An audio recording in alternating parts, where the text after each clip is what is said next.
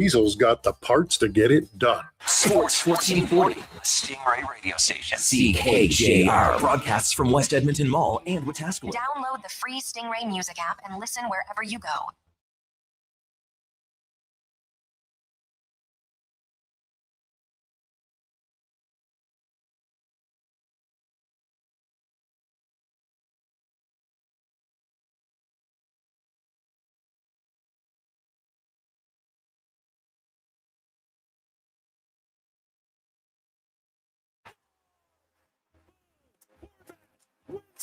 In overtime.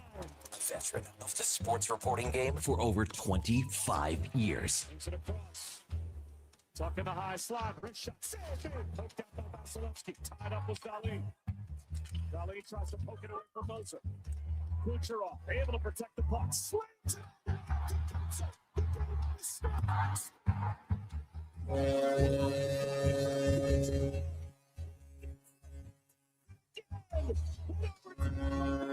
Breaking down Edmonton's favorite teams. A shot wide of the net, ends up behind.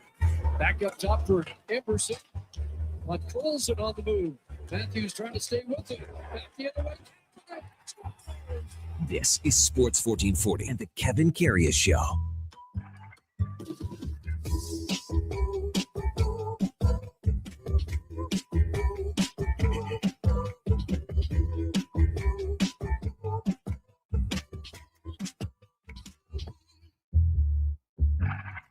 Good morning. It is Wednesday, February the 4th.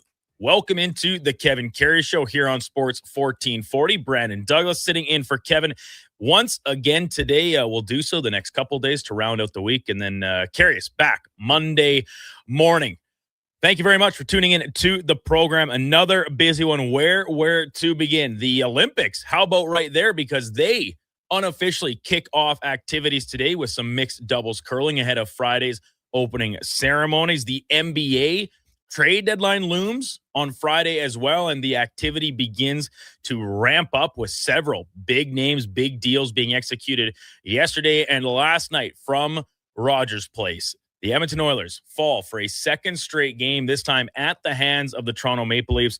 5-2, the final score. A couple power play goals proving pivotal in period number 3. Once again, appreciate you turning into the show this morning. However you are doing so, whether it be watching us, you can do that on our YouTube page, Sports 1440 AM. You can drop a subscription in there, a like as well. If you're watching along, we would greatly appreciate it. You can also check us out on any of our social channels for the video stream, Facebook, X, Instagram, even over on Twitch. And if you just prefer listening, well, you got plenty of options there as well. The traditional AM radio dial, my personal favorite. You can also find us online, the iHeartRadio, TuneIn app, Radio Player Canada, and right at our own website, sports1440.ca. If you do miss any portion of today's show, or any show for that matter, you can always catch up via podcast, wherever you do get your podcast, Apple, Spotify, Google, Amazon, you name it. Just search the Kevin Karius Show, find it there. You can subscribe, select the auto download feature. They'll be there waiting for you in your library. You never have to miss a second of the show. Yes, last night it was an entertaining hockey game, to say the very least. Back and forth action, but the Oilers come up short yet again, despite falling down in the game a couple times. They answer back, but the third period proved the Leafs to win off of what are certainly being discussed as some controversial, questionable penalty calls against the Oilers that led to a 5-on-3, both halves of which were cashed in. And essentially that was the hockey game. Bobby McMahon would add an empty netter, which, fun little factoid, and thank you to Tropics captain Noel May for this dogged research in the dressing room of the Millwoods Arena at 12:30 last night. Bobby McMahon becoming the all-time leading scorer for players from Wainwright, Alberta. Granted, passing another active guy, Jacob Middleton, but it still counts all the same. Let us know your thoughts on the game, everything from the penalty calls to how the Oilers played. Moving forward, the final game before the Olympic break, that goes tonight in Calgary on the second half of a back-to-back for Edmonton. Where you can reach us, 1-833-401-1440. That's the text line. If you want to give us a call, it's the same number. You can reach us via that. If you want to drop me an email, I'm happy to check it out in my inbox. Brandon at sports1440.ca is how you can leave me a little bit of a longer form note if you so choose. And for somebody that was not in the building, was not watching the game in-house, I would love to hear from some individuals out from our listenership that were, because Chris Cuthbert, Craig Simpson mentioned it several times throughout the broadcast. I felt it came through the broadcast when I was watching that it had a pretty intense feel inside the building last night. It's always a little bit more jam when the Leafs are in town because, as we discussed yesterday, it's something about these original 6 teams that, whether it be they were your grandparents' favorite team, your parents' favorite team, you had a favorite player, maybe, I don't know, but there is such a strong contingency of Toronto Maple Leafs fan that migrate into the city or from in the city downtown to watch these games in person. The dueling chants back and forth from "Let's go Oilers," "Go Leafs, go."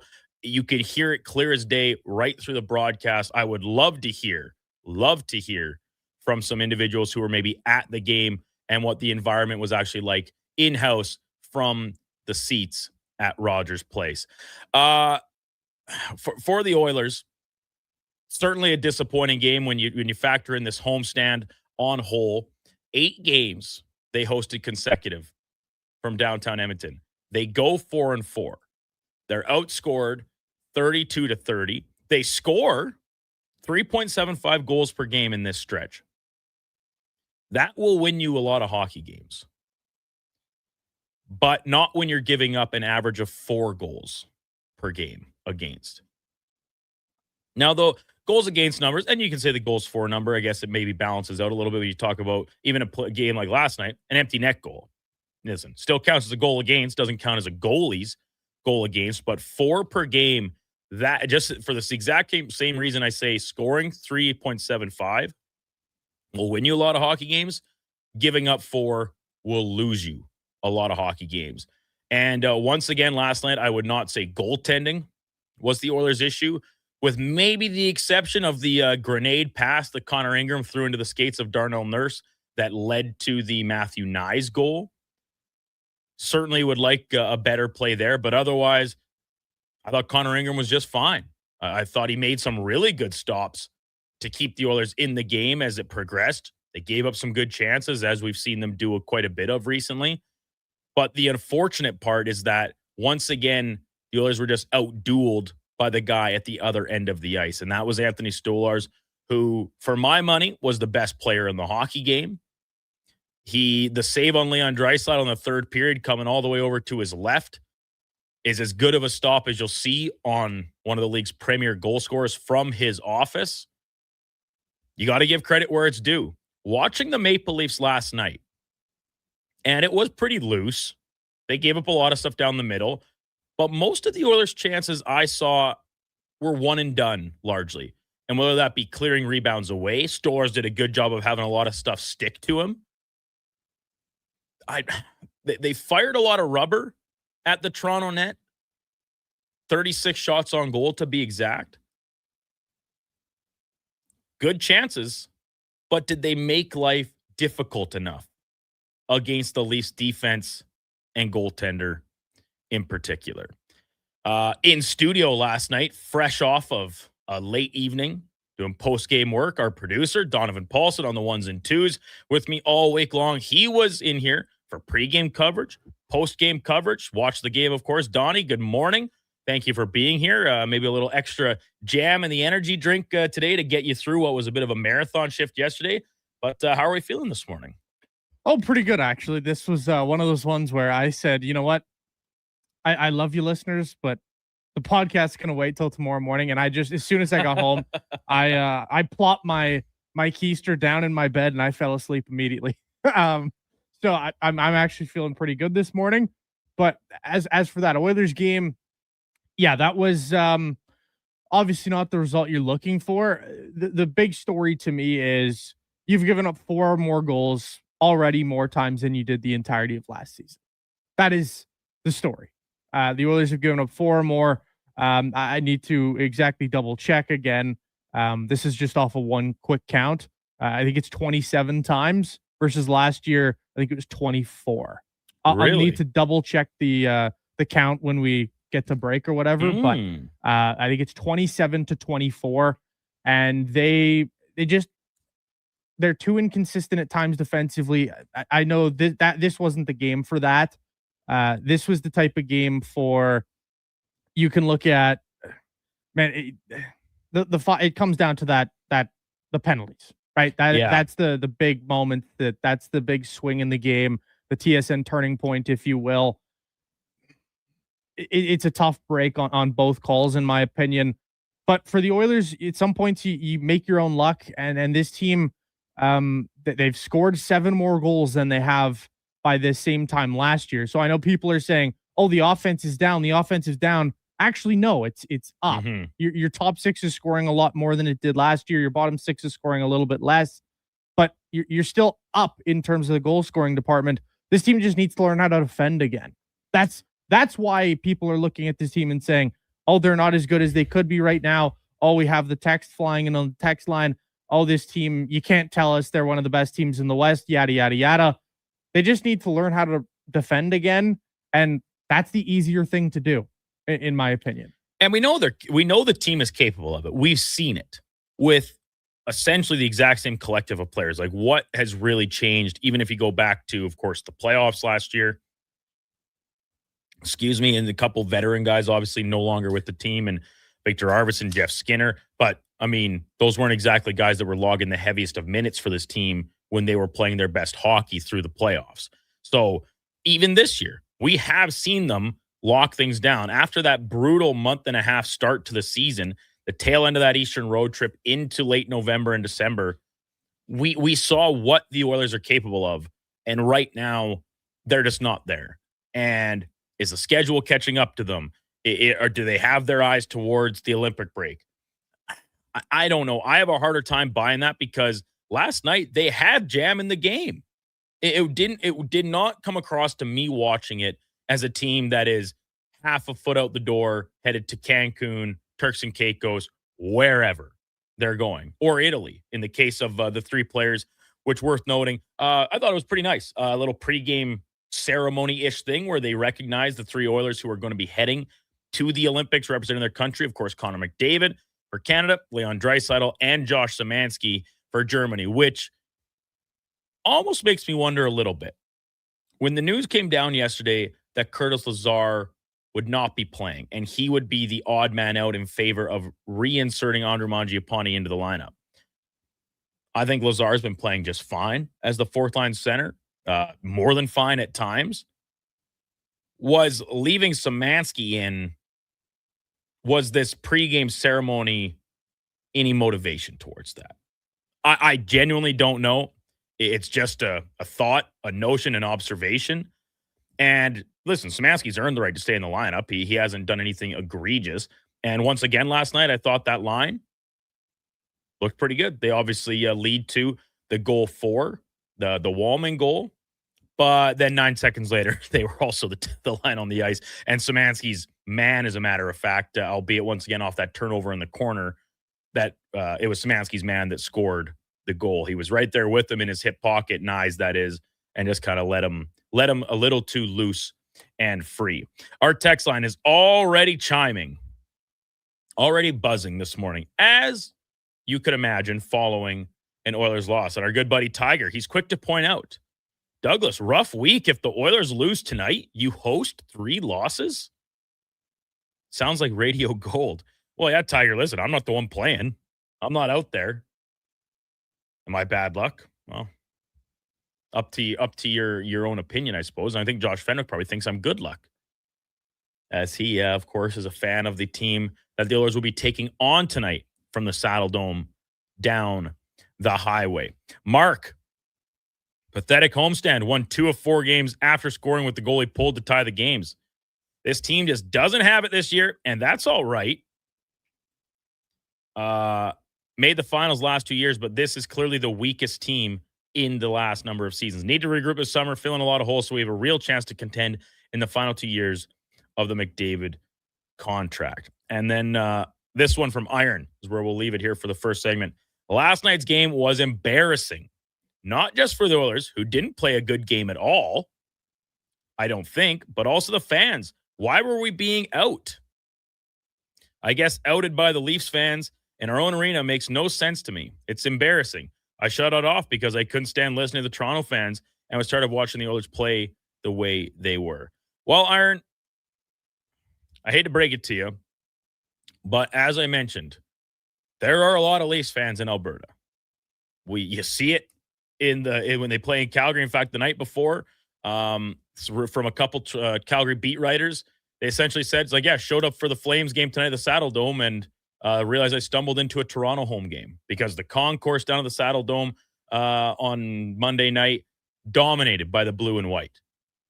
I'm sure it was similar if you were strolling around last night, probably a 50-50 split. And that's what it sounded like when you're watching on TV. And I do not fault in any way Oilers fans, season ticket holders, whatever, that sell their tickets for this one game a year. And if you want to add the Montreal games, the Boston games, like I said, these other original 6 franchises that seem to get a large pull as away teams here, you can essentially recoup a handful or more games worth of money from just selling one game's tickets. And the report came out earlier this week or over the weekend that the Oilers are the 4th most profitable franchise in North America, sports franchise. That's awesome. I mean, a couple deep playoff runs certainly don't hurt when you're talking about the extra game gate, merchandise, all those things. But this is also a team that charges an exuberant amount of money for everything from parking to beer to pop to food to whatever you're trying to do at an Oilers game. It will cost you a pretty penny. So I don't hold any ill will or any negative sentiment towards a fan that says, all right, well, this is one game in the first week of February. This isn't game 5 of the Stanley Cup Finals. Would fans be less likely to sell those tickets if the Leafs were in town? Yeah, I probably think they would be. Just a thought. Another loaded show after a busy night in the NHL. A couple close games, some overtime thrillers. The Lightning remained hot. They snapped Buffalo's win streak. The Ducks pull within a point of Vegas and Edmonton at the top of the Pacific Division with a win over Seattle.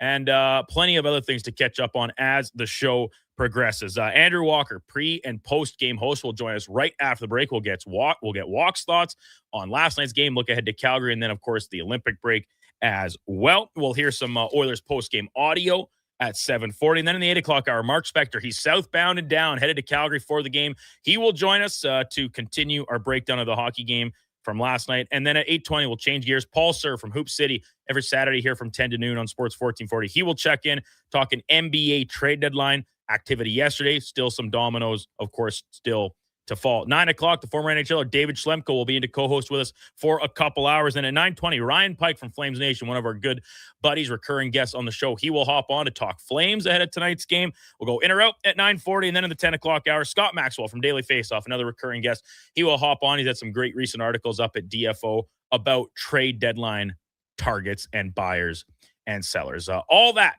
to come over the course of the next 3.5 odd hours or so. But Andrew Walker will start things off right after the break here on the Kevin Karius Show on Sports 1440. Brandon Douglas sitting in for Kevin today and the remainder of the week. Josh Fenwick, Donovan Paulson alongside in studio as well. You can watch us on YouTube, X, Facebook, Instagram, and Twitch. Hi, Mike here from Northgate Chevrolet Buick GMC. Happy New Year. I just wanted to take a moment to say thank you. Thank you for everything in 2025. With your help and your support, we fed almost 500 families. We donated to various charities in the Edmonton area, and we're going to do it again in 2026. Please stop in and see us today, 13215 97th Street, or visit us online at northgategm.com.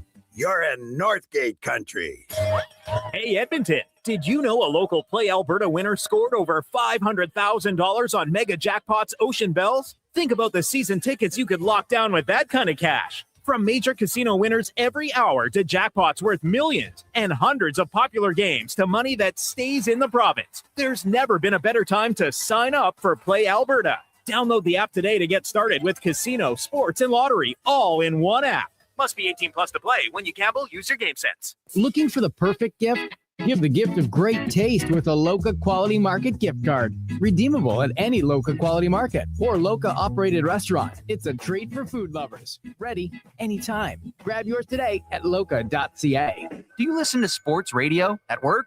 Like right now? Well, do you? Who, me? No way. I swear. Okay, friend, we won't tell. Tens of thousands of sports fans listen to Sports 1440 each and every day. On the radio, on the listening apps, on YouTube, and on social media. If you listen to Sports 1440 at work, well, maybe it's time to advertise on Sports 1440 at work. Grow your business. Get your name out there. Shoot our ad team an email. Gregor@sports1440.ca. Let's get to work for you. Mr. Reuter gets a colonoscopy. All right, Mr. Reuter, just relax. We're almost finished. Now, what am I looking at on the screen? That's your large intestine. Wow, the pipes of the human body. Incredible. This is just like when we use a camera for sewer inspection, except you probably don't find tree roots. You'd be surprised what we find. You know, once I found a bunch of Hot Wheels. Hey, me too. For a plumber who values healthy pipes, call Mr. Reuter. Whether you're at home, in the car, or on the move, you're never more than a tap away from Sports 1440. Download the radio player or iHeart app today so you can get all access anytime to Edmonton's only sports radio station, Sports 1440. Heard of Uline? You know, the have-it-all in stock, ready to deliver shipping and industrial supply specialists. The company that does things for you that are unheard of, like keeping 41,000 items in stock in our own warehouses. With customer service reps on the line to get you what you need when you need it 24/7, 365 every time. Maybe you heard it here first. Want to hear more? Visit uline.ca. ULINE, your shipping and industrial supply specialists. Invest for today and tomorrow. Vision Credit Union makes it simple with 2 RRSP options to fit your goals. Choose a secure term deposit RRSP with guaranteed returns or a mutual fund RRSP offering higher growth potential with exciting opportunities. With an RRSP, you'll save on your income tax, grow your investments tax-free, and get closer to your dreams, whether it's retirement or your first home. The deadline to qualify for 2025 tax deductions is March 2nd. Learn more at visioncu.ca.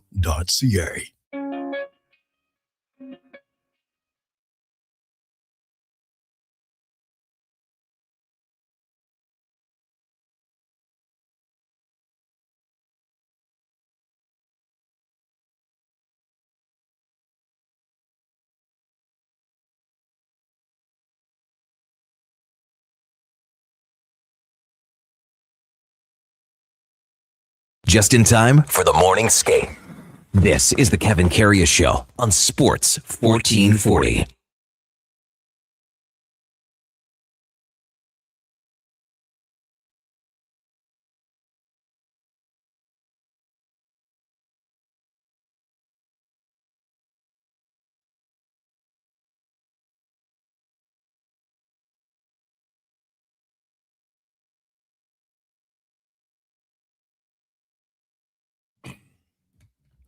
$7:22. Welcome back into the Kevin Karius Show on Sports 1440. Brandon Douglas in for KK this morning. Just trying to keep things rolling along until he makes his triumphant return from his well-deserved Mexico tropical holiday vacation. Wishing him and Laura the best as they continue their time away. Let's get to our puck report brought to you by Fountain Tire. At Fountain Tire, we focus on one thing. It's your vehicle. From tires and wheels to oil changes and vehicle repairs, we have you covered. Visit fountaintire.com to book your appointment.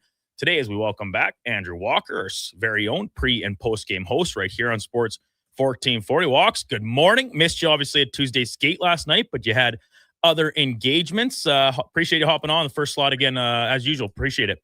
Yeah, no worries. We do a lot of skates, but the NHL has decided that Tuesday night is the new hockey night. So I have not been at very many Tuesday nights. That was, over in Switzerland. Not sure if you knew this. Tuesday night is basically hockey night in Canada and Switzerland. Really? I did not know that. Yeah.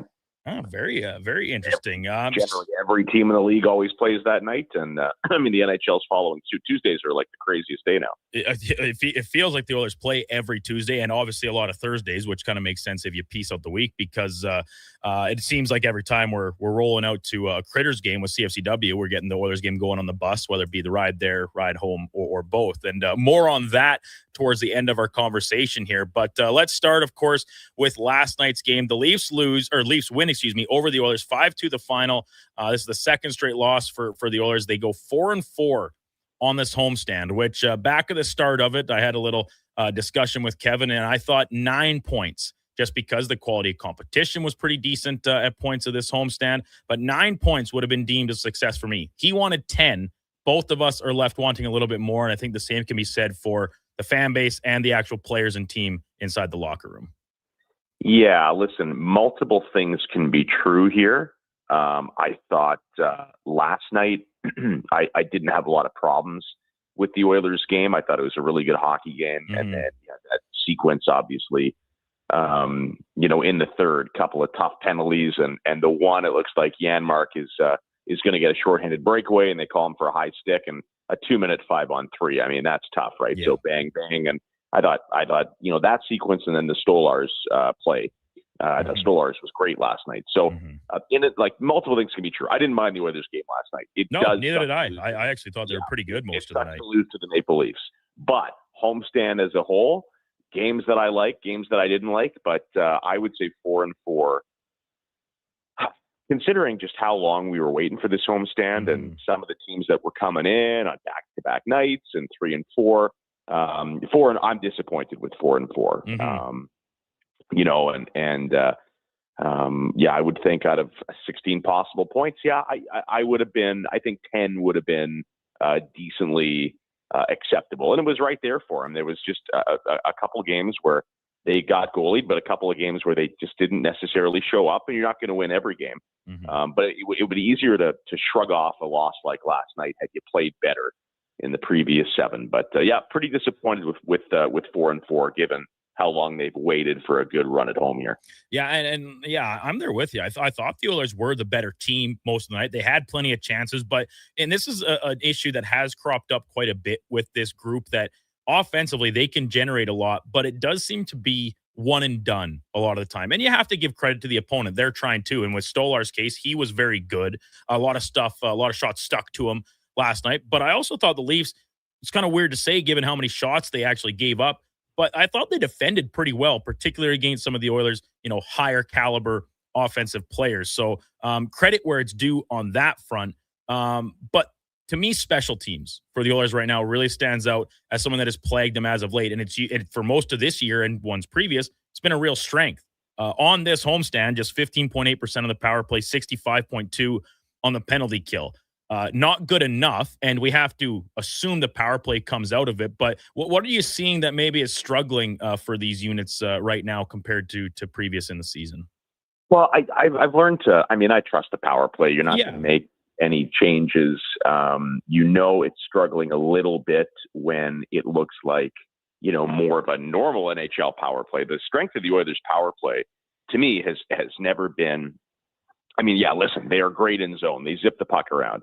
I think the reason why it's consistently been the best power play over the last 5 years is that their zone they're the only team in the league where their zone entry is 100% automatic every time. How many other teams on the power play, they don't even get set up, right? Like, we take it for granted. The Oilers get set up so easy. They have about 3 or 4 different zone entries. And when you have 2 minutes of a power play inside the opposition zone, you're just going to get more chances. You're just going to get more goals. And then you add the world-class talent. So struggling is a tough word, but I think that when they have to dump it in, or they, get called offside, or they get broken up at the line, it's really noticeable with this power play. And I think that happened a little more than we're used to over this span. And in terms of the PK, I mean, last night's tough. I thought they started that 5-on-3 pretty well. The first 30 seconds, I was thinking, man, if they get through this, like, what a momentum swing. And then, goes off at Coleman, nice tip from Tavares. And I thought maybe the second goal, they're a little shell-shocked or feeling a little bit sorry for themselves or whatever, and they kind of leave that seam open for a second. And it's another really good play. Don't get me wrong, Domi to Michelli, and boom, that's the game in the span of about a minute. Mm-hmm. So I think penalty kill a lot of time just comes down to hard work, and I'm not necessarily a strategist in the PK regard. It can be better though. I mean, it's funny. Last year's team that went to the finals did it a certain way. The year previous, the biggest thing that I know we talked about it then, but that we got to remember is, man, that PK was on some kind of run in 2024, like one of the best ever. They were 30 for 32 or something in the postseason. Unbelievable stuff. And you're right. Like, the PK comes up big last night or another night, it's such a boost. And special teams has always been the separator that's taken the Oilers from a good team into a great team. And when those special teams aren't winning you games, I mean, you obviously set yourself up to lose the odd one. Yeah, Andrew Walker, our Sports 1440 pre- and post-game host, our guest here on the Kevin Karius Show.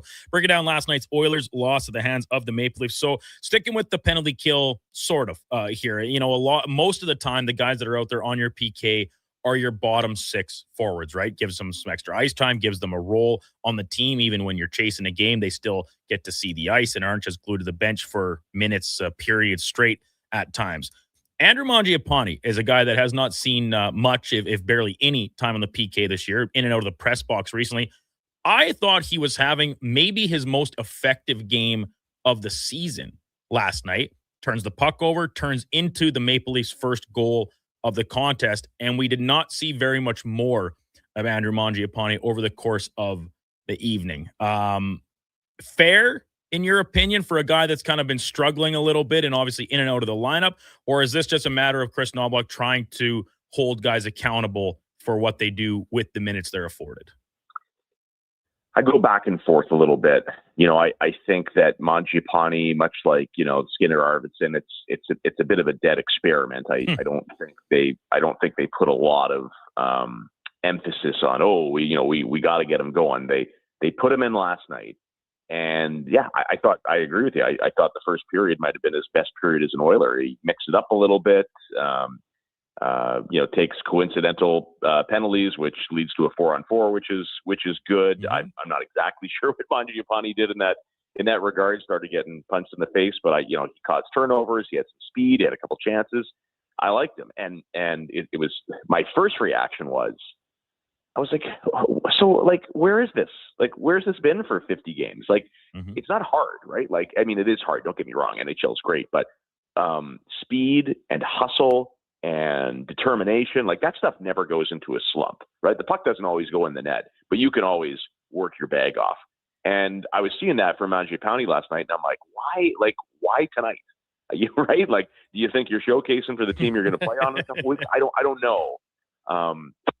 But so I'm sitting there and I'm with you. I'm like, well, he's showing a little spark, and that's something. And then, but here was, I guarantee you, here's the message from Knoblauch. Hey, Andrew, we're putting you back in the lineup tonight. Fourth line. Listen, this is all about, like, you're minus $1 billion on the year. It's all about protecting the puck. Right. And, there's no trying to make plays. You get the line, you get it deep, you get in the forecheck, you're killing time until our bigger boys can get there. Right? It's a short lease. This is all you have to do. Here's your instructions. Here's your role. Here's the game plan. Mm-hmm. And then start of the second period, after one good period, Mangiapane gains the zone, and then rather than get it deep, stops and tries to make a play. Boom, back the other way. And it's just, I know some people would say, well, why hold him accountable and not player X? Or, why don't they shoot Bouchard after it? Well, that's stupid. Yeah. This is a guy that had clear instructions, one role. He didn't do it. You're not playing again.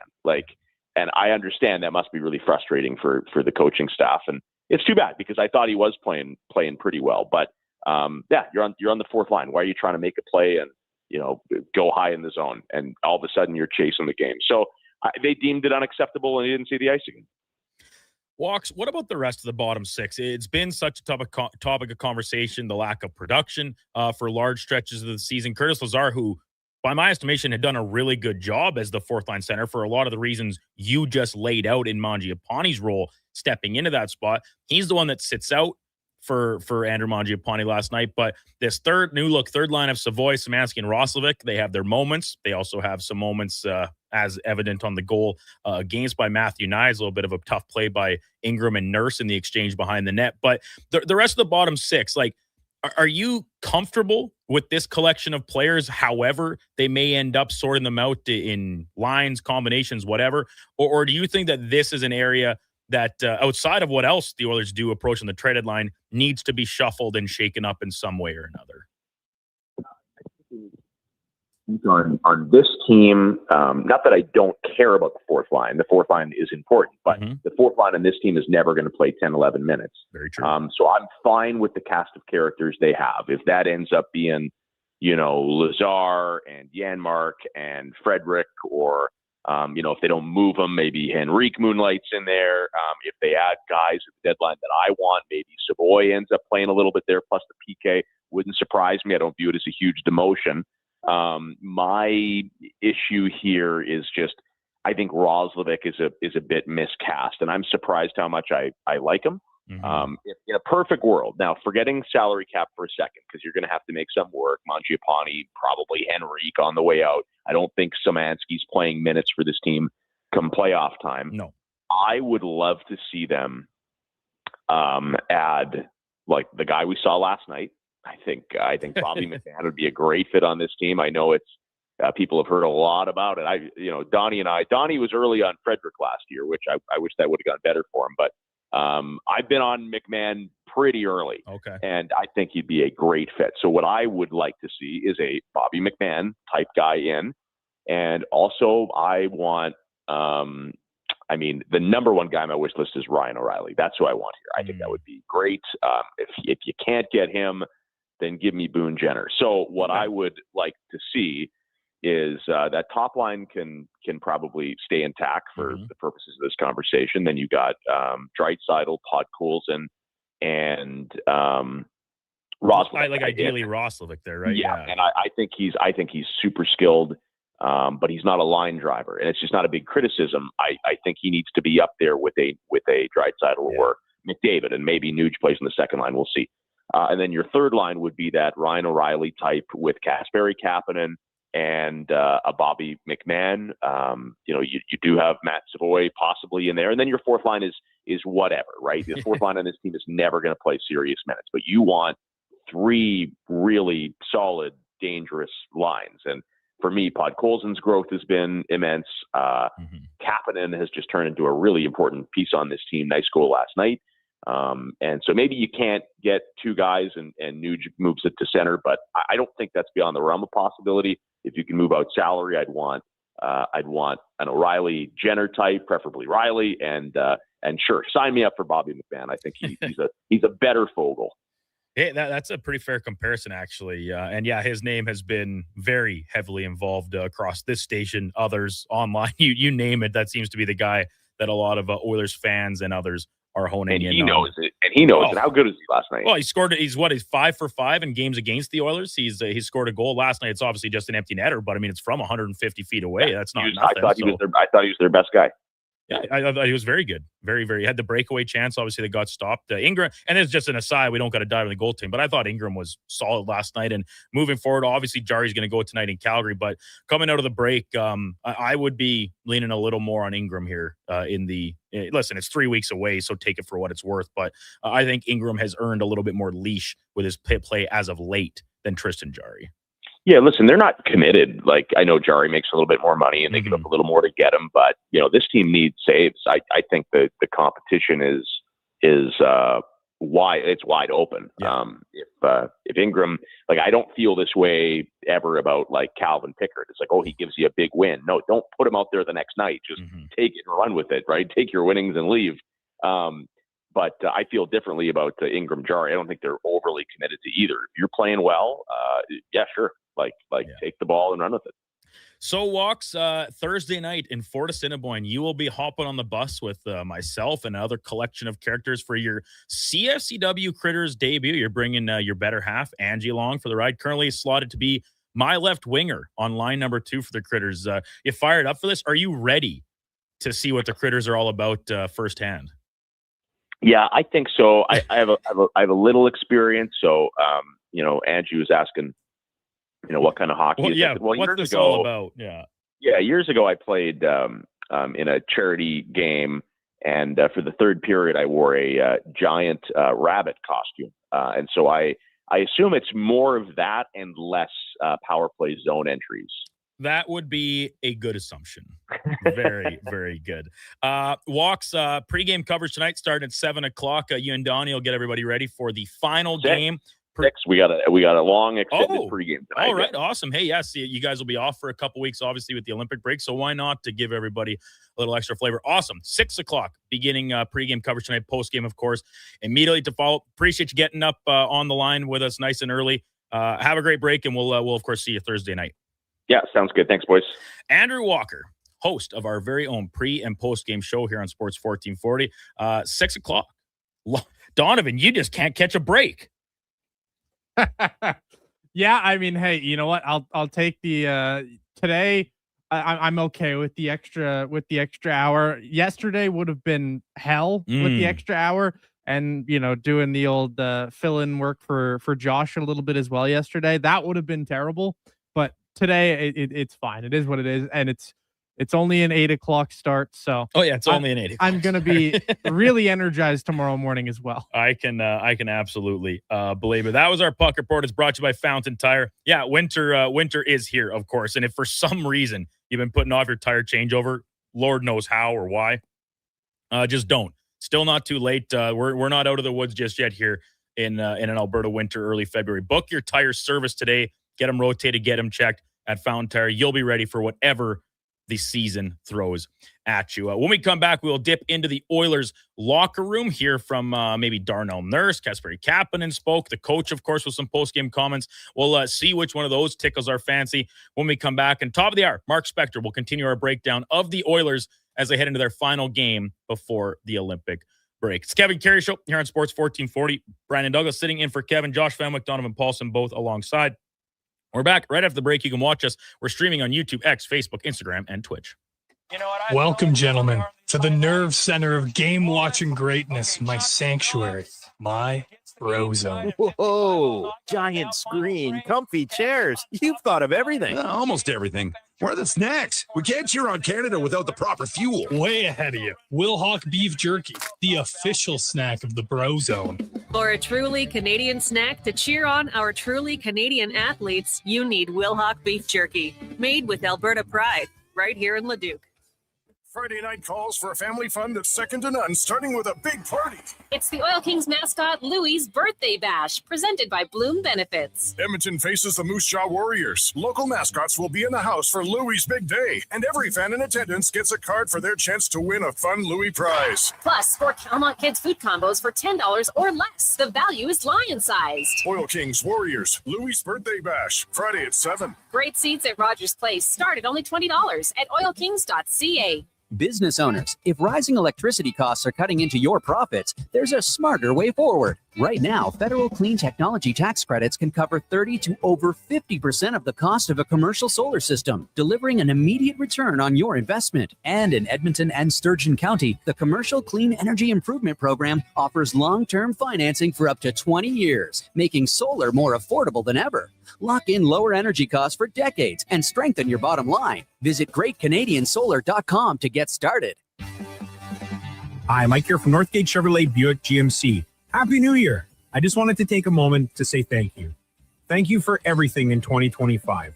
With your help and your support, we fed almost 500 families. We donated to various charities in the Edmonton area, and we're going to do it again in 2026. Please stop in and see us today, 13215 97th Street, or visit us online at northgategm.com. You're in Northgate country. Legacy Heating and Cooling is the #1 furnace replacement company for lovers. Because the best aphrodisiac is no payments and no interest for 1 year on your new furnace from Legacy. So forget about the oysters, baby. If you really want to check the heat, we can be a thermal couple, baby. Give me your sweet loving legacy. Heat things up with no payments and no interest for 1 year on your new furnace from Legacy Heating and Cooling. You wanted local sports on weekends. Saturday mornings at 9, check out the Saturday Sports Setup, where we'll tee up what's happening on the weekend sports scene. Tune in Saturday morning at 9 on Sports 1440. As players get ready to represent Canada, the regular hockey season takes a break. But don't forget about your winter breaks, BRAKES. At Napa Auto Parts, you'll find gold medal level stopping power and all your other world-class automotive parts and needs, like podium-worthy Napa Gold filters. Napa Auto Parts is here to support your commute, your drive to the rink, and eventually your own gold medal moment. With close to 600 locations throughout the country and over 85 in Alberta, stop into your local Napa store today. Let's go, Canada! That's Napa know-how. A claims program for harmed Canadians has begun as a result of a landmark tobacco settlement. If you smoked regularly before November 20th, 1998, and were diagnosed with lung cancer, throat cancer, emphysema, or COPD, you may qualify for a significant payment. To learn more, call 888-482-5852 or go to tobaccoclaimscanada.ca.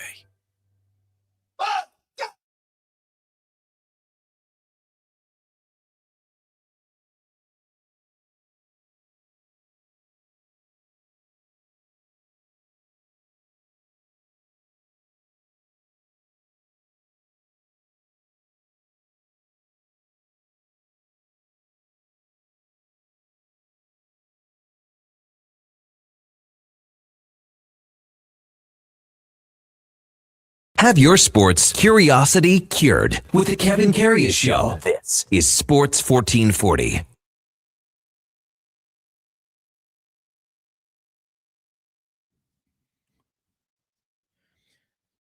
$7:45. Welcome back to the Kevin Karius Show. Sports 1440 rolling through. Morning's already flying by, and for the sake of myself and Donovan, and I suppose Josh, he's kind of hashtag always tired, thankful. As a couple of us are operating on not the most sleep last night. But we work our way through. Listen, we're not swinging hammers in here, to say the very least. Last night, the Oilers lose at the hands of the Maple Leafs. Second straight loss for Edmonton. They finished the homestand 4-4. Goals for, 30, goals against 32, and that includes the shutout that they pitched in the opener of the stand. That, of course, was the win over the St. Louis Blues, the authoritative win over the St. Louis Blues. Seems like a lifetime ago already when you consider missed opportunities for the Oilers here over the past couple weeks. Teams on back-to-backs, 3 games in 4 nights. Couldn't take advantage of what was supposed to be the favorable part of their schedule. Last night, following the game, head coach Chris Knobloch, of course, met with the media, had some comments, and we'll hear those right now. Chris, it's 2-2 game. You seem to have all the momentum, and 2 penalties in 6 seconds kind of seem to change the whole game. Just give me your thoughts on that sequence and your penalty kill struggles. Yeah, I thought we did a really good job with that 5-on-3. Eki, Bush, and Nagy. I did a really good job, and they made one play and, went off, defended well. It went off of Eki's stick and defended well and just went right to them, and there's the goal. Yeah, I thought we did a lot of good things, especially in the second period. We were probably unfortunate just to get one goal in the second. And when we finally did get that goal, it was erased immediately with them responding to it. The first period, Andrew Mangiapane might have been the most engaged guy you had, but you didn't see a lot of ice in the second. What was that? Get lost in rotation because he was on the ice for that goal against? What happened? Yeah, there's obviously the turnover had an effect on his ice time, yes. How did you see the penalty by Janmark? A little too aggressive, trying to get the puck? Yeah, he's trying to get the puck. Probably felt he was interfered with. His stick got up, so it's a high sticking penalty. The PK for the homestand was below 70%. I know you touched on the 5-on-3 a little bit. Is this a funk, or is there something more serious that needs to be fixed? I think it's too early for me to comment on, exactly what it is. I think there's always times that you go through funks. I know, look, last year, first 10 or 15 games was really bad. And then there was another stretch. And overall, if you just took those 2 out, we had one of the best penalty kills. But, good kills, we would be able to, if you go through funks, it's got to be short and it's got to be, can't prolong it. So, I can't really comment exactly what's going on. Henrique, who's been our top face-off guy, we've obviously been missing him for some time. I know we'll welcome him back when he comes available, but I can't say exactly what the issues are. So 4-4 on an 8-game homestand and 32 goals against in the last 7 games. What do you see happening in this last little stretch here? A little bit of everything. 5-on-5 defending. Obviously, the penalty kill. We talked about that. How many penalty kill goals we given up, and some goaltending. But I think a little bit of everything. So we gotta, if we gotta make sure we reduce those. That's obvious. With 20 some odd games left in the season, is the alert level a little higher than it would be, say, in October, November?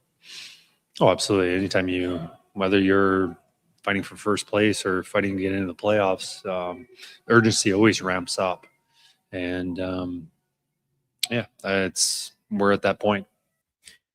There you go. Head coach Chris Knobloch. That was post-game last night with his comments. And you hear him mention the Andre Mangiapane situation. Now, we obviously dove into that quite a bit with Walker last segment. Also made some comments about the Janmark penalty and about the penalty kill. Adam Henrique's name specifically mentioned, which is kind of interesting. Henrique, in his role this year, I think drew the ire of a lot of Oilers fans watching because foot speed didn't seem to be there. It was still being asked to be a third line center, especially to start the year. And I think it was pretty obvious he didn't have that in his game at that point. Coming back from injury, maybe after the Olympic break, does he have a little bit more jump? Is he feeling healthier? Is he feeling refreshed for a home stretch? His value in the faceoff dot and on the penalty kill, it is important. But how many fourth line centers can one team have playing in the lineup at the same time? If you're talking about Curtis Lazar, who does the same things, right? Wins faceoff, kills penalties effectively. If you're going to try and deploy Trent Frederick in that role, I suppose, right? So, and then you talk about is that an area that they want to maybe address approaching the deadline? We talked yesterday with Alex Doherty from Nashville about a guy like Michael McCarron and how he could be very sought after by teams like the Oilers that are making a playoff push, consider themselves contenders. His size, his faceoffs, his penalty killing, all things you like or want, desire from a fourth line center. McCarron brings it. The Oilers be interested. Now, much like Walker, when he said he's kind of, nailing down the Oilers wish list, I would say you aim a little higher and maybe say our fourth line is our fourth line. It is what it is. It usually holds its own. The third line needs to be improved in the sense of upgrading there so players currently on the third line can move up in the lineup. And I think Roslovic is the poster child for that. Because when he joined the Oilers, he was dynamite, right? Like the points, the effectiveness, you watch him move up and down the ice, like, holy crap, how is this guy unsigned through October? And you look at his track record, the production, it's all there. But it always boils back to, I remember Connor Halley of this station had reached out to some folks in Carolina following the addition of Roslovic and said, what are we getting here? Said, you'll really love him for the first 20 games. Now, he did get banged up, missed some time with injury. Since coming back, he has played a different role with different line mates, predominantly on the third line, centering it. The production has not been there. So I'm right there with Walker that him playing in the top 6 would be the best benefit of him and the team, because when he was playing there, he was productive. Top of the hour, Mark Spector will join us from the QE2. He's headed down to Calgary for tonight's game, the final for Edmonton before the Olympic break. There is still games tomorrow, which, hey, right hand up. I thought today was the last 8 games before the Olympic break. The roster freeze goes in today, so that's worth noting. Will we see any final adds, any changes? Talked about with Frank Saravalli yesterday that teams could look to do it because they can accrue cap space over these 3 weeks that there is no games being played. The deadline comes essentially right after they resume action. March the 6th is the NHL's trade deadline. So it's right around the corner when you factor in that there's not going to be any games for 3 weeks' time. At 8:40, Paul Sir will hop on. We'll change gears, talk some basketball. The NBA trade deadline is this week, and that activity is already well underway. James Harden, Darius Garland, the Grizzlies are blowing it up. Is there landing spots for John Morant, Giannis Antetokounmpo? Are the Raptors going to do anything? Plenty to get into with our good friend Paul Sir, of course, the host of Hoop City right here on Sports 1440, Saturdays from 10 to noon. 9 o'clock, David Schlemko will be in. We'll check it with Ryan Pike down in Calgary, talk some Flames the 9 o'clock hour, and then in the 10 o'clock hour, we will look league-wide trade deadline information with Scott Maxwell from Daily Faceoff. Before all of that, let's get to a Sports 1440 update brought to you by Riverside Honda, 59 years and counting as St. Albert and surrounding areas' premier Honda and Can-Am dealer. It's your dream. Ride it at Riverside, riversidehonda.com. Here is Donovan Paulson. This is a Sports 1440 update.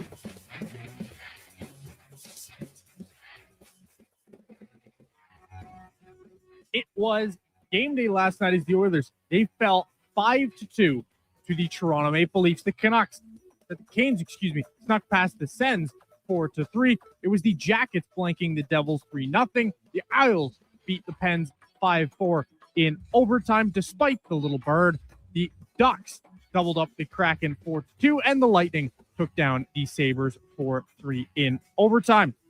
Some NBA action on the trade deadline week. The Utah Jazz, they took down the Pacers 131-122. The Pistons snuck past the Nuggets 124-121. And the Lakers, they beat the Nets 125-109. Some NBA trade deadline pre-action. James Harden, he is going to the Cavs in exchange for Darius Garland and a second-round pick. You saw an 8-player deal between the Grizzlies and Jazz. Jaren Jackson, John Contour, and more going over to the Jazz in exchange for a package that includes 4 players and 3 first-round picks. Coming up on Sports 1440, we've got Sportsnet's Mark Spector right after the break. I'm Donovan Paulson. That is your Sports 1440 update. Sports 1440 in West Edmonton Mall and Wetaskiwin. CKJR is a Stingray radio station. Download the free radio player app and listen wherever you go. Shoulder pain. It can make even the simplest things like reaching up, lifting a bag, brushing your teeth, or sleeping frustrating. Rotator cuff strains, impingement, arthritis, they're some of the most common issues we treat every day. I'm Grant Fedoruk, and at Leading Edge Physio, our team brings postgraduate training, evidence-based technology, and just the right amount of humor and humility to help you feel better. Because we never forget the most important part, the gratitude we feel for every patient who allows us the opportunity to care for them. Because life shouldn't hurt. When it does, leadingedgephysio.com. Hear ye, hear ye. Dragon fruit has returned to Booster Juice. Prepare thyself for the legendary alchemy of the Dragon Slayer smoothie, Pink Dragon Booster Mixer, and Dragon Booster Ball. Yeah. Does the dragon taste like chicken? Hey, Booster Juice uses only delicious tropical dragon fruit. No dragons are harmed. Get thee to Booster Juice before dragon fruit vanishes once more. Booster Juice, Canadian-born, blending since 1999. Come for Canada's largest trade shows, the biggest names in entertainment, exhilarating sporting events, and more. And stay for the experience at the Edmonton Expo Centre. Looking for the perfect place to host your next big event? From trade shows to galas, meetings, and concerts, the Edmonton Expo Centre has the space, event expertise, and service to make your next event unforgettable. With over 522,000 square feet of flexible event space, in-house catering, and operational expertise, they bring your biggest vision to life. Learn more at EdmontonExpoCenter.com today. 60 years ago, we started selling trucks as Western GMC Buick. Today, we are Wolf GMC Buick. We're still located on the corner of 184th Street and Stony Plain Road with the same ownership for over 2 decades. Our customers have trusted our family-owned, community-driven business. And for that, we are thankful. If you're looking for a truck or SUV, pop in and one of our seasoned professionals will get you a great deal, hassle-free. Come trust our team at Wolf GMC Buick. Wolf GMC Buick. We're making it easy. These days, it's all about who you know. And that's why it's the perfect time to save at the Brooks Friends and Family Sale. Upgrade your living room in time for the big game and score free delivery on TVs over 50 inches, like a Samsung 85-inch 4K Smart TV for just $9.99. And save up to $1,200 off sofas and sectionals. And mix and match and save up to $1,000 off 2 or more major appliances. Some exclusions apply. Check out the Brick in Edmonton South Common, West Edmonton Mall, North Side on 137th, and downtown near the Ice District. Whether you're at home, in the car, or on the move, you're never more than a tap away from Sports 1440. Download the radio player or iHeart app today so you can get all access anytime to Edmonton's only sports radio station, Sports 1440. Whoa, I gotta put some money on the game tonight. We hit our monthly budget. Whoa, how did you get in here? I'm you, the responsible you. We're right. We'll play another time. Sounds more like us. If you gamble, use your game sense. Visit GameSenseAB.ca.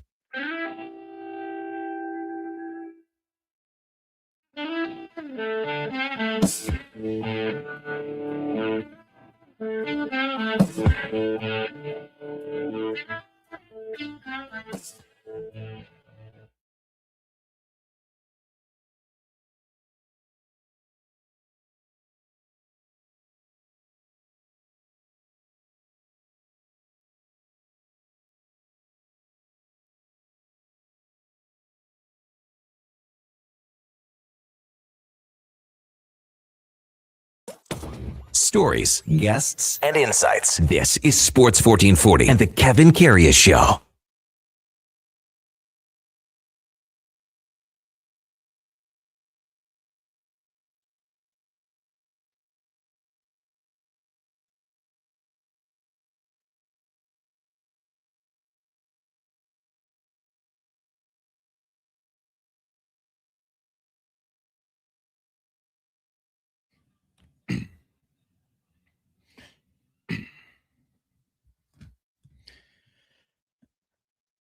Welcome back to the Kevin Karius Show on Sports 1440, 8 o'clock here in Edmonton.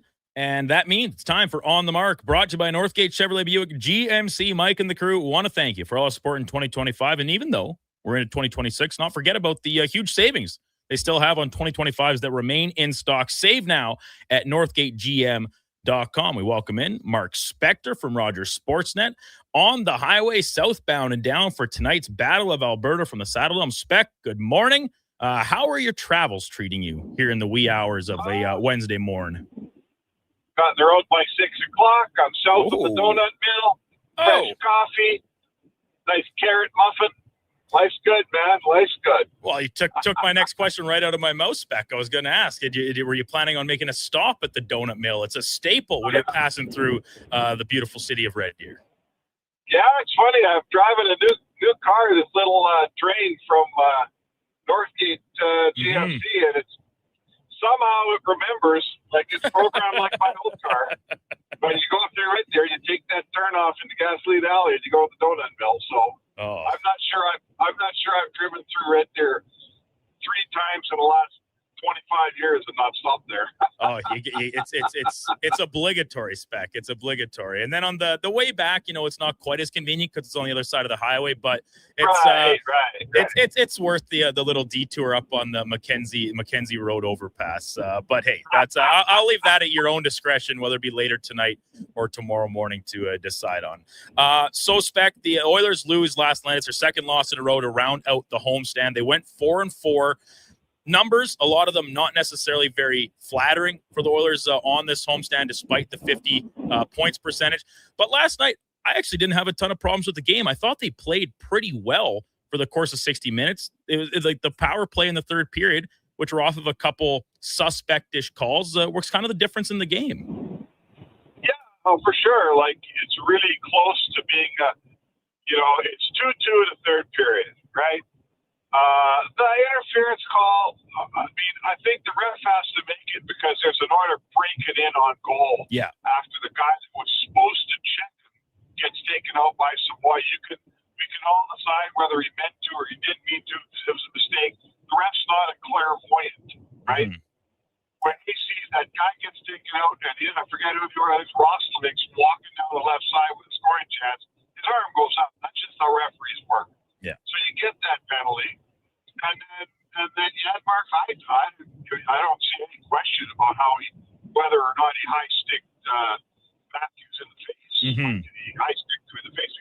said after the game was a high stick, cost us a game. So anyway, my point would be this.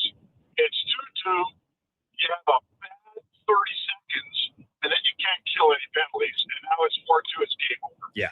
You were very close to having it. If you win that game, you're 5-3 on the homestand. You go, 5-3. I can live with that. We only let in 2 goals. I can live with that. In the end, you put up another 5 against. You're 4-4. This team can't kill a penalty and can't keep a puck out of its net. And it's playing lousy hockey right now. Let's face it. Yeah, and Spec, I would say I think the biggest qualm with that second penalty call, just to put a bow on that, is the fact that a lot of people, and I'll put myself included, thought Matthews also deserved a penalty on the play for the free arm out, kind of impeding Janmark's progress that led to the stick. It's a high stick, no doubt about that, but I thought one probably should have went each way there. That's fair. You he certainly did wrap him up, but the Oilers and Janmark thought the same thing. So I'll give you that. Fair enough. So, Spec, the text line, as usual, after an Oilers loss, much more so than a win, is plenty of buzz this morning. And we know the fan base, they usually tend to cycle through scapegoats and individuals or collectives that they deem are most responsible for the team struggles. We've seen it be the goalies. We've seen it be individual defensemen, the defensemen on aggregate, depth scoring, the top guys aren't doing enough, whatever. This morning, it's the coaching staff. Everything from about the lack of utilization of the entire roster to the absence of Paul Coffey on the defensive coaching side of things from last season to this season. You're down there every day. Is there any validity to criticisms of the coaching staff for the way this season and kind of microcosm in this homestand has gone for them? Yeah, for sure. You're losing, but they can't fix the problems. Right? If the PK's been no good. So whoever's in charge of that, it's Mark Stewart. Fix the problem. You're the coach. It's your job and it's your responsibility. And if the PK continues to stink as bad as it's stinking, you darn right Mark Stewart's in the crosshairs. And he should be. Right? If my columns are factually incorrect or they're so bad that no one reads them and I get no clicks, the boss ain't looking at Eric Francis in Calgary. He's looking at me, and he damn well should be. Yeah. So, yes, Chris Knobloch has fallen into the trap that every Oilers coach falls into, where every time things get tough, the whole team sits around and Connor McDavid and Leon Draisaitl hop over the boards and put a cape on and try to fix the problem. He does not have a well-rounded team here. His bottom six isn't helpful at all. You can blame the GM if you want, but the coach doesn't engage enough players, in the opinion of most, and that is fair. And the last thing is, I thought it was a microcosm last night. Mangiapane's played himself into the doghouse this season all by himself, and he deserves to be there because he's been no good at all. Last night he finally has a good game, and he makes one mistake, and the coach sits him down for the rest of the period. So is that chicken or egg? You tell me. Who we blaming for that? Mangiapane for pulling that same mistake out of his hat that he's been making all year long and ruining a good game? Yeah. Or a coach who clearly can't stand the player, and even though he's his best player in the first period, he sits him out for half the second because he made a mistake. It's a great question, Spec, and I asked the exact same thing to Andrew Walker to lead things off this morning, kind of looking at, because you, myself, Walks all had the same sentiment that was the best, maybe the best we've seen Mangiapane for a single period as an Oiler, actually mixing it up, like providing elements that the Oilers thought they were getting when they brought him aboard, right? More than just a guy that can chip in offensively, do the intangible things like mix it up with the opponent.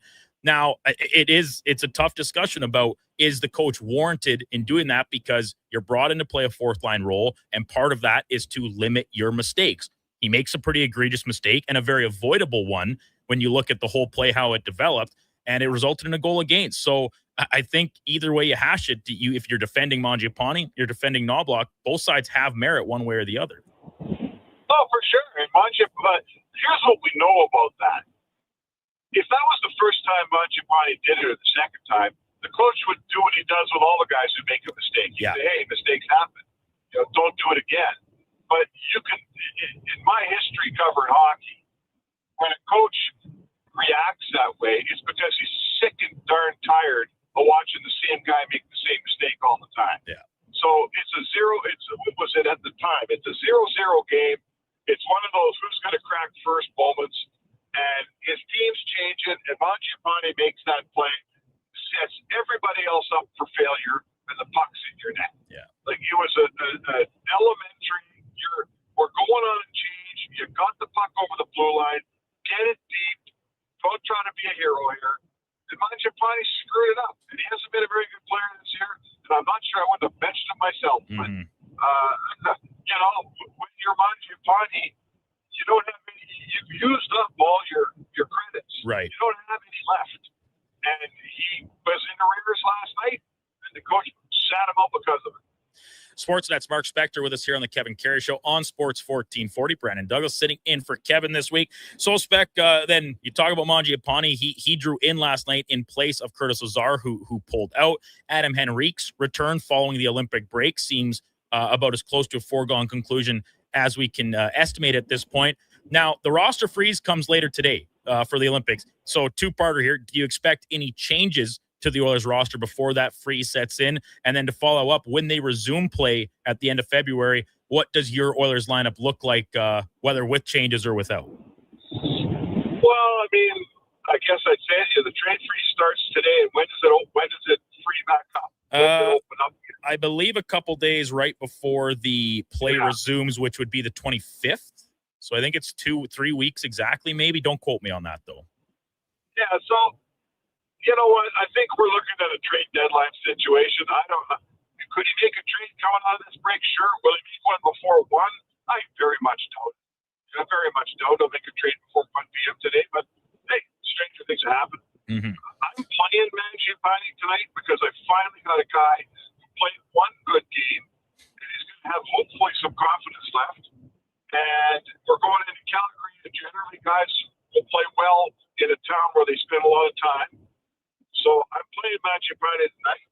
I don't know who I'm taking out. I mean, you know what?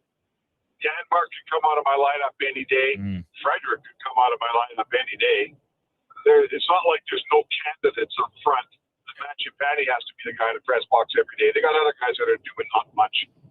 Yeah, it's very true. And this bottom six has been a little bit of a puzzle that the coaching staff and the team has yet to really solve for more than a couple games at a time, if that, this year. And February 22nd, Spec, is when the trade freeze will lift at, I think, midnight, if I'm reading the page correctly. So I guess the 23rd, for all intents and purposes, is when teams can get back at it, which that only comes, we're talking like a week and a bit before the trade deadline. So it's kind of an interesting spot for teams that there won't be a lot of evaluation period left before they got to make some decisions on whether they're buyers, sellers, somewhere in between.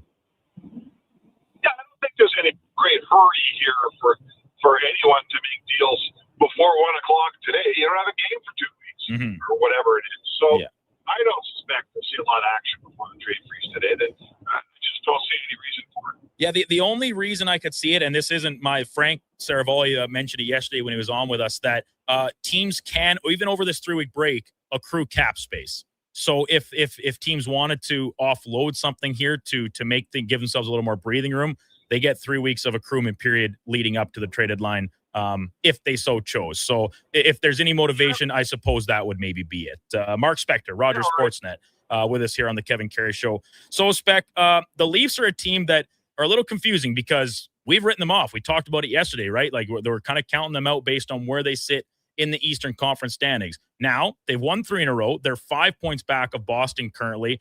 And it's funny because they're only a point back of Edmonton, who's tied for their own divisions lead, parity between the two conferences. But any names, any players on the Leafs roster that jumped out to you last night as potential adds, I guess, whether it be today or the actual trade deadline here in just over a month?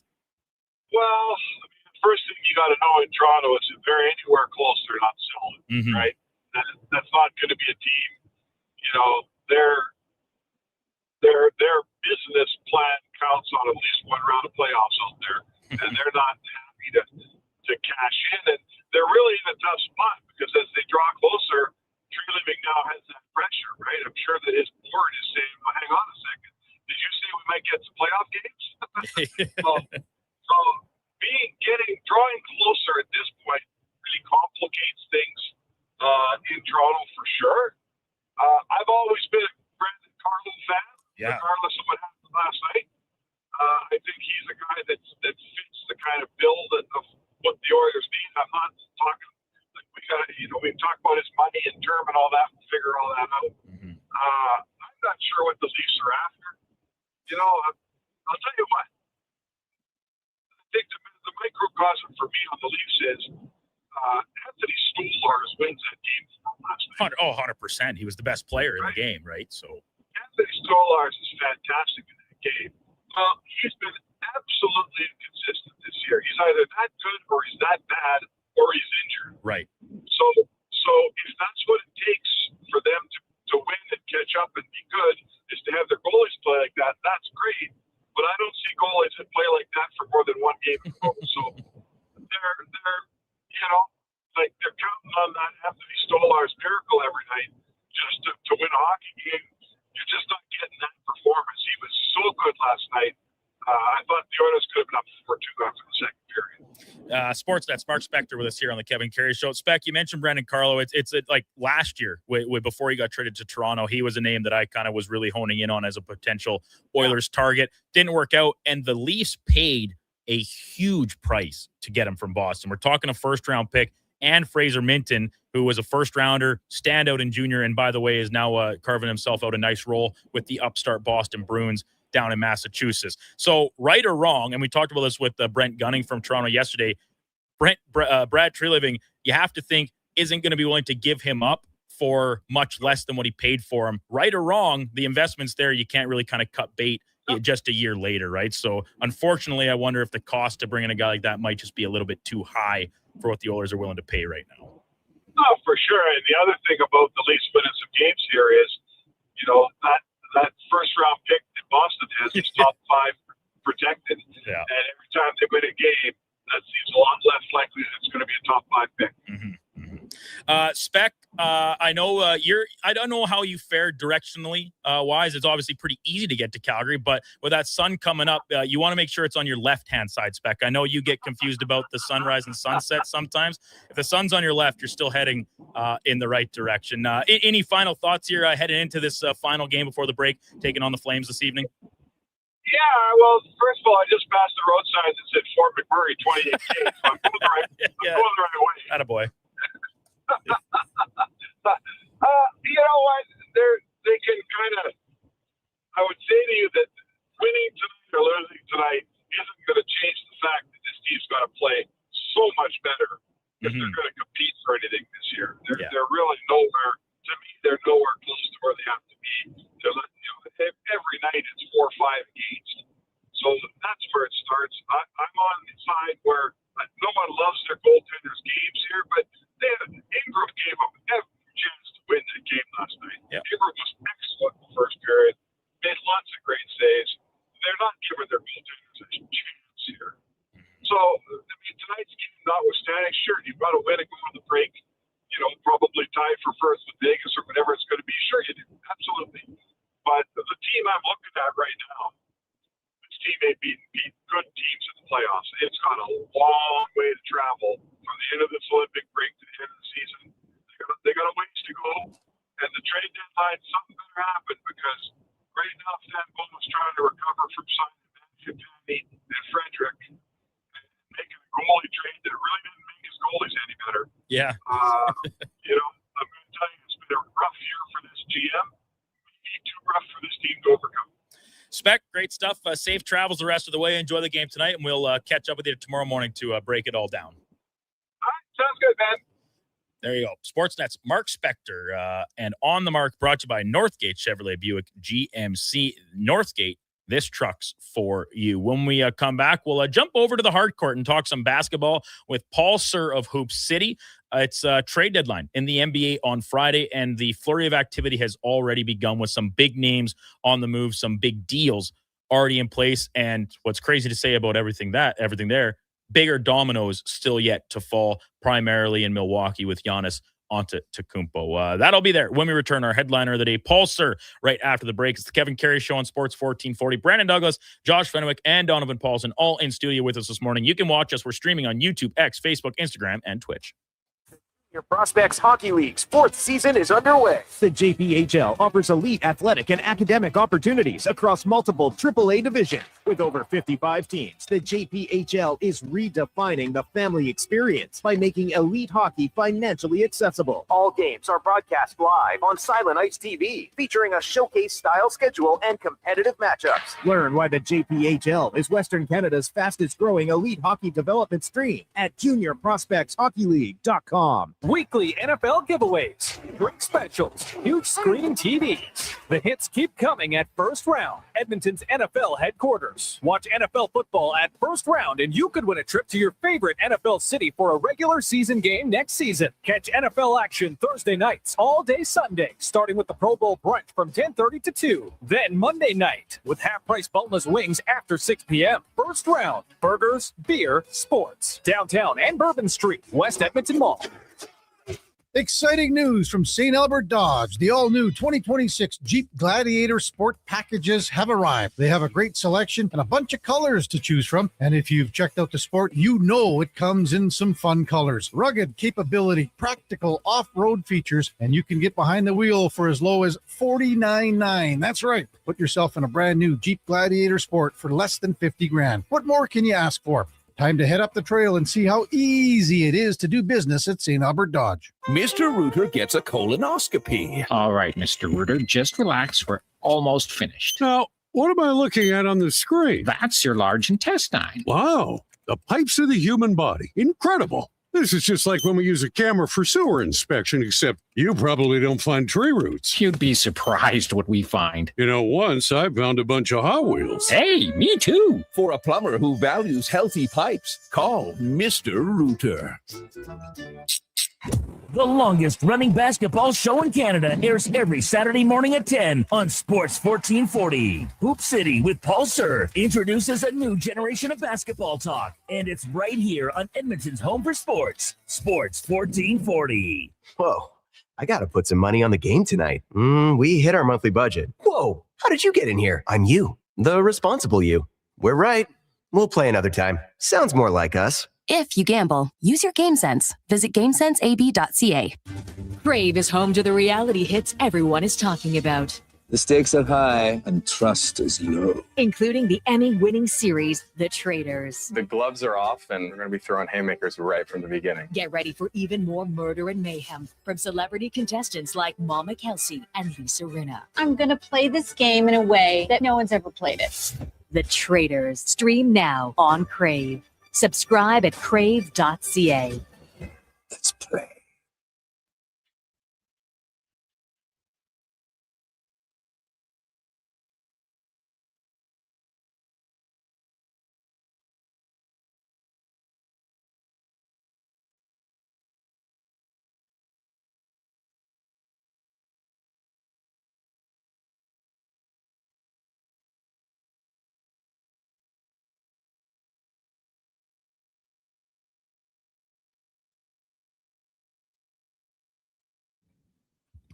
Portions of this are brought to you by Loca Quality Market. Your next dinner is ready with Loca Quality Market's gourmet meals. Choose from over 200 chef-prepared meals. Shop Loca at loca.ca.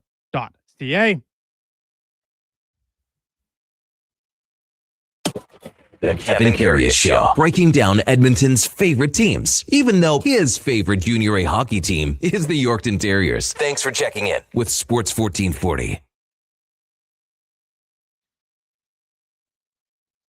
Welcome back. 8:23 in Edmonton, the Kevin Karius Show on Sports 1440. Brandon Douglas in for Kevin today, tomorrow, and Friday. You wait with bated breath for the return of Karius from his Mexican vacation. Very well-deserved little bit time off for Keiki. He'll be back just in time for our Super Bowl wrap-up on Monday, as well as men's hockey kicking off at the Olympics. Olympic action does actually start today with some mixed doubles curling. I believe 11 o'clock our time is when things could get underway, but I'll double check that here coming up and try and provide a better update for you. Canada will be in action in that event. Time for our headliner of the day, brought to you by Mr. Rooter Plumbing. Draining clogged pipes like 3-pointers for all your plumbing needs. Go to mrrooter.ca, and no better person if we're talking shooting threes than Paul Sir of Hoop City. You hear him every Saturday here on Sports 1440 from 10 to noon, talking all things basketball. Paul, good morning. Thanks as always for jumping on the program. Talk a little hoops with me. Look, I've been looking forward to it, Brandon. Good to see you. Awesome. So, Paul, the trade deadline in the NBA is coming up on Friday, and we've already seen some dominoes begin to fall. Some big ones still to tumble. We'll touch on that in a moment. But getting into the ones that we've already seen executed, I want to start with the LA Clippers sending James Harden to Cleveland. Now, the Cavaliers, they give up Darius Garland and a second-round pick for a guy that still has some offensive punch in his game, but for a Cavaliers team that's trying to take advantage of this wide-open Eastern Conference, at this point, is Harden a difference maker, especially come playoff time where his track record isn't exactly the most sparkling? It's an interesting move, Brandon. I really don't get it, because I think the what you get offensively from Harden, who at 37 years old has never been a good defensive player, and he has been rated as the slowest defensive player in the NBA. So you're bringing in a guy who can't guard, and you're hoping that he's going to provide an offensive spark for you. And he can do that. He can still score. He shoots the three extremely well, and he's a great passer. So if he and Donovan Mitchell can work together effectively, it shouldn't hurt them, because one thing with Garland is he's been hurt a lot this year. So what you give up in terms of youth, etc., you gain back in terms of experience, some durability with James Harden, because he does play a lot of games through the course of most seasons. So it's an interesting experiment. It smacks a bit of desperation in my mind, because the Cavs have had an underwhelming season with the high expectations that were set after a 60-plus win season last year. So we'll see. Interesting move, but the results are far from certain. Paul Sir with us here on the Kevin Karius Show on Sports 1440, talking all things NBA and basketball. So elsewhere, yesterday, the couple of the moves of note was the Chicago Bulls. They pull off two separate trades. And earlier this week, the Bulls had jumped to the highest or shortest, I should say, odds to land Giannis Antetokounmpo out of Milwaukee. Now they make a couple deals with the Celtics, sending Vucevic over to Boston. They get back another expiring contract in Anthony Simmons, pick swap as well. Now all of a sudden here we are this morning, and the Bulls have dropped down to the fifth shortest odds to land Giannis. The Bulls are such a confusing team to me, Paul. They just live in perpetuity in that mushy middle, playing for a play-in game at the bottom side of the Eastern Conference playoff picture. And the opportunity to go in and get a guy like Giannis seemed like a way to change that, but instead they pivot and make some more just lateral type moves. Good way to phrase it. I agree with you, Brandon. It seems like a lot of lateral moves, a lot of similar pieces being shuffled around, and to what end, I'm not 100% sure, and maybe they aren't as well. But you hit a key word, and that's expiring contract. What they are able to do with the money that they free up at the end of the season, that seems to be the theme for a number of teams who want to be in the Giannis sweepstakes. Because to be honest, jumping over to Giannis and off the Bulls just for a second, I'd be very surprised if a deal is made today for Giannis. It seems like the offers that have been made to this point, now this of course can always change very, very quickly, but the deals have been somewhat underwhelming. And as Ben Golliver, who is a frequent guest on my show, points out, it looks like it very well may be to the Bucks' advantage just to wait it out and get more value as the draft approaches. Now, the Bulls, getting rid of Vucevic, bringing in a very, very effective scorer in Simmons, interesting, but expiring contract. They're guard heavy now. I think they've got 7 guards on their roster. Yeah, it's almost when you talk about the other guys they got, because the other deal I kind of passed it, Mike Conley and Jaden Ivey in as well, right? In a little 3-way deal with Detroit and Minnesota. Like, this team is just nothing but guards, essentially, exactly. right now. Yeah, exactly. So like you said, mushy middle, great way to describe the Bulls. They want to make changes. They're desperate to make changes, but the changes they're making really don't add up to any kind of form or substance that make you look at the Bulls and say, man, this is really going to help them down the road. It's like, what are they going to do next? I think that's what the Bulls are in right now, is they're shuffling and moving laterally, as you again correctly point out, but where it will lead still remains to be seen. Talking basketball and NBA trade deadline with Paul Sir from Hoop City. You can hear it every Saturday right here on Sports 1440 from 10 to noon. Now, the Timberwolves, they were one of the three teams in that deal with Detroit and Chicago. All they get back is some cash considerations and, more importantly, some money off the books, which lends itself to this notion that they are the front runners to land Giannis out of Milwaukee. Does this, if it can happen, and if it in fact gets executed here before Friday, Paul, does this vault Minnesota to the top, near the top of your overall power rankings across the association? And to an extent as well, what are you looking at in terms of return for a player of Giannis's caliber? Because a lot of the time you kind of almost gut your current team in efforts to land these superstar players. That's exactly it. And that's what I'm most curious about what the Timberwolves' next move is. They're in the Giannis sweepstakes. Their GM is known for making bold and sometimes questionable moves, i.e. Rudy Gobert and all they gave up to Utah to get him. I think it's intriguing to think about Giannis pairing with Anthony Edwards. Having the Ant and Giannis together would make them a formidable team. But the problem that I see is, like you said, what are they going to have to give up? Do you give up McDaniels, who's having another very good season? He's progressing incredibly quickly now. It's like he's accelerating in his improvement. Why would you give that guy up for an oft-injured Giannis? And then if you have to pair him with Randall as well in order to get Giannis, man, oh man, now you're giving up over 40 points a game to get Giannis in, who still can't shoot the three and is questionable from the free throw line, as great as he is, but he's 31 years old. The injuries are more chronic. Mm-hmm. So it seems to me you'd be mortgaging the farm in order to get him. Now, other things can happen.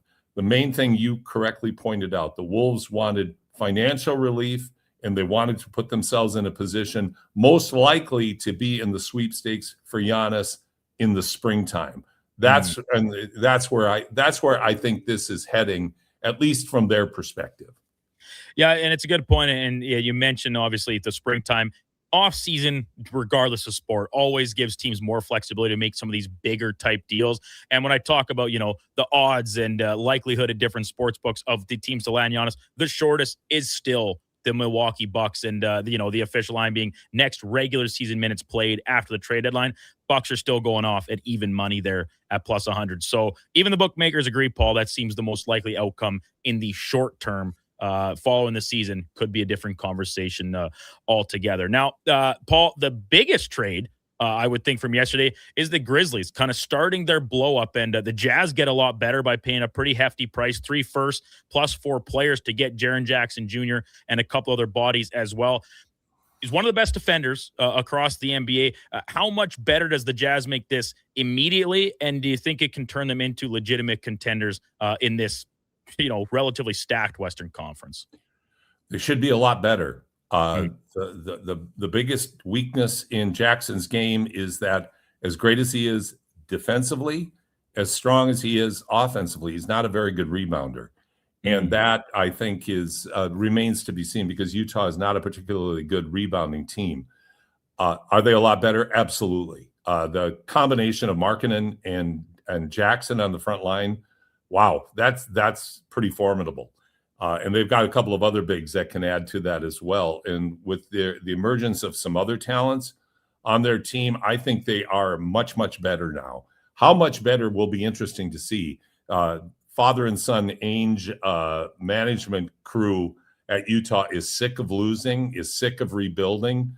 I think they've rolled the dice. They have brought in a very good player and also a very good guy in the locker room, which I think is an important factor, because the former Grizzly teammate, Ja Morant, who still hanging around, and maybe we'll see something. Now, I wouldn't be surprised if we see something today on Ja.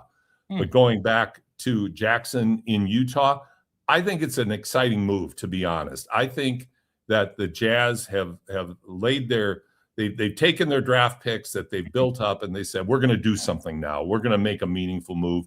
We are going to try to be in the thick of it now in terms of being able to win night in and night out and stop this kind of endless treadmill that a lot of franchises get on, AKA the Chicago Bulls, where you just don't know night to night what your team's going to look like. And then but to your point from earlier, Brandon, this was not a lateral move.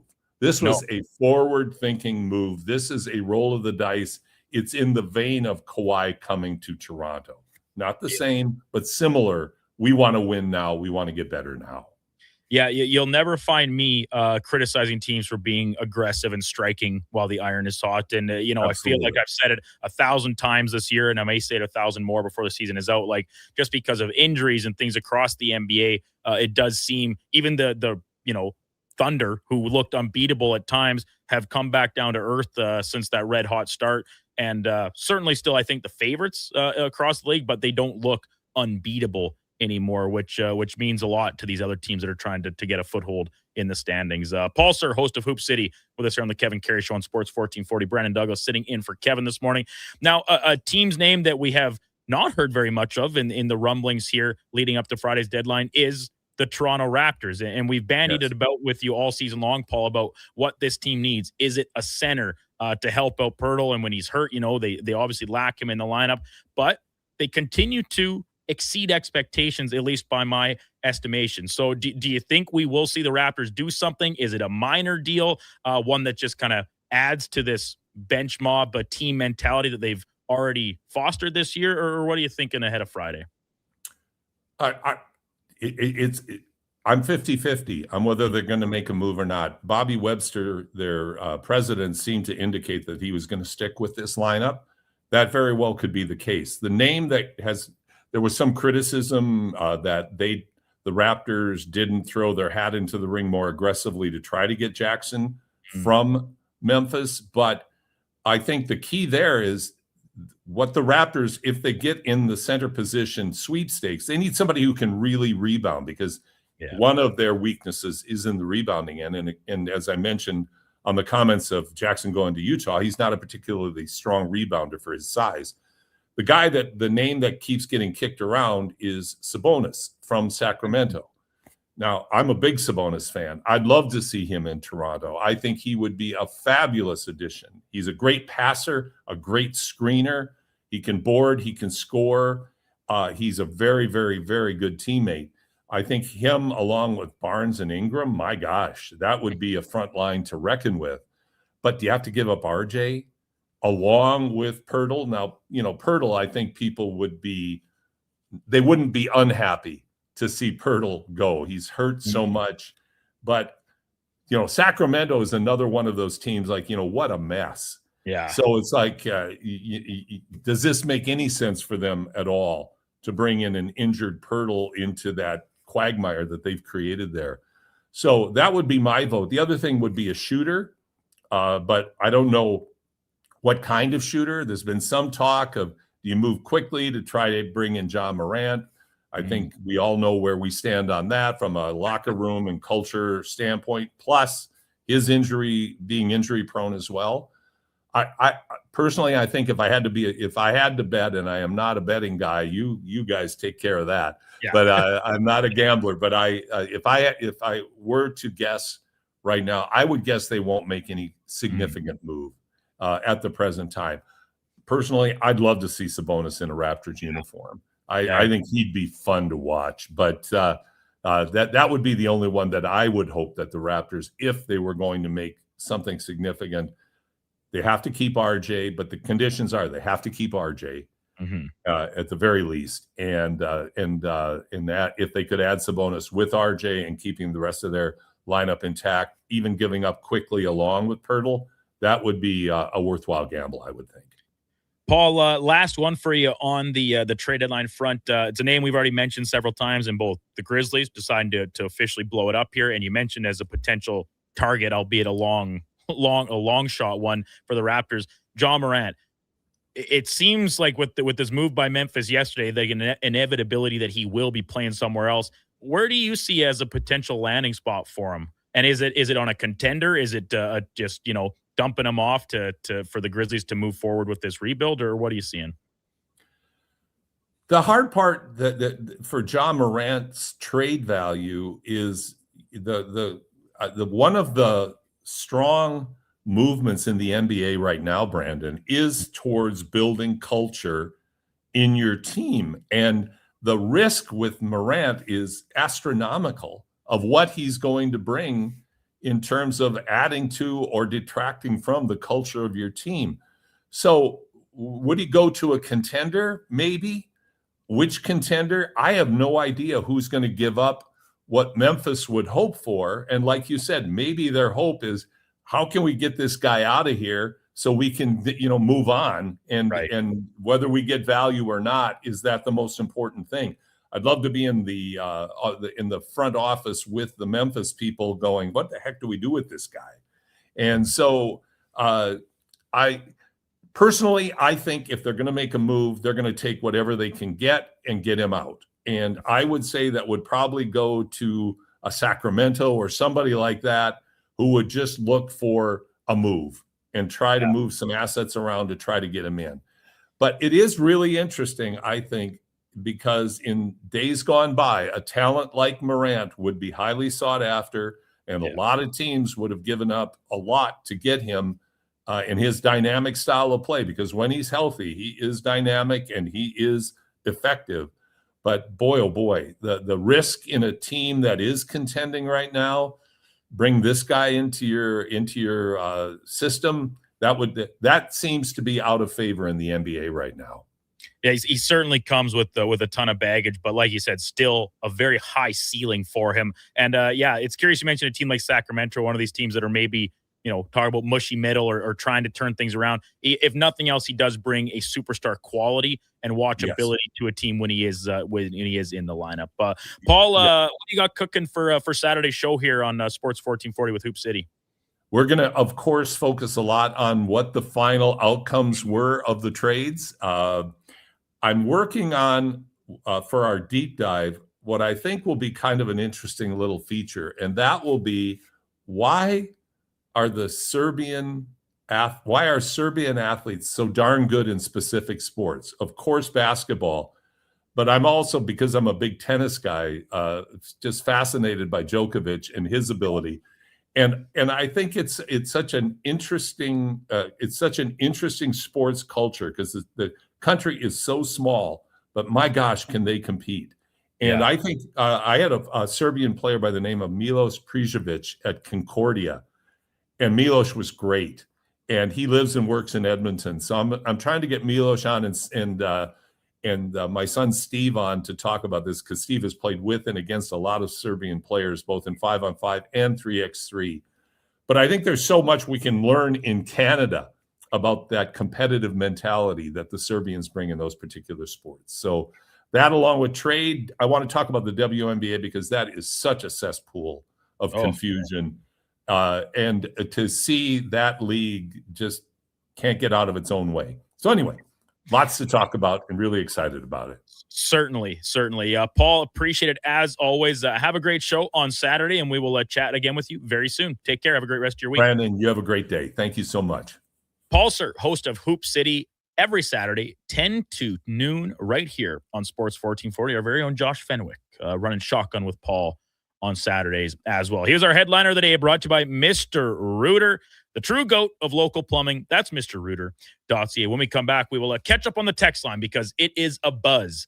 And the talk about the coaches has heated up a little bit following our conversation with Speck, and a few other news and tidbits fallout from last night's Oilers loss at the hands of the Toronto Maple Leafs. David Schlemko, the former NHLer, will be with us at 9 o'clock to continue that conversation. Ryan Pike at 9:20. We'll look ahead to tonight's conclusion to the pre-Olympic schedule for Edmonton when they play the Flames. And in the 10 o'clock hour, Scott Maxwell from Daily Faceoff had some great articles up recently about the upcoming trade deadline in the NHL, teams that are buyers, sellers, players to look out for, players to avoid, and things of that nature. It's Kevin Karius Show on Sports 1440. Brandon Douglas in for Kevin this week. We got Donovan Paulson on the ones and twos. Josh Fenwick keeping us online on the stream where you can watch us. YouTube, X, Facebook, Instagram, or Twitch.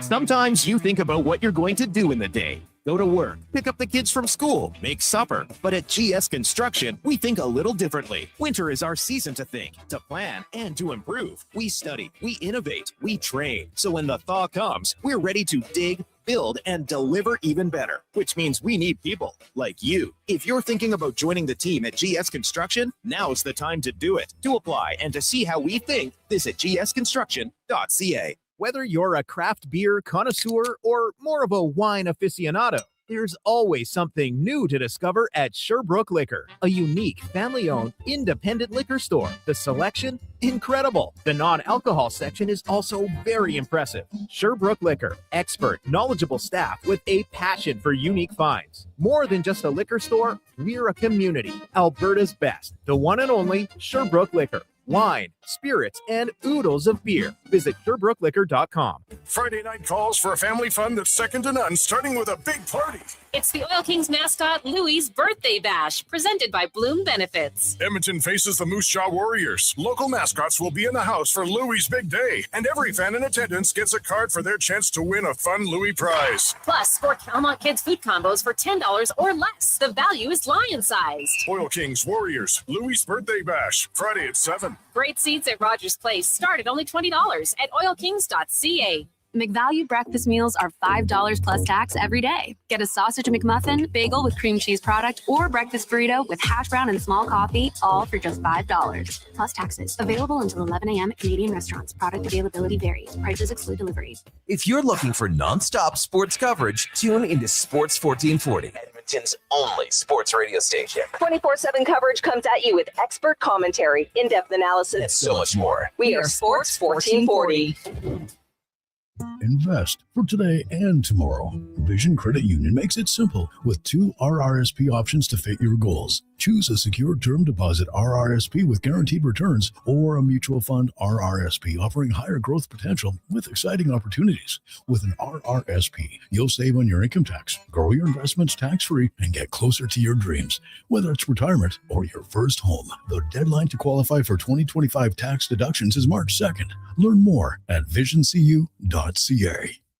Welcome to Uncommon. Welcome to Subaru. Engineered for Canadian winters, built for real-life confidence. Tackle the ice and snow with Subaru's symmetrical all-wheel drive, delivering the power, control, stability, and grit you need. And when the temperature plummets, you'll cruise in comfort with heated seats and heated steering wheel. All this plus peace of mind with Subaru's top safety pick status for 19 years running. This winter, it's time to get you into a Subaru. Visit Subaru.ca today.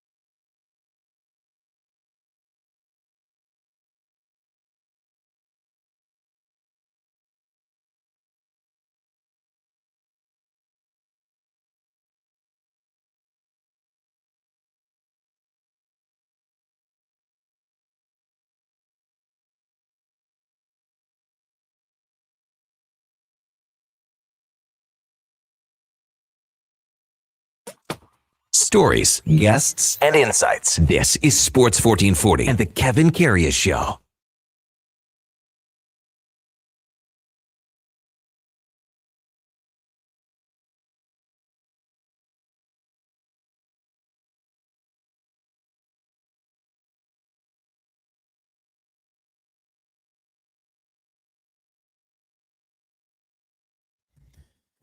Welcome back to the Kevin Karius Show on Sports 1440. Coming up to 9 o'clock when David Schlemko, the Schlemdog millionaire, will be with us to co-host for a couple hours. In the meantime, let's play catch up on some text messages, fellas. 1-833-401-1440 is the text line. If you want to give us a call, that's cool too. We'll do our best to field it. Donovan's very busy back there, but I think he knows how to answer the phone, so we can do our best there. Donovan, I have not seen this much on the text line regarding coaching and the coaching staff since Chris Knobloch was hired. We're talking just over 2 years ago now. And Josh, you said even the YouTube chat, having some chatter there as well about the coaching. I'm not there yet, Donovan, like talking about firing the coach. I think Chris Knobloch, to me, and this is something that Low Tide has expressed a lot. Josh, you mentioned it in a commercial break earlier. Some sort of disconnect between the players that are brought in and the system that the coach and coaching staff wants them to play, because it's like Low Tide's biggest thing, the free agency period. There's been misses, a lot of them in the last couple of years. Skinner, Arvidsson, Mangiapane, even Frederick, who I know was not a free agency addition in the traditional sense, but trade deadline get and then extended. None of these players have panned out in the way that they were envisioned. Where are you at with this, Donovan, on the coaching side of things? Do you really think that the absence of Paul Coffey is like the factor as to why the defense and defensive structure of this team seems to be a little more sporadic over the course of this season so far? No, I every time I see the Paul Coffey thing, I think that's entirely blown out of proportion. You can ask probably anyone that's a little bit more plugged in than any of us in this room, and they would tell you the exact same thing. You'll probably hear from Greg's later saying it's not as big of a deal as you would assume it is. Like, this is still the head coach's team, right? Like, this is still his system. This is still his show to run. The D coach is going to have input, and they're going to have a lot of things to say in terms of transitioning the puck. That's where I would look at and say Paul Coffey probably had a bigger input than maybe some people would give him credit for in terms of making plays as a D group. But let's look at the way that this D group is struggling. It's a lot to do with their defending against the rush, which last time I checked, that's not really how you're transitioning the puck out of your own end. And this is a lot of missed assignments in the slot, which, again, not to do with transitioning out of your end. If you want to point to a guy like Darnell Nurse maybe needing Paul Coffey, there I'd wholeheartedly agree. But for the whole vast majority, no. And it's to a point where it is such a topic that it will be appearing in or out in terms of where your anger should be directed in terms of Chris Knobloch and the coaching staff. To me, has absolutely nothing to do with the Paul Coffey absence or the team's offensive scheme. Their offensive scheme's absolutely rolling, but man, I'm gonna look at the Chris Knobloch and Coffey points today, and I'm gonna kind of dismiss them, to be honest. Text line 1-833-401-1440. Bobby chiming in earlier says, "Morning, gentlemen. Oilers lost the opportunity to further push the Leafs into becoming sellers at the trade deadline, if not sooner. Instead, I feel like they've rejuvenated the Leafs' hopes of making the playoffs." Hey, Bobby, that's a fair comment, because you can roll the Leafs or the Flames and the Canucks into the same boat, because the Leafs have won 3 in a row. And to start this week, yesterday, me, Gregor, Speck, Donovan, take your pick. We wrote the Leafs off as dead. Like, this team's not making the playoffs. The gap is too large. Now, it's still sizable. It's 5 points they're back of Boston, who is, of course, the next team that they would chase down in division and in the wild card race. But the thing is, in these 3 wins alone, they've leapfrogged like 4 teams.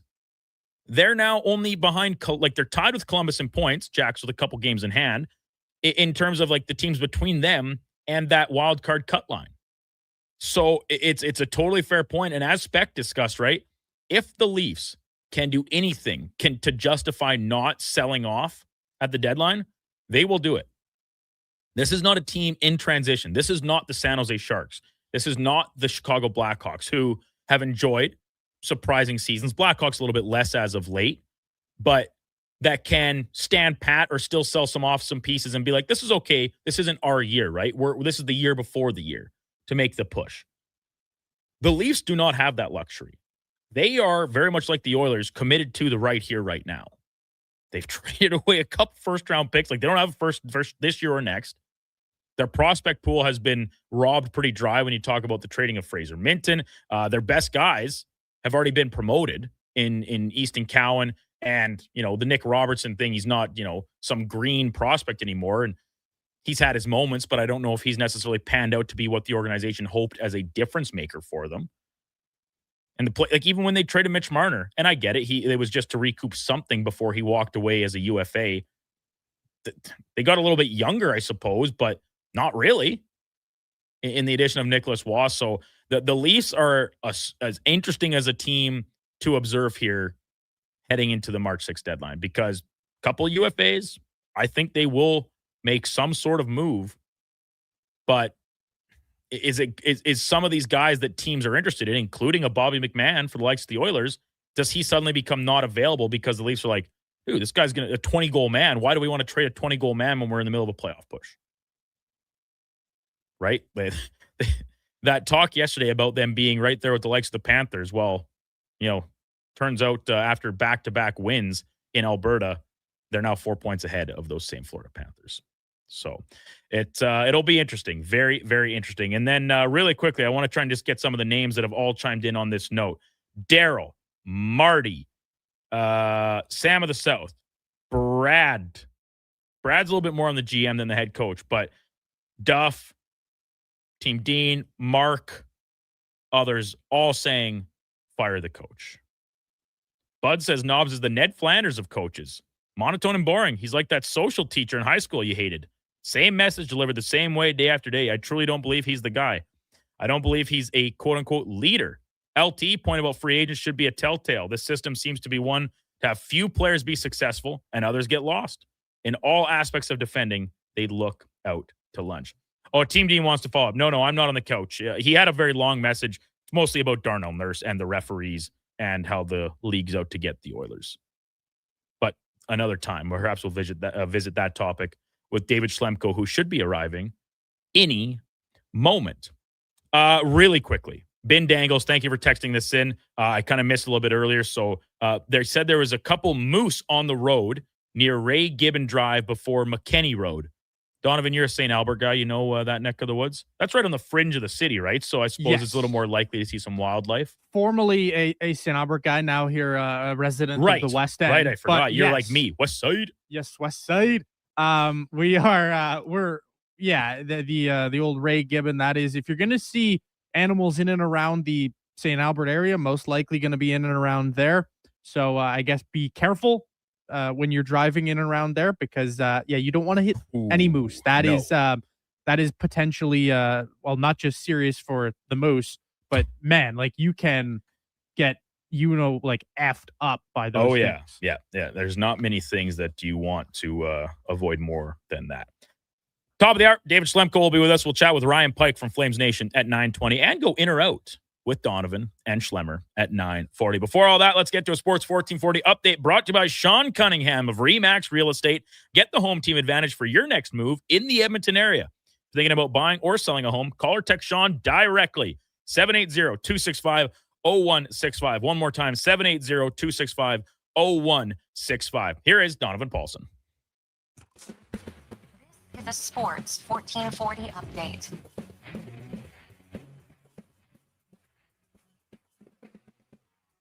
It was game day last night for the Oilers as they fell 5-2 to the Leafs. The Canes snuck past the Sens 4-3. It was the Jackets flanking the Devils 3-0. The Islanders, they beat the Pens, 5-4 in overtime. The Ducks doubling up on the Kraken. The Lightning taking down the Sabres in overtime on the hard court. Pistons edging out the Nuggets 124-121. The Thunder hammered the Magic, and the Nets dropping one to the Lakers. NBA trade action The Cavs bringing in James Harden last night for Darius Garland and a second-round pick. The Jazz and Grizzlies, they hooked up on an 8-player blockbuster, including Jaren Jackson Jr. going to Utah, and a package highlighted by Walter Clayton Jr. and 3 first-round picks. Coming up, we'll be joined by our co-host for the day, David Schlemko. I'm Donovan Paulson. That is your Sports 1440 update. This is Sports 1440, a Stingray radio station broadcasting on Treaty 6 territory. Download the free iHeartRadio app and listen to CKJR wherever you go. Hear ye, hear ye. Dragon fruit has returned to Booster Juice. Prepare thyself for the legendary alchemy of the Dragon Slayer smoothie, Pink Dragon Booster Mixer, and Dragon Booster Ball. Yeah? Does the dragon taste like chicken? Hey, Booster Juice uses only delicious tropical dragon fruit. No dragons are harmed. Get thee to Booster Juice before dragon fruit vanishes once more. Booster Juice, Canadian born, blending since 1999. Need a new ride for road trips, errands, or just life on the go? Go Auto offers a massive selection with over 15,000 new and used vehicles to choose from. With over 70 locations across Western Canada, finding your next ride has never been easier. Whether it's a roomy SUV for the family, a sleek car for the open road, or a rugged truck for your weekend adventures, you'll find it here at a price you'll love. Explore thousands of vehicles today at goauto.ca. 5-time Junior Hockey League champions, the Spruce Grove Saints, are excited to be back on the ice at the brand new Thompson Family Arena. Be part of the action and enjoy some of the best Junior Hockey Canada has to offer by experiencing a Saints game for your next outing. Tickets range from $10 to $17 with free parking and some of the best food and drink specials in town. For more information on tickets and how you can become a partner, go to sgsaints.ca. If you're looking for nonstop sports coverage, tune into Sports 1440. It's only sports radio station. 24/7 coverage comes at you with expert commentary, in-depth analysis, And so much more. We are Sports 1440. Diablo Boots sells only Canadian-made work and biker boots made by Canada West. No American or boots made in China, so no tariffs. All of Diablo's boots have replaceable soles and heels for longer life. Sizes 6 to 14 Triple E. Buy quality, buy Canadian. And support Canada West and Diablo, the two best names in the boot business. So save on boots by Save On Foods. That's Diablo Boots, 3340 Gateway Boulevard on the east side of Save On Foods. Buy Canadian. They're terrific. From the local rinks to homes and businesses across the province, Alberta's rural natural gas utilities are here to fuel life affordably, reliably, and safely. We're members of the Federation of Alberta Gas Co-ops, providing natural gas to keep our rural neighborhoods warm and connected every day. It's local, dependable, and it's ours. To learn more about the Federation of Alberta Gas Co-ops and our members, and how natural gas fuels your community, visit fedgas.com. Alberta's energy. Game on.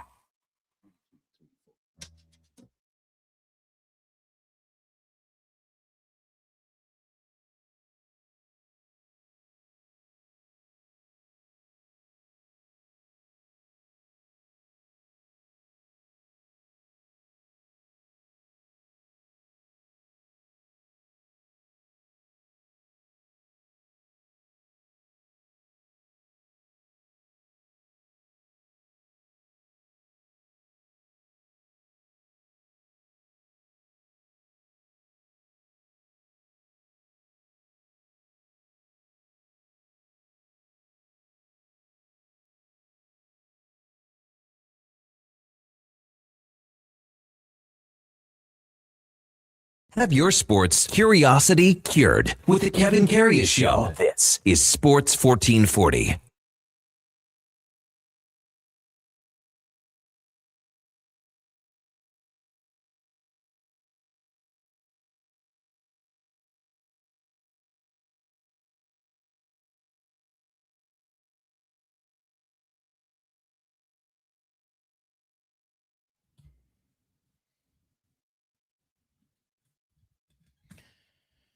Just after 9 o'clock, welcome back into the Kevin Karius Show on Sports 1440. Brandon Douglas in for Kevin this morning. A couple more days before KK makes his triumphant return on Monday, post-Super Bowl, right before Olympic hockey on the men's side of thing gets underway. Of course, the women tournament will kick off tomorrow from Italy. I think the games are, once again, I said I would double-check this, and I still have yet to get to it, but I think around 3 a.m. our time is when the women's games begin tomorrow. Mixed doubles curling starting today around 11 o'clock our time. 9 o'clock on a Wednesday means it's time for our co-host, the former NHLer, David Schlemdog Millionaire Schlemko, powered by Cougar Paint and Collision. Our family, helping your family for over 40 years, part of the Napa Certified Auto Body Program, CougarCollision.com. Schlemmer, good morning. Morning, buddy. How you been? I'm great. You had a good week? I had a good week, yeah. Nice to be sitting across from you here. Sure. Love it. I'm glad you're here. We had we were solo yesterday. Laddie's away, so we're solo tomorrow. So it's kind of just you bookended by a couple mornings of Eddie Steele Monday and Friday this week with Kevin gone. Perfect. We're piecemealing our way through it. We get by. Love it. We're not trying to set any land speed records or win any awards or anything, but just keep the program on the air for 5 days while Kevin's away. Buddy, this is your stool in the future. You know that. Gotta earn it. Gotta keep grinding in here, putting in the hours, putting in the work. So Schlemmer, the Oilers last night, you and I were talking when you walked in the building here, just before we cracked the mics, like this team can be so frustrating. And when you talk, 100%. when you talk about they finally won 3 games in a row, we've been waiting for it all year. And then they turn that around with back-to-back losses to teams that, listen, Minnesota, they're right there with the very best in the NHL. Yeah. They've had the Oilers number this year, several years consecutive, matter of fact. But when you look at the Leafs and where their season is at, they're on the second half of a back-to-back, which, by the way, happened many times over the course of this 8-game homestand. The Oilers just seem to show an inability to seize opportunity and take advantage of what's presented to them. 100%. Yeah. Couldn't have said it any better. I mean, it's not that they'd had a bad game last night. I thought they actually played pretty well. It was a pretty good hocky game to watch, honestly. Entertaining-wise, for sure. Back and forth, chances. They definitely outchanced them. I mean, Stolarz was great. I think that was really the difference in the game. But you can't be consistently giving up 4 or 5 goals and expect to win hockey games. Yeah, four goals against average during this 8-game homestand, in which they go 4-4. 2 of those wins were overtime wins. Now, they scored 3.75 goals per game, but, some very easy arithmetic tells me that 4 is higher than 3.75, which means you're likely to lose more often than you win with those type of numbers. Now, a lot of the talk this morning in the text line has been absolutely overwhelmed by the notion about the coaching staff and the system they deploy defensively. Is it, and I asked this question to a couple guys on the show earlier in the week, in your opinion, is it a personnel problem or is it a system problem? Are the guys the Oilers have on the roster right now not the right fit to play the system they want, or is the system itself flawed regardless of who's in the lineup? Well, first off, I don't think it's just the D and giving up goals. I think it's the biggest thing is sorts off the rush, right? Mm-hmm. Like getting in right over the defensive blue line there, a guy pulls up on the rush and it feels like the Oilers have no idea what they're doing, right? There's someone's puck watching. Sometimes nobody's taking a guy. Sometimes 3 guys are chasing a puck and a guy's open in the slot. So there's got to be some better sort outs on entries. As far as personnel, I don't love it either for a Stanley Cup. It's supposed to be a Stanley Cup contending team, right? I mean, you got those 3 young guys back there. They've kind of pieced together a decent job. At times, exactly. And that's almost to be expected with inexperienced players that, listen, Amberson, Stastny, and Regula, they're not savvy vets, but maybe the exception of Regula, they're not exactly rookie players either. Like they have games under their belt, but this is the NHL we're talking about here. I think you can't. Brett Kulak, right? I mean, nobody talks enough about how big this guy was to the D-car. Like, here's a guy who's anchored your third pair. He's been able to move up to the first, second pair and do a hell of a job against great players in the playoffs. Everyone wanted to talk about the goaltender situation in that trade, but the Oilers lost a big piece there.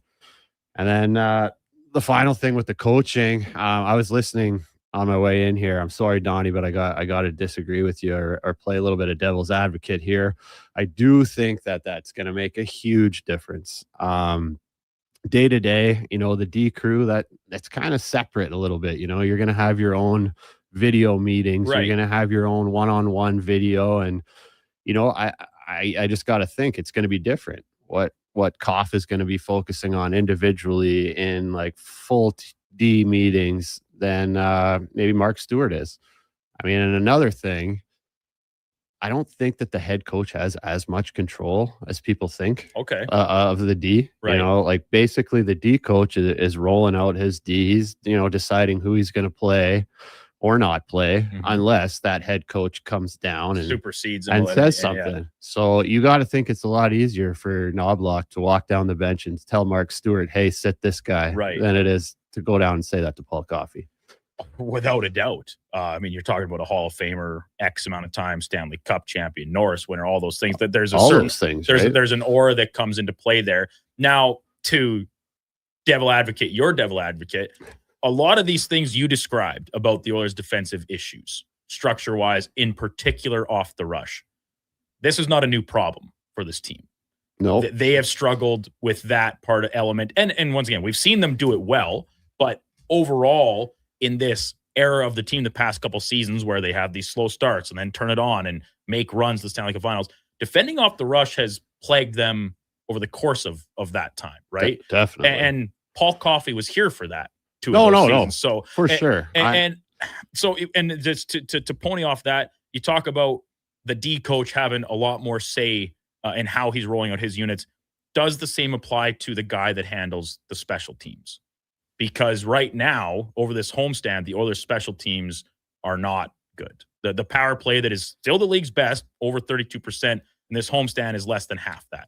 It's at about just over 15%. The penalty kill just over 65% on this 8-game homestand. So at what point does then, if it's the same application, does the head coach go to your special teams guy and say, what's going on? Why is this sudden change in our results from the same type of system? Or why are we not making changes? I would say he already has. Okay. By the end of this 8-game homestand. Right. Yeah, I would say, but he for sure already has. Okay. Just one final point on the difference with Koff I think I would make is it seemed to me like he brought a little bit of a calming presence to the boys back there. You go out and make a mistake and you could see Koff on the bench, just, grab a guy by the shoulder, have like a calm conversation with him, maybe pump his tires back up a little bit. And they seem to maybe recover a little bit quicker from their mistakes. Right. Get you that little boost of confidence from everything we just talked about, why it's tough for Chris Knobloch to try and tell Paul Coffey's business. The same turnaround is that when a guy like Paul Coffey is saying things to you, it carries a little bit more weight. And whether it be a reassurance, said that calming presence, it can, have a positive impact on whomever, or he's speaking to specifically, or the collection as a group. Right. And I'm not saying like this is the reason or anything. I'm just saying like, of course the team is saying like, this has nothing to do with it. If like they have to, or are they going to say the opposite? Fair point, right? Yeah, that's a good point. Throw him under the bus or something. But I want to read a quick couple text messages from a texter here, Schlemmer, and get your thoughts on it, because he texted in a very long one, and then I kind of tried to paraphrase it, and then he followed up saying, "That's not what I said. You're misrepresenting me. You're censoring me." No, he didn't say that. So I'll read it verbatim. Okay. Just tuning in. This was at about 8:30. Reffing was so bad last night, almost forgot the dog crap game Nurse played again. Hey, let's start a fight when we have sustained ozone pressure. And when I'm not doing that, let's give a primary assist to the other team on a simple rim around the boards. That said, Mangiapane getting a roughing for letting OEL sucker punch him 5 times, the phantom Savoy penalty for trying to stay on side, and I really hope Matthews misses the Olympics with whiplash for that acting job, from Team Dean. So a lot to unpack there. Let's dive into it a couple things at a time. So the officiating. Let's just start there. We've talked about it already this morning. I think the Savoy penalty, like it or not, it is an interference penalty. It's tough, but it gets called all the time. It gets called all the time, yeah. Right? Now, the Janmark penalty is absolutely a high sticking penalty. Yeah. My problem with it is that Matthews doesn't get a holding, interference, whatever you want to call, on the exact same play. Agreed. Right. And when you talk about the special teams and the struggles of the penalty kill, you give yourself a minute 54, a 5-on-3 kill with that second call. That's the hockey game.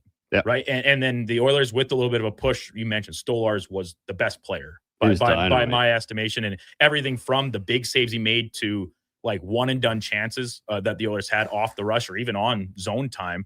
Either they're sticking to him. The Leafs did a good job of clearing away loose pucks from the front of the net. And so it's weird. I said it to Donovan earlier, for a team that had 36 shots on net, being the Oilers, I actually thought the Leafs did a pretty good job defending over the course of the night in certain areas and elements. Not giving up a lot of second chances. 100%. And that's another thing that I feel a little bit like Groundhog's Day, talking about the Oilers going back to their early season struggles. We said that a lot, right? The hard areas. It's there's not a lot of people seeming to be between the hash marks, that home plate area in front of the net.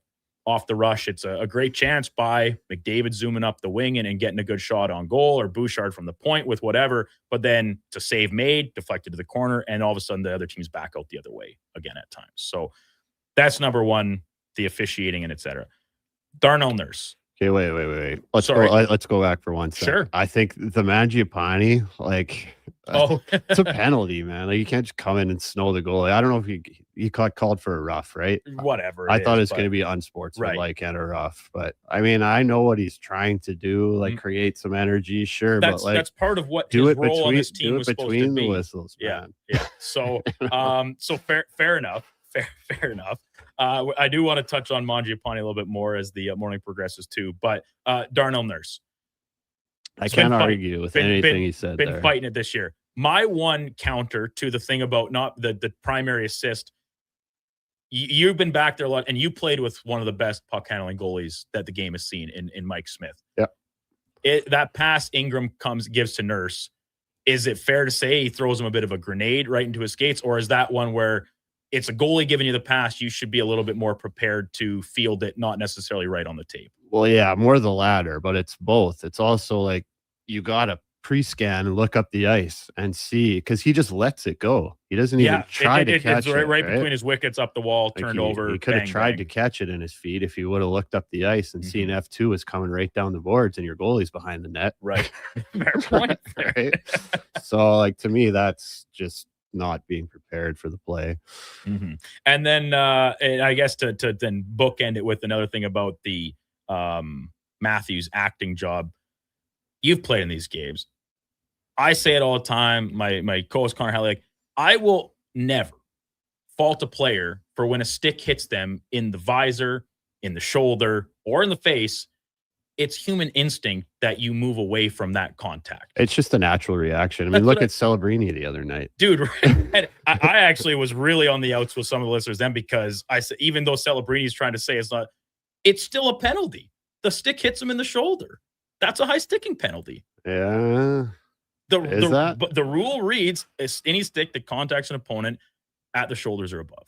Really? Hey? Yeah. I didn't know that. And it's also funny because the double minor thing, the rule reads that it's just causing injury. Example, bleeding.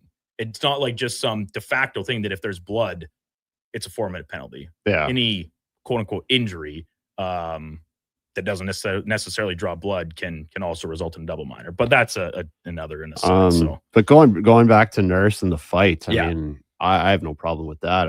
I wanted it to happen right away. Like when Trent Frederick skated right past his captain on the ice in a little bit of distress following. And it's not a dirty hit. It's not a bad play. I didn't even notice that. I was just like, where is somebody? Somebody do something, you know? And props to Brandon Carlo too, because he was out there for like a minute 40 before he got in that tilt, man. Like, he could have easily been like, man, next shift. Yeah, but please. You know, he looked so gassed Nurse in that was tilt. Not on the ice when it happened. Right. And he's already on the change. He jumps up that fresh. comes on and then goes after Carlo to try and make him answer the bell. And I'm right there with you. Credit to him. Yeah. I have a lot of time for Brandon Carlo as a player. I know given how big he is and stuff, a lot of people want to see him be more physical and things like that, but rock solid defender. The price is pretty good when you look at the fact that Boston retained it in that deal. The Leafs gave up a lot to get him, but that was a guy last year for the Oilers I was like looking at, and I really thought they should have been in on pretty heavily. Yeah. Can't argue with that. But now they invested so much into him. I'm not sure they'll be trading him again this year, even with the salary another year control. But besides the point. Well, we'll see. The Leafs are back. I don't know if you've been on TSN this morning, but for TSN, this show. Leafs are all the way back, baby. We're all on board with the Leafs in their playoff push. Lots more to break down about the Oilers last night, the season moving forward, and of course talk some Olympics as we're just under a week away from men's action in Italy getting underway with our co-host David Schlemko, the former NHLer, brought to you by Cougar Paint and Collision. When we come back, Ryan Pike from Flames Nation will be with us. We'll look ahead to tonight's game. Oilers wrapping up their pre-Olympic schedule down in Calgary against the Flames. It's Kevin Karius Show on Sports 1440. Brandon Douglas, Donovan Paulson, Josh Fenwick, and our co-host David Schlemko all in studio with you. We're streaming on YouTube, X, Facebook, Instagram, and Twitch. Made for some rough roads, but it means trails are now packed and ready for action. Don't miss out on riding adventures this winter with a Ski-Doo from Riverside Honda and Ski-Doo. Work or play with new 2026 Generation 5 models with class-leading design and power. And right now, take advantage of 5.99% financing OAC. Only at Riverside Honda and Ski-Doo. 15 Inglewood Drive in St. Albert. And always at riversidehonda.com. Shop local, shop Canadian. There's a lot of great seasons in Alberta. Hockey season, harvest season, the winter season, and the even more winter season. But GS Construction is already preparing for our next great season because while the city slows down, we plan ahead. Projects, people, and pipelines. Everything starts taking shape for another strong year underground. We're also getting ready for our next hiring season in March. We want new people who want to build something that lasts. For more on us and to apply, visit gsconstruction.ca. Wing Wednesday at First Round. Whether you're coming for the first round, the last round, or a few rounds in between, they've got you covered with half-price wings every Wednesday night. Half-price wings. Over 35 delicious flavors like Cajun salt and pepper, maple bacon, and Inferno wings. Now half price every Wednesday night. Wash them down with a cold pint of Canadian or Coors Light for only $5.75. Half price Wing Wednesdays at First Round in West End and now downtown. First Round, burgers, beer, sports. Remember 2025? That's so last year. But seriously, St. Albert Dodge needs to clear some 2025 models off the lot to make room for new inventory. So they're having a huge clear out of all the remaining new 2025 Jeep Wrangler Saharas. The Sahara package is the best seller, so they have a great selection to choose from and priced from as low as $59.9. I don't have to tell you, these are going to go fast. So get there before they are gone. Just head up the trail and see how easy it is to do business at St. Albert Dodge.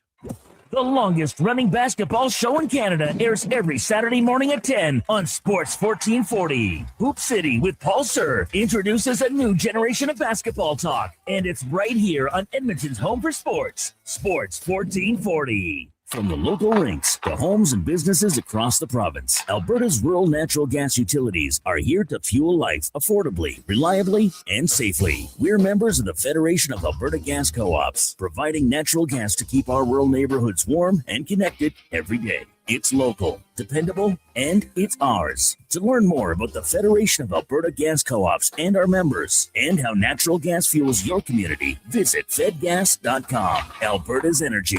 Game on. Catch the biggest game on the biggest screens in the city.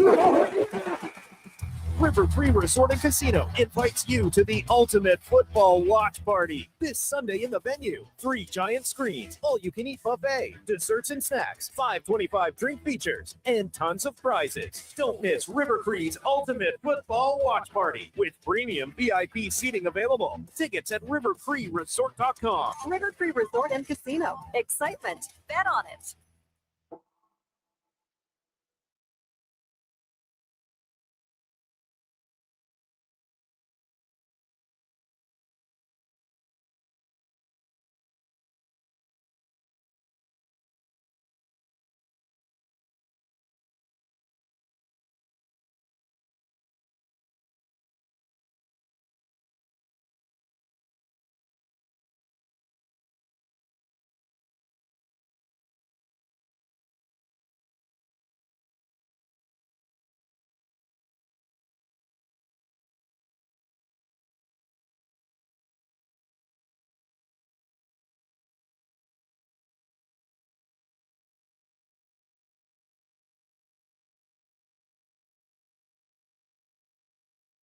just in time for the morning skate.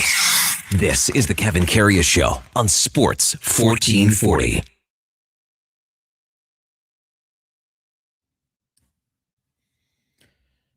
.922 at Edmonton. Welcome back to the Kevin Karius Show on Sports 1440. Brandon Douglas sitting in for Kevin this morning. We got David Schlemko, the former NHLer, alongside Donovan Paulson, Josh Fenwick, keeping us on track on the ones and twos, as well as our online stream where you can watch us, YouTube, X, Facebook, Instagram, Twitch, all at your disposal. It's time for our game of the day, and it's down in Cowtown. It's brought to you by St. Albert Dodge. Clear out on remaining new 2025 Jeep Wrangler Saharas. The Sahara package is our best seller. Great selection to pick from, starting at just $59.9. Expect them to sell fast, so come in soon before they are gone. StAlbertDodge.com. We welcome back Ryan Pike from Flames Nation down in Calgary to the program. Ryan, good morning. Thanks as always for taking some time with us to tee up tonight's conclusion to the pre-Olympic schedule for the Oilers and Flames. Appreciate it. Yeah, thanks for having me. How you guys doing today? Oh, we're doing great up here. As you can imagine, after losing to the Toronto Maple Leafs, Oilers fans are all rosy cheeked and cheery-eyed this morning, Ryan. But the Flames, of course, fell victim to the Leafs the night previous down there. And the Flames, they kind of continue just to muddle along 3-5-2 in their last 10. They sit third last in the Western Conference standings. But, you know, numbers don't always tell the whole story. So by your estimation here, what has the Flames game looked like in recent weeks heading into this Olympic break?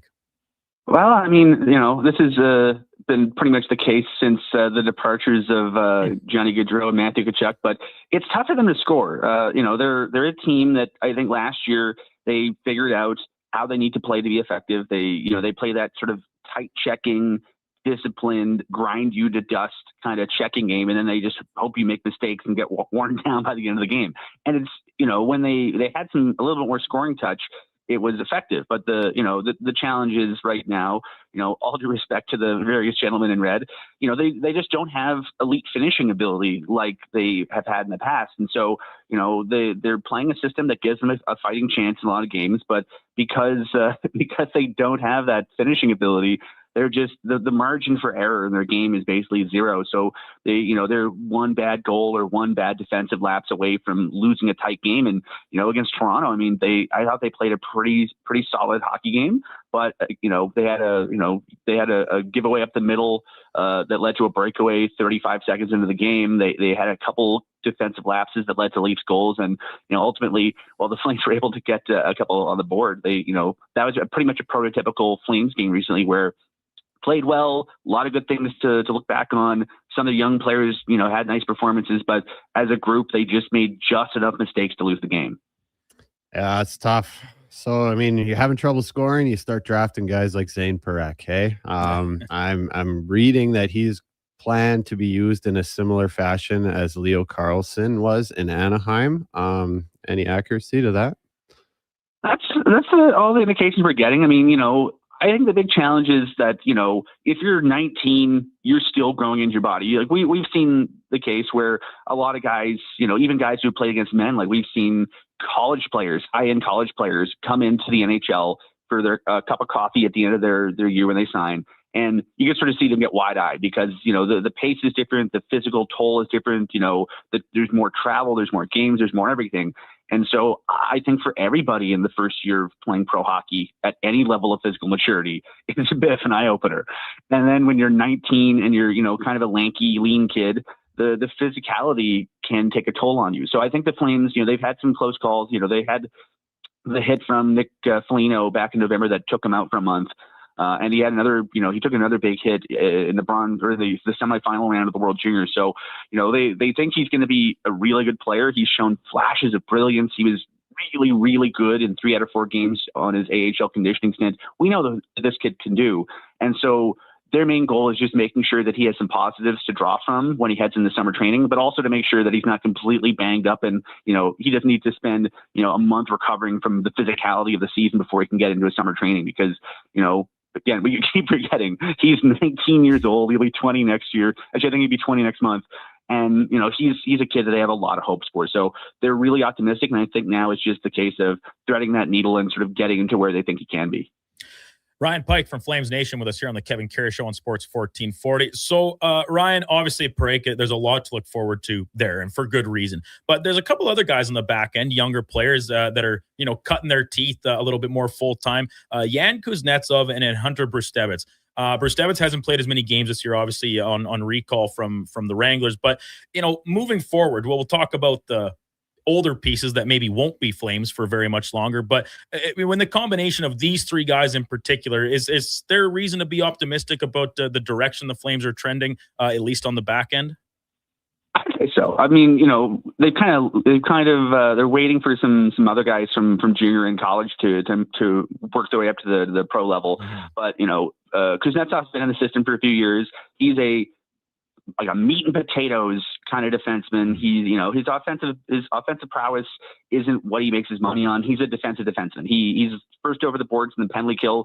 And, I don't think it's a coincidence that, he came up on November 5th, and since November 5th, the Flames have the best penalty kill in the NHL. He's really good in his own zone. He's been used, Mackenzie Weegar did not have a good first 6 weeks of the season, but once they basically put Kuznetsov with him, Kuznetsov knows what his role is and plays a really structured, predictable, physical style of game. He's Mr. Glass and out, Mr. Pass it, make a safe pass to get out of the zone. And because of how predictable and reliable he is, it's allowed Weegar a little bit more wiggle room to sort of do his thing without worrying about, if I make a mistake, is there going to be someone there to back me up? And, Kuznetsov's pretty good backup. Brustevich, coincidentally, was Kuznetsov's defense partner last year when he was playing his first year pro with the Wranglers. And, he learned a ton from Kuznetsov. Brustevich did. He came in and he was, I think in the year that before he went pro, he was second in OHL defensive scoring with 92 points behind just some obscure player named Zane Perek, some guy. So he's got some offensive talent, and the big challenge was, can he play well enough away from the puck that he can do those things? And the answer so far has been yes. He's been, playing primarily on the third pairing, but that year with Kuznetsov, by Christmas that last year, he basically figured out how to play really reliable, effective two-way hockey in the AHL to the point where he was a rookie, a 20-year-old rookie, and he was first over the boards along with Kuznetsov in basically every game situation. So, those are two guys that, they've come through their farm system. They understand the system. They understand the roles. And, as having some young guys in the locker room, I mean, it's great to have, guys like Weegar, guys like Joel Hanley to lean on for guys like Perek, but having some guys your own age that have gone through what you've gone through recently and have had success, I think it can be really good for not just Zane Perek going forward, but, a lot of young guys they have coming up to the Wranglers in the next couple of years. Well, let's dig a little deeper into the Wranglers there, Ryan. I see on your X, it seems like you're pretty involved with them. Obviously, probably going to have some pieces being moved out of Calgary. So anybody to be a little bit excited about down with the Wranglers? They've had a tough year. I mean, they Sam Honzik played NHL minutes before he got hurt. He was a regular on the third line. He, again, just 20, second year pro, 21 years old. He had a bad luck shoulder injury, so the Wranglers are without him. Kuznetsov and Brustevich basically graduated, or all but graduated. Matt Gridden will probably be going down for the break, but he's been excellent with the Wranglers and pretty good with the Flames. He's just 19, so he's still learning. They have a lot of guys in their system who are working their way through. I'd highlight Nick Cicek, who's they signed him, former Sharks prospect. They signed him out of Germany on July 1st. I think probably just as a good AHL hand, guy who can play every game situation either side of the ice. But he's been arguably their best defenseman because he's played basically every game, and he's the great stabilizer because he can do so many things. And I also single out Sam Morton, who was briefly up this year on the fourth line before the Flames claimed John Beecher off waivers. Morton, he hasn't played a ton in the NHL, but he's shown flashes of really strong play on the fourth line, great energy, good details. And, for a Wranglers team that has desperately needed scoring, much like their NHL parent, Sam Morton in the last little while has been the guy who's really been able to bury pucks at key moments and keep them in games.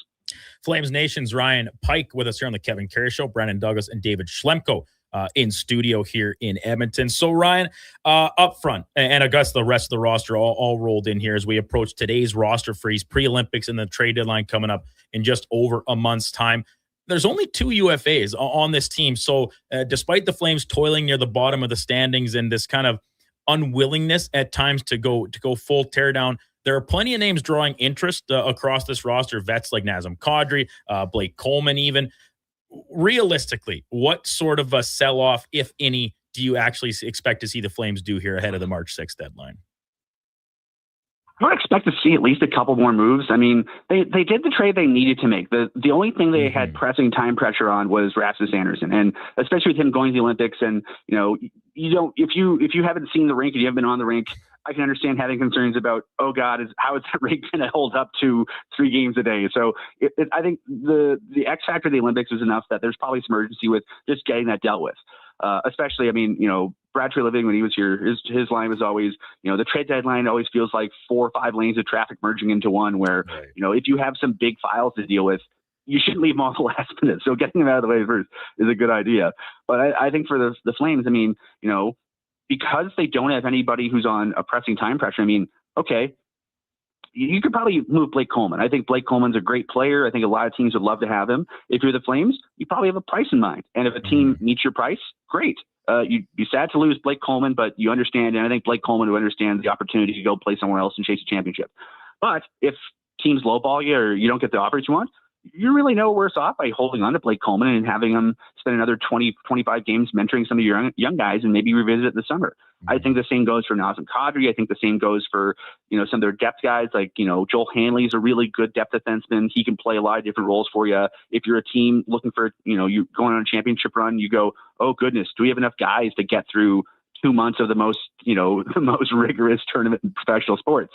You probably could use some more defensemen. So, Hanley could be an attractive commodity. Braden Pahal could be an attractive commodity. And I think the Flames have prices in mind for everyone. They're not in any hurry, I think, to drive everyone to the airport, push them out of the car and say, get out. But if someone meets their price, I think they feel like they have some young players in their system that could benefit from additional NHL reps. And so I think that's their stance. So based on that, I'd say 2 moves. I'd be shocked if Blake Coleman isn't moved based on all the chatter we're hearing. But, again, until somebody, steps up and makes an actual offer, there's just a lot of chatter right now, right? Yeah, for sure. I mean, what do you think realistically would be a price for a guy like Nazem Kadri? Oh, goodness. You'd love if you can get, a young player. You'd love if you could get potentially another first-round pick. The Flames have, depending on how the draft picks go and what happens with Vegas's playoff run this year, they could have 6 first-round picks for the next 3 years.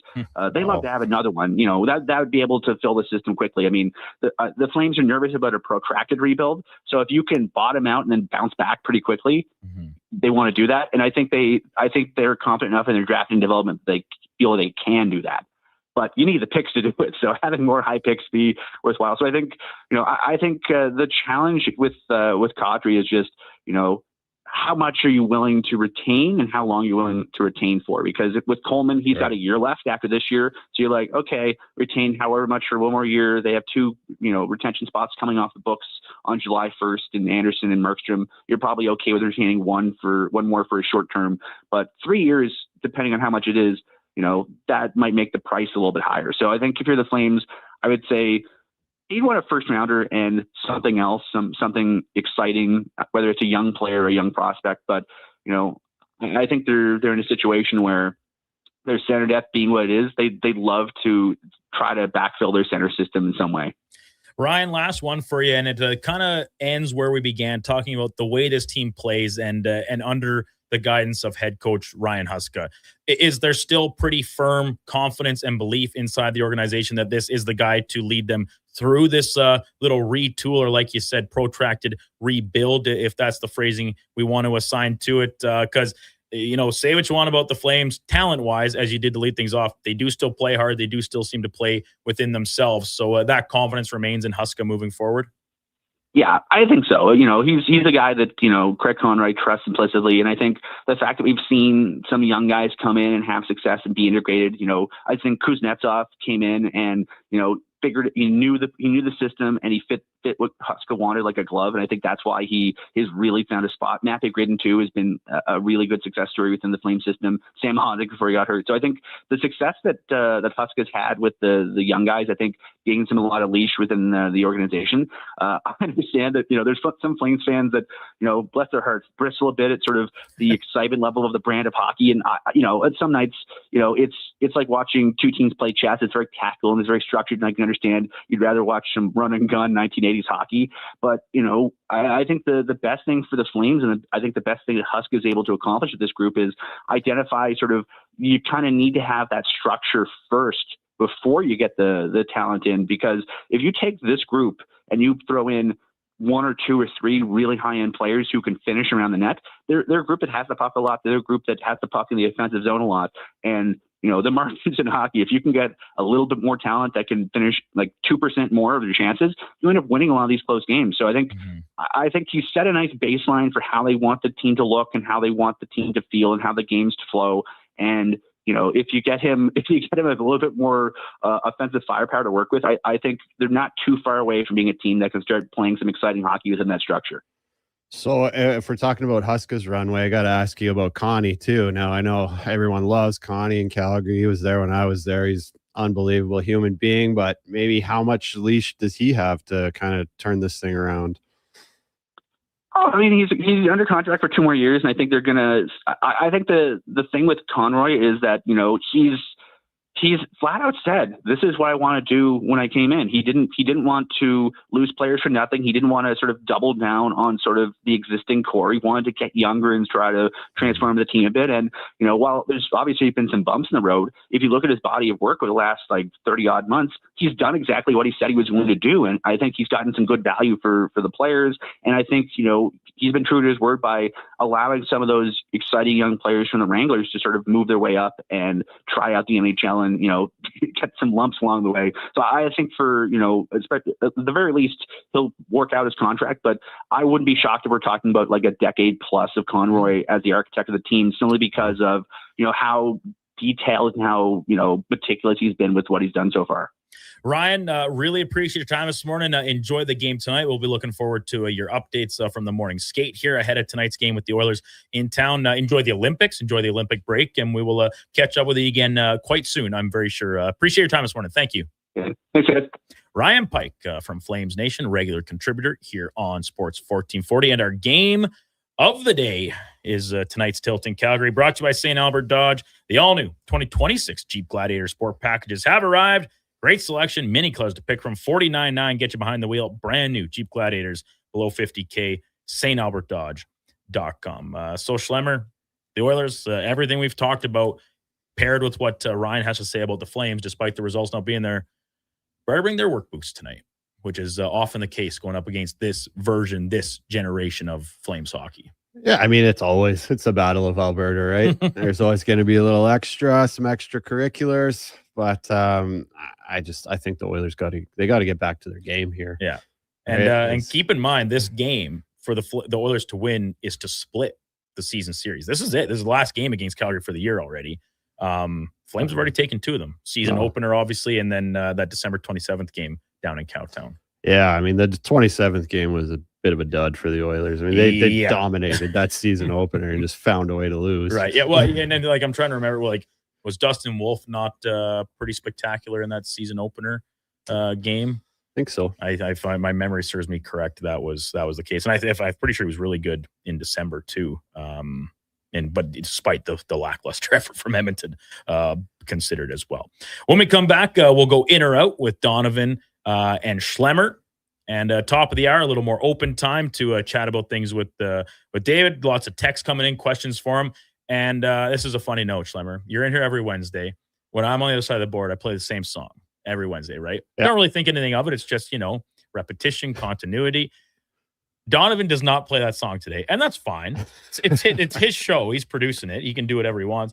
But the things people notice, texters text in and say, what the hell? No Enter Sandman for Schlemmer today or what? Wow. Oh, yeah. Oh, man. And it's the same thing. Last Friday, I think it was, Donovan forgot to play Bryan Adams at 7:40, which we do every morning. people texting about that too. Like, people just pick up on the smallest little things, even over the course of a 4-hour radio show. Something as dumb and unimportant as the songs that come out of commercials. Part of the routine, baby. Part of the routine. In or out, when we return, Brandon Douglas, David Schlemko, Donovan Paulson, and Josh Fenwick all in studio with us this morning. It's the Kevin Karius Show on Sports 1440. We're streaming on YouTube, X, Facebook, Instagram, and Twitch. Come for Canada's largest trade shows, the biggest names in entertainment, exhilarating sporting events, and more. And stay for the experience at the Edmonton Expo Centre. Looking for the perfect place to host your next big event? From trade shows to galas, meetings, and concerts, the Edmonton Expo Centre has the space, event expertise, and service to make your next event unforgettable. With over 522,000 square feet of flexible event space, in-house catering, and operational expertise, they bring your biggest vision to life. Learn more at EdmontonExpoCenter.com today. McValue breakfast meals are $5 plus tax every day. Get a sausage McMuffin, bagel with cream cheese product, or breakfast burrito with hash brown and small coffee, all for just $5 plus taxes. Available until 11 a.m. at Canadian restaurants. Product availability varies. Prices exclude delivery. At Cougar Paint and Collision, their family-first approach makes you feel like part of the clan. We care about the shop because it's our name on the sign. And when you own a business, that is so important to remember that everyone you're dealing with is a human being and they're going through something, whether you see it or not. What will make people choose you is how they feel when they leave your shop. People need to feel important. They need to feel heard. I think that sets us apart. It's really, really important. Cougar Paint and Collision, our family helping your family. If you're looking for nonstop sports coverage, tune into Sports 1440, Edmonton's only sports radio station. 24/7 coverage comes at you with expert commentary, in-depth analysis, And so much more. We are Sports 1440. Whoa, I gotta put some money on the game tonight. We hit our monthly budget. Whoa, how did you get in here? I'm you, the responsible you. We're right. We'll play another time. Sounds more like us. If you gamble, use your game sense. Visit GameSenseAB.ca. Measles outbreaks are occurring in Canada, including Alberta. These outbreaks are highly preventable. Measles is an extremely contagious disease that is spread easily through the air. The best way to protect yourself, your family, and your community is to ensure you are up to date with your immunizations. Don't get measles. Get immunized. Visit alberta.ca/measles to find out if you're up to date and what to do if you're not. A message from the Government of Alberta.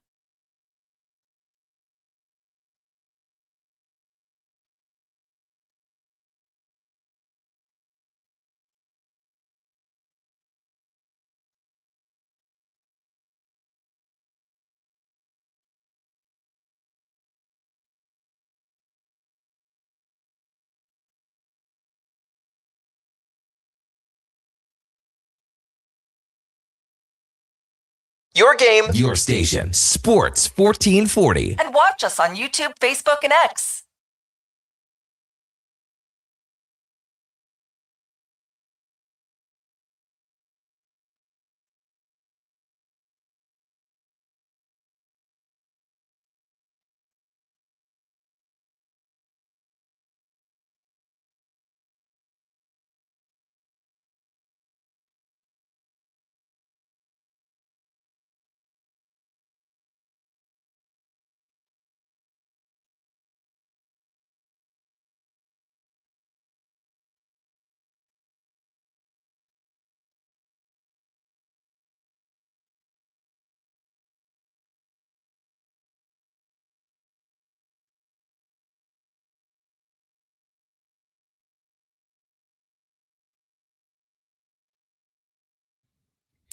Welcome back to the Kevin Karius Show on Sports 1440, 946 in the Capital Region. Another beautiful day on tap. Weather continuing to hang around that zero mark for, well, the next couple days anyway, and then a brief change. But 10-day forecast is looking pretty balmy, all things considered, for mid-February. 946.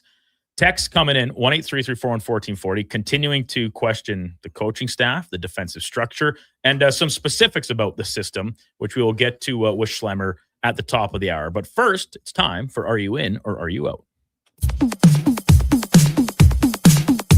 Okay, you know what? Moving too fast. Bottom line, are you in or you out? In or out of what? No time for questions, just action. In or out? Well, then I'm out. I'm sorry, Jet. Actually, you're already in. Are you in or are you out? On Sports 1440.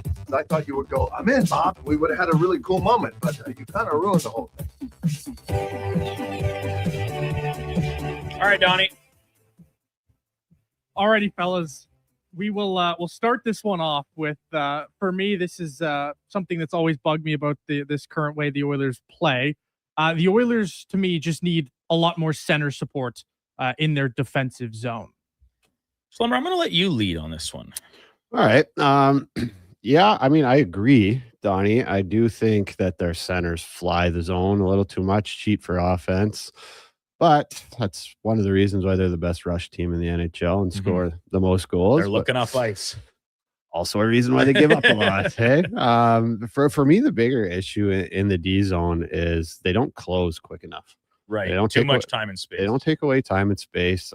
You see the D like almost halfway to the corner, and then he kind of hesitates. He doesn't go. He kind of retreats back to the blue paint and tries to send the forward. And like Donnie's saying, the forwards are flying out of the zone. So it's just there's way too much time and space to get picked apart and guys to make plays, in my opinion. And so that hesitancy you talk about, is that uncertainty in the system, or is it just almost like a bigger problem of like lack of confidence in? I think that is the system. I think they don't want their D to get caught out running high in the D zone. Okay. So then the puck gets back to the net, say it goes low to high, and now you got a center trying to box out. Right.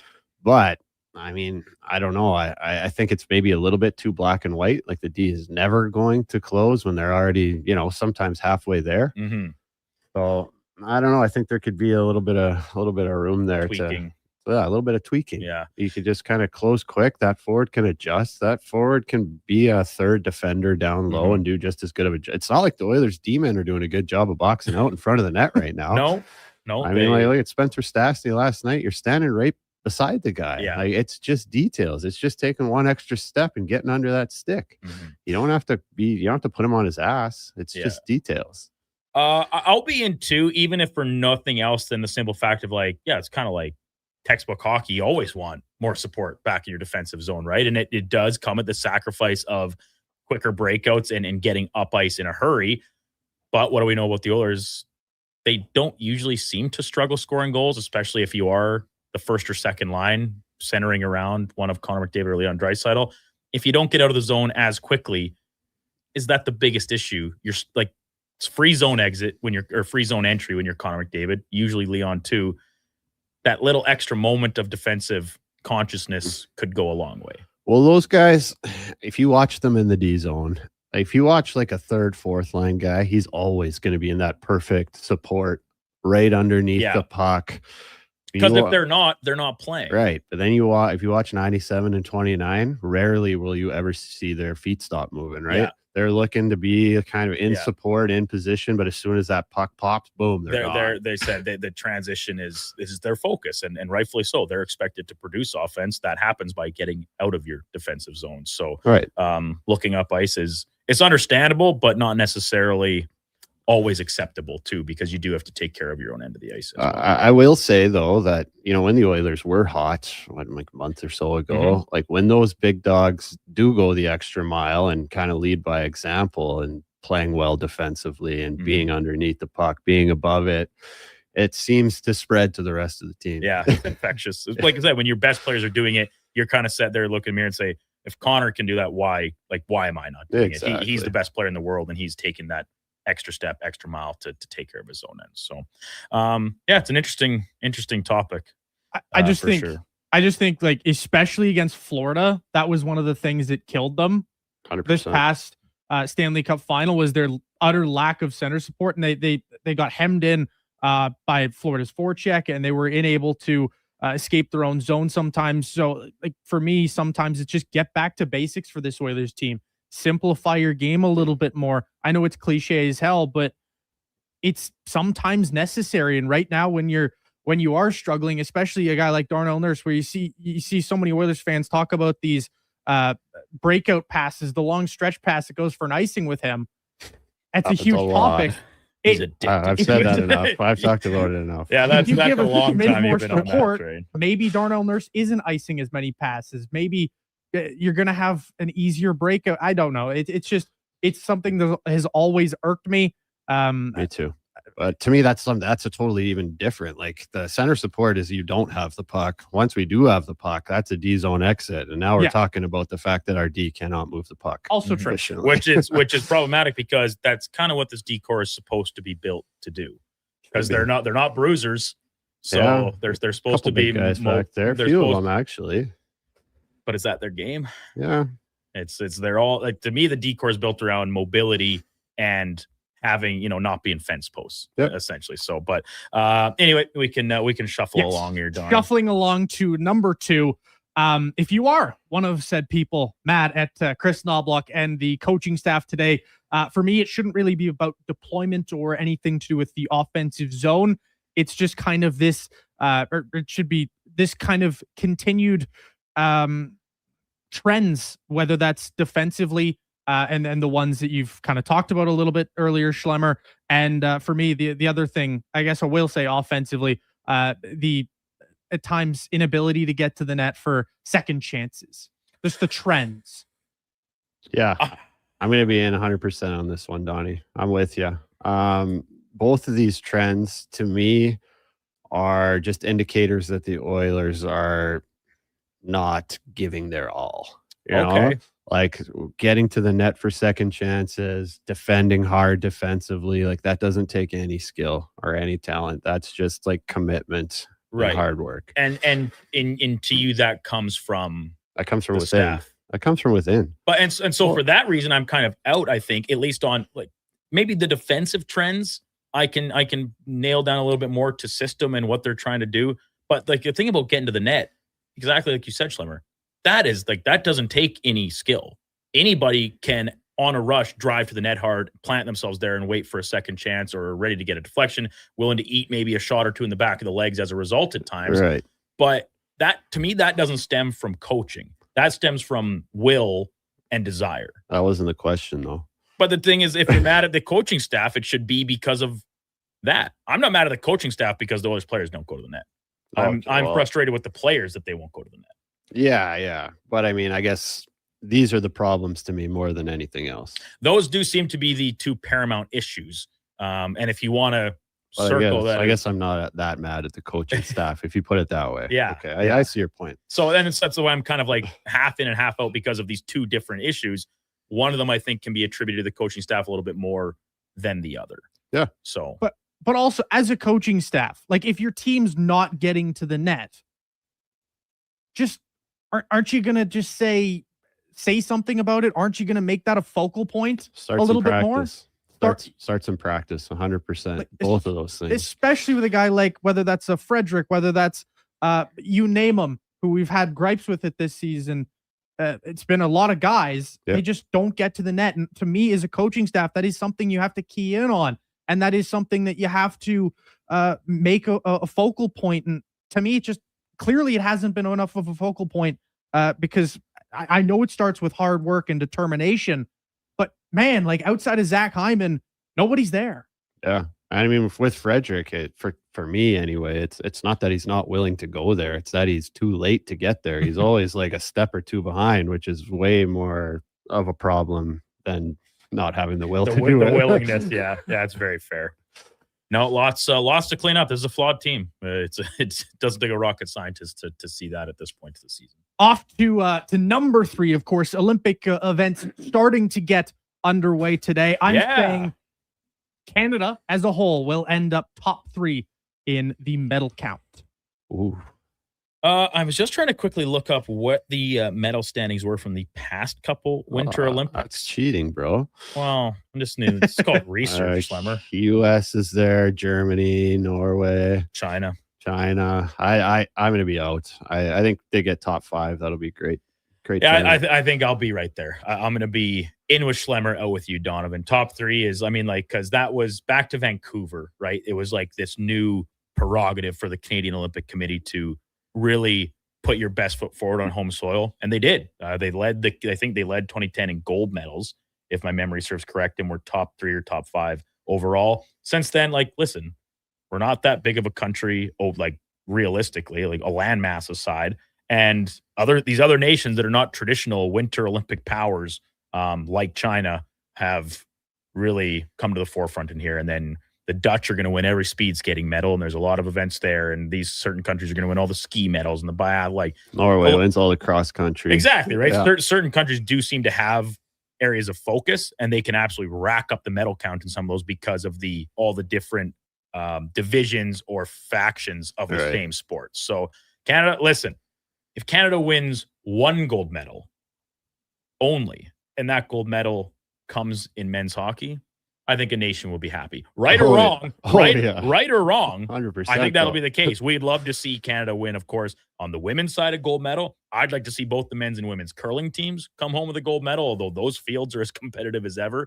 with the world catching up in that aspect. And then you got individual athletes. So we had Kaylee Mitchell on last week. She's going to bobsleigh, 14th Canadian ever, Schlemmer, to be in both Summer and Winter Olympics. That's really cool. She's a gold medalist on the cycling track. She's now on the 2-woman bobsleigh team. Wow. Heading over to Italy. So what an athlete. Very, very impressive stuff. And a local product, U of A alumni and Sherwood Park native originally as well for Kelsey. So unreal. Rooting for her and all of our Canadians. A little extra focus on some of the local athletes, of course.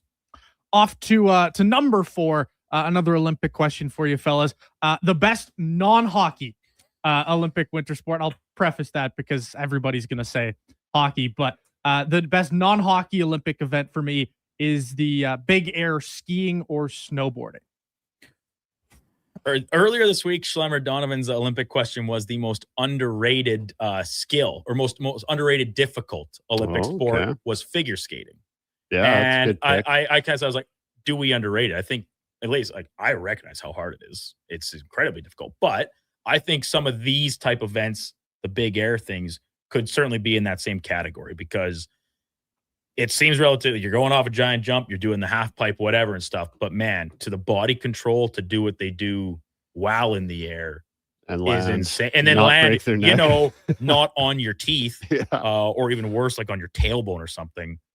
Maybe that's worse. I don't know. What's also impressive though, are like the cross country skiers who have probably like a heart rate of like 190, and then they just get down and start sniping stuff. The biathlon athletes. So we talked about that. I would like to try and introduce a new Olympic sport where it's downhill skiing and then you shoot your gun at stuff. Oh yeah. Instead of cross country, or even better, you're shooting it while you're still going down the hill. Well, like you could probably just feel that your heart rate just thumping, man. The main element of that sport is the ability to control your heart rate, essentially, to quiet yourself enough after going how many kilometers, huffing and puffing on your cross country skis, right? And then deep breath, bang, bang, bang, you nail them all. Get back on your skis, hit the trail again. To me, that's got to be the hardest. I would think so. I've gone. I grew up not hunting, but just shooting coyotes and gophers and stuff. And then I went and did some skeet shooting, actually for the first time ever last summer with my buddy. I was terrible at it. Got the hang of it a little bit after like an hour or so. But man, to start, I was like, I cannot hit one of these things to save my life, let alone trying to do something of a similar nature after going kilometers at a time on your skis. So to the actual question, Donovan, I'm probably out but very close. I've said it many times already over the past week. I love the ski cross and the snow cross, like the races down the track and things where they're like everybody's on the track at the same time.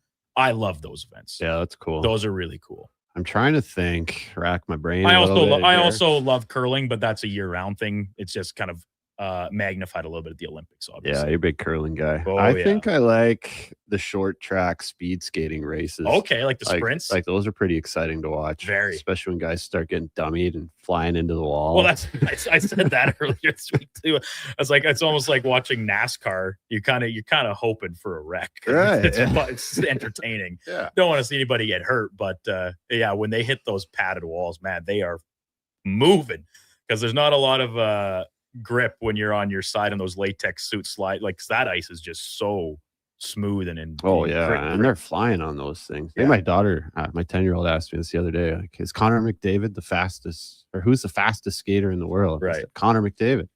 Well, is that a fact or an opinion? Did you know that speed skaters are fast? She baited you. She baited you into that. Yeah. That's wild. Already, Schlemmer. Already, man.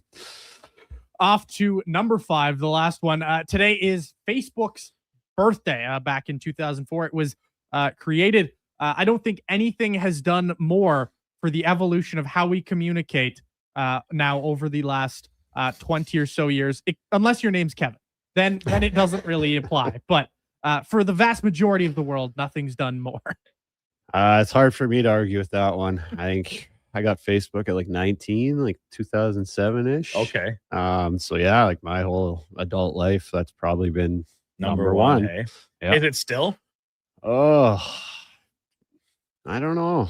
Probably it's up there. Yeah, it's up there. I like it would have been around the same time. I was a little bit younger, like in junior high, I guess, when you get Facebook and it's like immediately you just want to add all your friends, and then whether it be you're going away to like a 4-H event in the summer show and you meet all these new people, or hockey camps or stuff. That's like the immediate way is like, oh, add me on Facebook, add me on Facebook. Right. Now things have changed. I think now it's a little bit more of follow me on Instagram. If you're maybe a little bit of a younger generation, the Snapchat thing is huge, obviously. Oh yeah, Snapchat's like text for like teenagers. 100%. Yeah. And a matter of fact, the reason I finally got an iPhone is because my friends finally, our group chat was a Snapchat group chat going back to like when we were in high school. Yeah. And finally they said, we're all 30 years old now.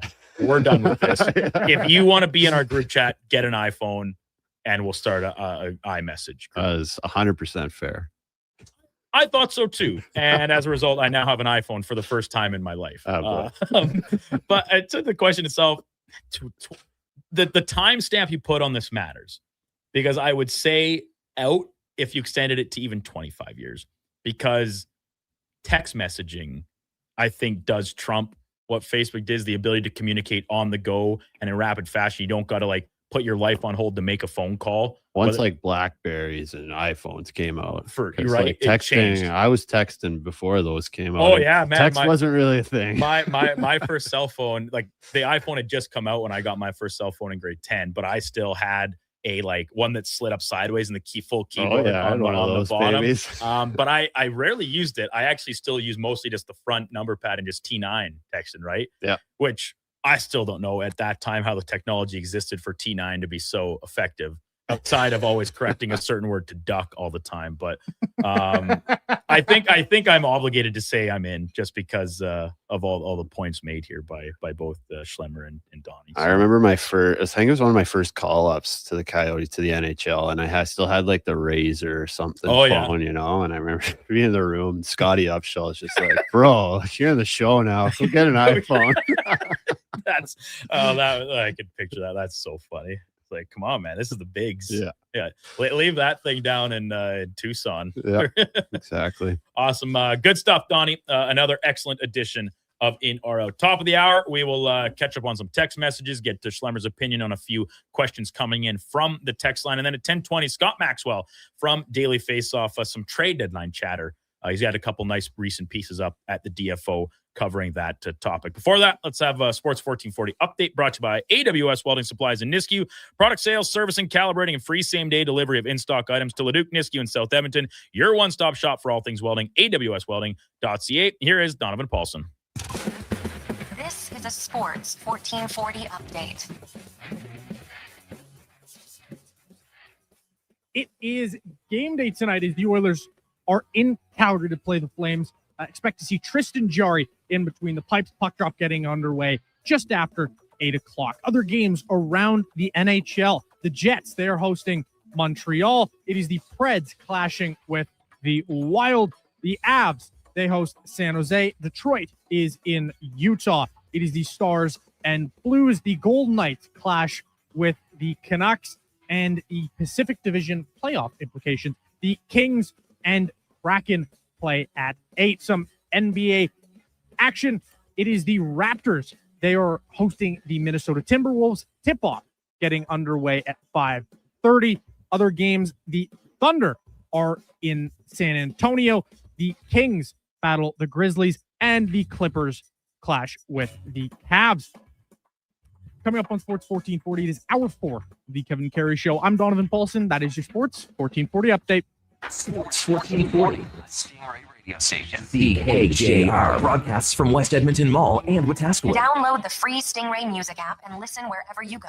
Hey, sports fans, we've got a clear choice for you. At Crystal Glass, we provide customers with the perfect glass for any job. From home to auto and even commercial, installation or repairs, we're your team. Call 310 Glass or visit crystalglass.ca. Crystal Glass. Legacy Heating and Cooling is the #1 furnace replacement company for lovers. Because the best aphrodisiac is no payments and no interest for 1 year on your new furnace from Legacy. So forget about the oysters, baby. If you really want to check the heat, we can be a thermal couple, baby. Give me your sweet loving legacy. Heat things up with no payments and no interest for 1 year on your new furnace from Legacy Heating and Cooling. This hockey season, before every game, check out the pregame show with Andrew Walker on Sports 1440. It's brought to you by Titan Supply, your only source for rigging, lifting, and hauling products. Visit titansupply.ca. Diablo Boots sells only Canadian-made work and biker boots made by Canada West. No American or boots made in China, so no tariffs. All of Diablo's boots have replaceable soles and heels for longer life. Sizes 6 to 14 Triple E. Buy quality, buy Canadian. And support Canada West and Diablo, the two best names in the boot business. So save on boots by Save On Foods. That's Diablo Boots, 3340 Gateway Boulevard on the east side of Save On Foods. Buy Canadian. They're terrific. Imagine a family get-together where the smiles are as genuine as the conversations. That's the feeling you get at Nisku Ford, a family-owned dealership where finding a new Ford feels just like catching up with old friends. Here, you can take your time, explore the latest Fords, and enjoy the no-pressure atmosphere. It's not just about cars. It's about family, comfort, and trust. The coffee's on, so drive into Nisku Ford or visit niskuford.ca today. Above expectation.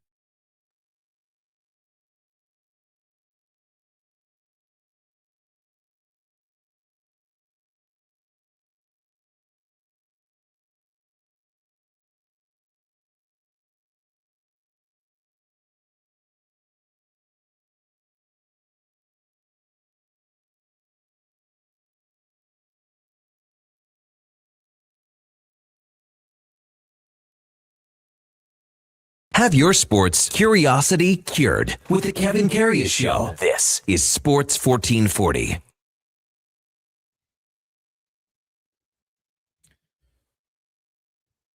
$10:09, welcome back to the Kevin Karius Show here on Sports 1440. Brandon Douglas in for Kevin this week. We got former NHLer David Schlemko in co-hosting with us up to 11 o'clock. And Schlemmer is powered by Cougar Paint and Collision. Cougar Paint and Collision, our family helping your family for over 40 years. Part of the NAPA certified auto body program, cougarcollision.com. Our text line, 1-833-401-1440. Lots of responses to some of Donovan's in or out things, whether it be Olympic events, the hardest ones, some social media stuff. But I want to rewind a little bit to some actual sports talk and questions for you, Schlemmer. There's one from Northside Lou. Ask Schlemmer how similar systems are across the league. Man-to-man, zone, forechecks, things like that. It looks a lot different to me than it ever has. Really? Yeah. A lot of these new wave coaches are playing a lot more man-to-man system.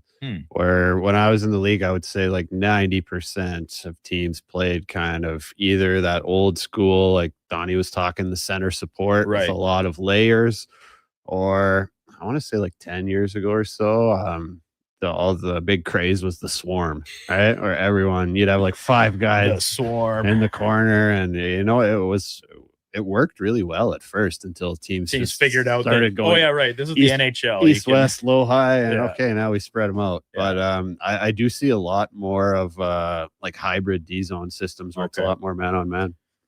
Do you think because you mentioned that's been a relative change in the last however many years, couple of years, handful of years, whatever.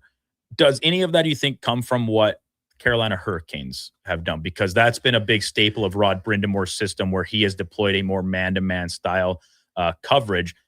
And Carolina, year to year, is one of the best defensive teams. And it takes commitment. It takes a lot of buy-in from all 5 players on the ice. But do you think that the success of what he's done in Carolina defending has trickled out to the rest of the league a little bit?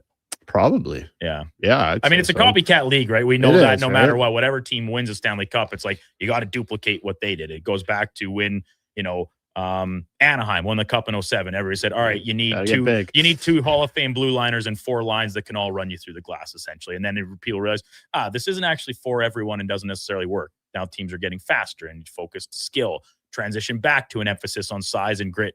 Kind of seen that from the Panthers these past couple of years, obviously, right? That's the way to win now. So it's just the nature of sports. Whatever has success, people want to try and mimic and copy that. Yeah, 100%. You're so right. It's a copycat league. Yeah, it really is. But you know what? I notice a lot of teams going to the man-on-man in the D zone against the Oilers. Really? Especially with the McDavid and Draisaitl line. I feel like when teams are kind of in that, I don't know if you want to call it zone or like protect the middle structure, McDavid and Draisaitl, when they're out there, they're able to kind of roll high and just kind of go wherever they want. Whereas when teams are playing a man-on-man system, it seems a little bit tighter, a little bit tougher for them to kind of make those cute little plays, all those little give and goes and stuff like that, because guys aren't just standing in the middle. Waiting for it to come to them right? a little bit. Yeah, that's a really good point. Actually, I never thought about it, but it almost sounds counterintuitive to try and play these world skill players in a one-on-one type sense, but sticking close to your check naturally does make life more difficult for them to maneuver in time and space. And you're always going to have that inside winger as kind of your stopgap layer. Security. If somebody gets beat, right, he's going to be in the slot there somewhere. Yeah, very, very interesting. Really quickly before we get to a Scott Maxwell coming up at 10:20 here, on the topic of the copycat league and the Panthers' recent success, Sam Bennett named as the injury replacement for Anthony Cirelli to Team Canada. You just said it to me here in the commercial break. Well deserved. Yeah. And do you think that this was the first name in line regardless of what player was become unavailable, or do you think because it was Cirelli, the likely fourth line center or depth type piece, penalty killer, a little bit of grit, can do a few different things, that he then slid in as the replacement as a result of who became unavailable? I think that's a really good question. Yeah. I think that's, what all the Oiler fans are going to say because Zach Hyman didn't get picked. Yeah. Personally, I thought he should have been on the roster originally. Initially. I mean, what else can he do? Right? He's won 2 Stanley Cups in a row. He did an unbelievable job at the Four Nations. It's hard to argue against him. Trophy, right? I mean, Conn Smythe Trophy. He did have a little bit of a slower start to this year, obviously, but if we think about it, bigger picture, can you blame them? Yeah. Like, this is a team that's went to back-to-back Stanley Cup final, 3 straight Cup finals, won 2 of them, and now coming into a year where the Panthers were without a good chunk of their best available players, right? No Kachuk, no Barkov, obviously, and maybe trying to do a little bit too much at the start of the year to fill some of those gaps. Fitz eventually slides back into being comfortable and doing what he does best. He's having a great year again. I mean, the guy's a winner. He's a warrior. Yeah. He brings offense. Everyone who plays against him hates playing against him. And there's a guy I want on my team. For sure. And I think even guys that have been opposite him in some of these hardest fought battles, like Connor McDavid, I think he'd probably say the same thing when it comes to representing the nation 100% at the Olympics here. I think those two are old buddies too, aren't they? Are they? You know that, Donnie? I think they go back to their junior, minor hockey days, playing together. Days, I think they played together. Yeah.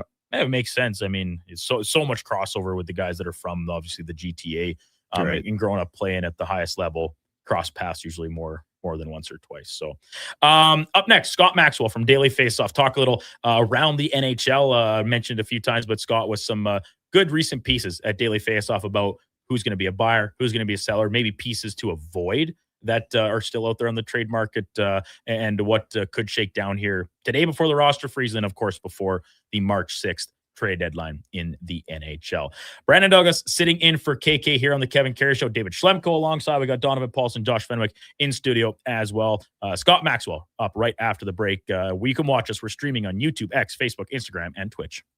Whether you need bodywork, paint touch-ups, or anything in between, the family at Cougar Paint and Collision takes every customer issue to heart. We've had a lot of really good customers over the years. One guy, he would bring in everything and he would just expect us to be able to kind of fix it. It didn't matter what it was. And one time he brought in his washing machine. The only thing that was wrong with it was the drum was rusted out or something. Yeah, he wasn't going to replace it. Yeah, we had to weld it up. Anyways, he was a nice old guy. Cougar Paint and Collision, our family helping your family. Top quality flooring, locally owned, and Canadian products from Beaulieu. Yeah, that's CFI. CFI what? No, CFI, Custom Floors Inc. From free estimate to professional installation, contact Custom Floors Inc. at customfloorsinc.ca. Exciting news from St. Albert Dodge. The all-new 2026 Jeep Gladiator Sport packages have arrived. They have a great selection and a bunch of colors to choose from. And if you've checked out the Sport, you know it comes in some fun colors. Rugged capability, practical off-road features, and you can get behind the wheel for as low as $49,900. That's right. Put yourself in a brand new Jeep Gladiator Sport for less than $50,000. What more can you ask for? Time to head up the trail and see how easy it is to do business at St. Albert Dodge.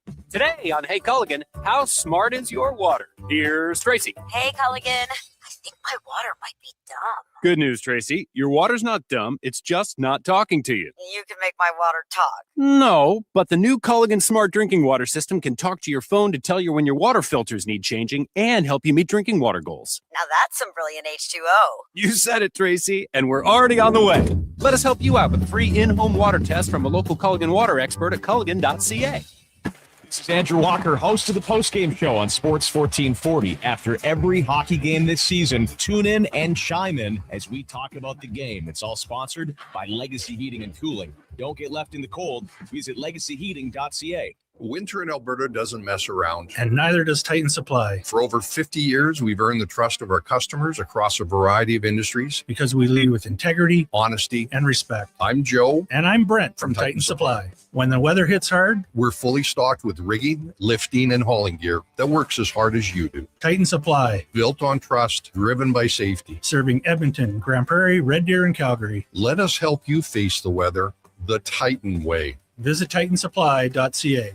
Invest for today and tomorrow. Vision Credit Union makes it simple with 2 RRSP options to fit your goals. Choose a secure term deposit RRSP with guaranteed returns or a mutual fund RRSP offering higher growth potential with exciting opportunities. With an RRSP, you'll save on your income tax, grow your investments tax-free, and get closer to your dreams. Whether it's retirement or your first home, the deadline to qualify for 2025 tax deductions is March 2nd. Learn more at visioncu.ca.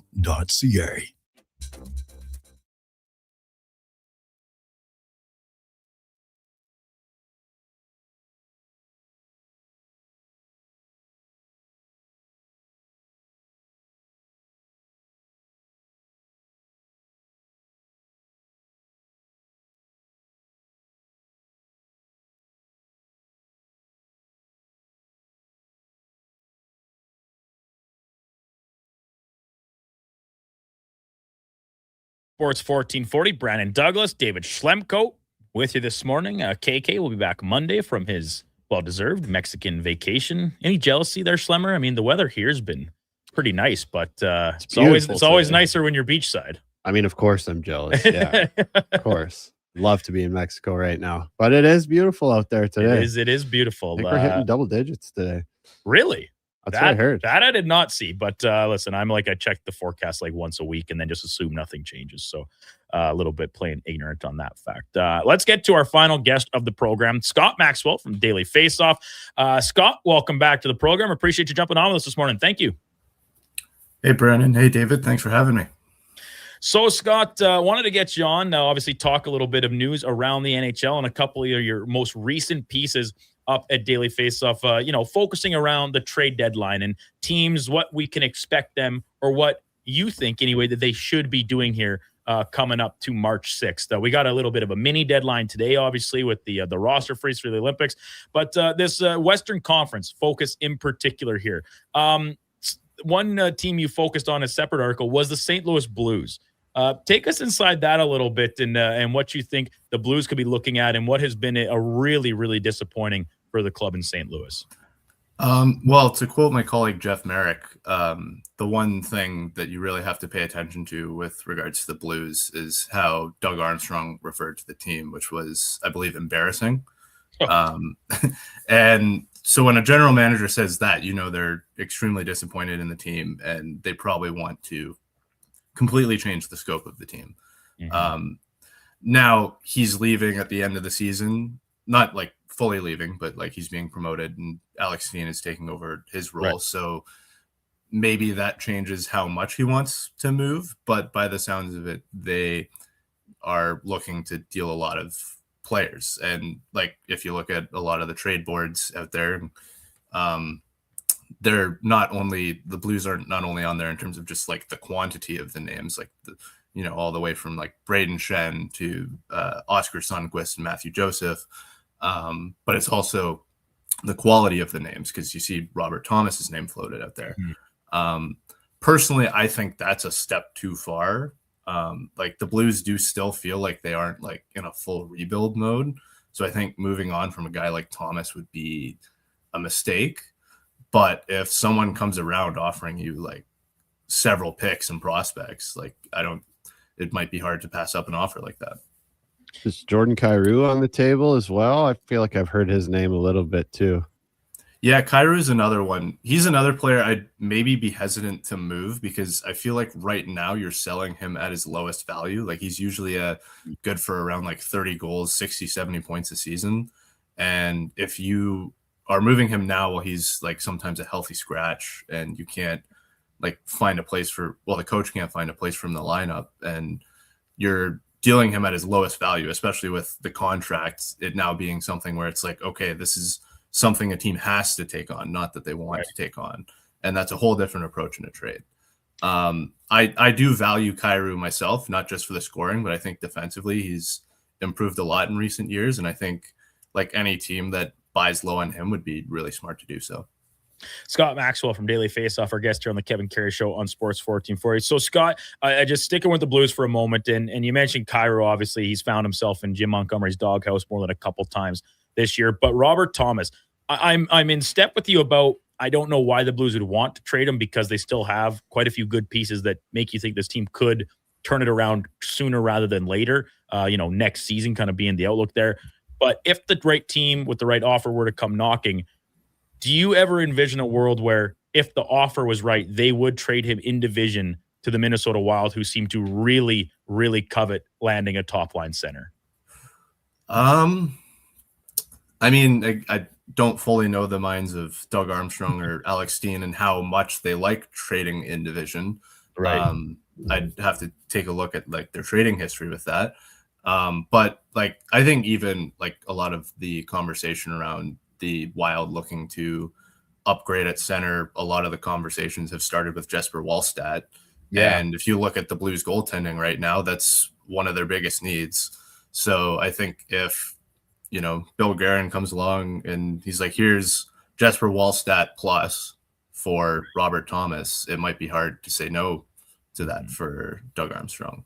If Wallstedt isn't there, I could see it being a different conversation, but yeah.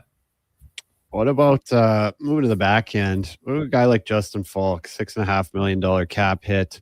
Is there any way, the Oilers have been looking for years for a partner for Darnell Nurse. In my humble opinion, I think the Oilers should really be going after this guy. Is he on the table as well? Yeah, he's another player that by the sounds of it is on the move. A lot of it, I don't know how many like actual rumors I've heard personally, or like, we don't really have a set insider here at Daily Faceoff anymore. So a lot of it's just like from what we're hearing and the news surrounding. But you can just kind of like put two and two together with his contract coming up. I've said either this year or next year. So like that alone, like it'd probably be a likely candidate to be moved. And I mean, why not? Because like he's again, I haven't looked too far into his season, but like just the name alone will bring a decent pedigree and some decent value in a trade. And if like really and like this goes back to why like Thomas and Kyrou might be like too much for me to move, but like really the Blues should be looking at like, okay, we're looking to retool here. Who do we see being a part of this team at the end of this retool? And Falk to me is the kind of guy that, he's definitely on the older side. So like, do you really see him being an effective piece of the team once that retool is? And since he probably isn't, he's a guy that they should look to move. Daily Faceoff, Scott Maxwell with us here on the Kevin Carey Show on Sports 1440. Brandon Douglas and David Schlemko in studio here in Edmonton. So, Scott, potential Western Conference sellers that should blow it up at the 2026 deadline was the title of your most recent piece over at DFO. And you kind of run down the teams that are on the outside looking in, but also kind of mix in a few teams that are certainly in the playoff hunt, but you kind of see a little long-term, more perspective for the likes of the Ducks and the Sharks and teams of that nature. Now, of the genuine sellers that you can see here, what team stands to gain the most from the assets they have available to part ways with ahead of March 6th? I feel like outside of the Blues, because again, they do have a good quality of names to them. Yeah. Probably Vancouver, but even then, like, I'm a bit iffy on that because like a lot of those really good assets, like Elias Pettersson, Connor Garland, they come with a little bit of like stink to it, right? With like everything that's gone around, so like you aren't even going to get like a high end return for it. Calgary as well might be another one because like we look at the center market outside of Robert Thomas, there isn't really much there. So if they look to move on from Nazem Kadri, considering the term he has in his contract too, especially if they retain salary, like that'll be like they'll get a lot for Kadri. And like Coleman as well with the playoff pedigree that he has is like that as well, like has a ton of value for teams and like could be an easy sell. Like I'd say those are probably the two biggest ones. Maybe the Blackhawks as well, but I think as I touched on in the article, they've kind of had a weird rebuild in that they like committed too far to rebuilding at the early stages and just had no actual like veteran core left. But then recently they've gone the other way, and there's like they've almost committed too much to the veterans when they could sell high, like Jason Dickinson, Ryan Donato, Nick Foligno. They're having career years in the years where they could have sold them and they didn't, and they committed to them. And then I guess Mrazek's the best example. They could have dealt him in like a career year. They didn't, and then suddenly he was like a sell really low for I think like Joe Veleno. So like that's they're another team that could look to move on from some veterans, but I don't think they have any that like really stand out this year as like they like will bring in a big return. What about out east, Scott? What else is new here in the Carolina Hurricanes? Aggressively trying to make another splash here. Does it happen before this roster freeze? Unless they're in the running for Artemi Panarin, that feels like it's going to be the only move that happens before the deadline. So I know I had heard their name involved, but it sounds like the Tampa Bay Lightning are the team really in the race for that. So I don't know if Carolina will make a big move before the trade freeze, but I definitely wouldn't be surprised if after, because I think so far in his career, I mean, it's been 1 year, but Eric Dulski has established himself as, to quote my editor, Matt Larkin, he's a cowboy at the deadline. So he's not afraid to make a big move. So I could definitely see that happening in that like final stretch after the Olympic freeze. So Scott, just sticking on, the name Panarin, he's the biggest fish in the pool, and the Rangers, they've got no shortage of their own share of pieces they could move on from if they elect to. But the prime UFA guy, the discussion around an extension needing to be in place for him to waive to go to certain markets. Chatting with other guests on the show this week, kind of seems like that might be softening a little bit. Do you see that happening? And I guess in conjunction with that, what do you actually see as realistic landing spots for Panarin should the Rangers end up making a move with him? I guess it really depends on the team, because there's been the talk about Florida or Tampa Bay where like that feels like a scenario where if he's going there, it's only going to be for the year, because there's like no way either team is going to fit that into their salary cap picture long term unless he's like taking a huge discount. And like by the sounds of it, Tampa Bay is in the running, like the not like what's the front runner? That's the word. They're kind of in the lead for that, which I think would be a smart move on their end. Obviously, everyone could use Panarin, but particularly them with the age of their core. Right. Same with like a Dallas, like it's unless you're I know there's been talk about potentially Jason Robertson going the other way as part of the deal to like make the salary cap picture work, or at least again, rumors I've heard. I'm not an insider, but don't quote me. But like, yeah, unless that happens, it's hard to see him fitting as a long-term piece. But then you look at other teams that have been interested, like the Sharks. I'm sure the Ducks or like the Kings could use him. Those are teams where there is a little bit more of a long-term salary cap picture, both with like the Ducks and the Sharks not having used it up yet. And the Kings are about to get some space when Kopitar retires at the end of the year. So yeah, I think it really just depends on like where he ends up. But I'd imagine at this point, I wouldn't be surprised if Panarin is prioritizing winning a cup. And if your best chance at doing that is going to Tampa Bay for one spring and trying your best there, like, then I think maybe he takes that over a long-term situation.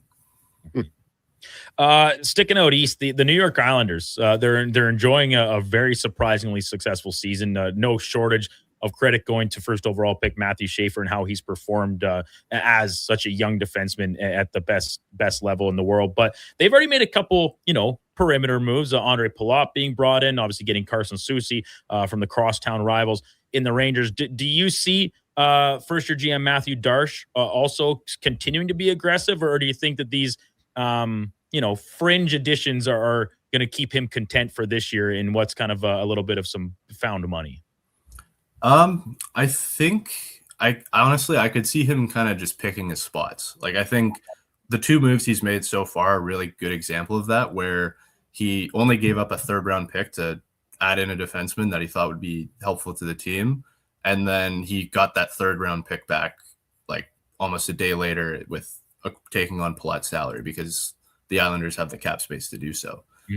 So I think, yeah, like more situations like that, whether it's like maybe there's another situation where, I don't know, maybe they look to move a player to Edmonton and they take on Mangiapane's contract and they get like a pick or two. Or maybe it's just like they see a long-term get that could be like had for really cheap. Like, if like Jordan Kyrou doesn't go for much, like that'd be a situation. Like, I think like they're still kind of in the playoff race. They aren't like as close as they were for most of the season, but it feels like the way to go about it is still stick to like a long-term approach. Like don't, sell the farm for Artemi Panarin, because like this isn't the season to do it unless he wants to stay here beyond the season, then for sure. Yeah. But yeah, like I'd basically just be, if I was Matthew Darche, picking my spots and looking at like where can I gain either just like as a team or in the long run, and with a lot of moves. Last one for me, Scott. Billy Guerin seems to be all in many. I don't know, got to win now, or he wants to re-sign Hughes, whatever it is. Looks like they'll end up making a move. Who do you see them landing? Well, everyone's talking about going for a center. So like if like a Thomas or a Kadri would probably be the big names. If they don't want to go that pricey, a Ryan O'Reilly wouldn't be a bad ad either. I would be curious to see maybe if even adding on the wings would be benefit to them as well, because like while they don't have like a flashy center top two center core, like Joel Eriksson X, very solid two-way center, and I believe it's Ryan Hartman is centering the top line, and he has the chemistry with Zuccarello and Kaprizov. So like if you have that chemistry, why not stick with it? So if they see an upgrade on the wings as well, like maybe it is a Panarin, why not try and go for that? But yeah, like it definitely does feel like they're gunning for like a top six forward of some type, leaning towards the center. Scott, great stuff. Appreciate you taking some time with us today. Love the insight, and we'll look forward to your continued coverage here heading into the trade deadline over at Daily Faceoff. Enjoy the Olympic break. Enjoy the Olympics that obviously go hand in hand with that, and we'll look forward to chatting with you again soon. Appreciate it. Yeah, thanks for having me. Scott Maxwell, Daily Faceoff. You can go find his recent piece there breaking down some of the quote-unquote sellers that the Western Conference might see, and kind of categorizing them, the likes of the Canucks, Scorched Earth, the Flames, sell, and then some teams like the Ducks and Sharks where you got to operate for the long term, to use Scott's own words to describe what they're up to. The Minnesota situation, Schlemmer, the addition of Hughes obviously makes them better immediately. He's one of the best defensemen. A lot of people say number 2 right behind Makar in the entire league. For sure. But to me, to be in that highest tier of contender, they do need more in the middle of the ice, like at the center spot. Hartman has had success at the top line, but is he a number 1 centerman to go to a Stanley Cup? Well, I mean, I do think that he brings a certain element, right? That those other 2 guys don't have, and probably create some space out there. But I still think you want Eriksson Ek plus another centerman of his ilk. Yes.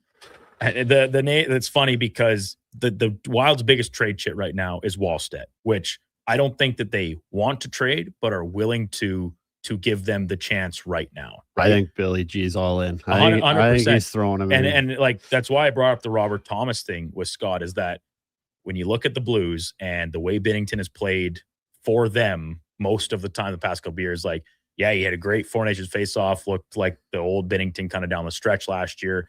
But, bigger picture, he's going to have one more year left after this. Is it easier to flip him to a team that still believes in his playoff pedigree a little bit and then move forward with Jesper Wallstedt as your new number 1 goaltender paired with a guy like Joel Hofer?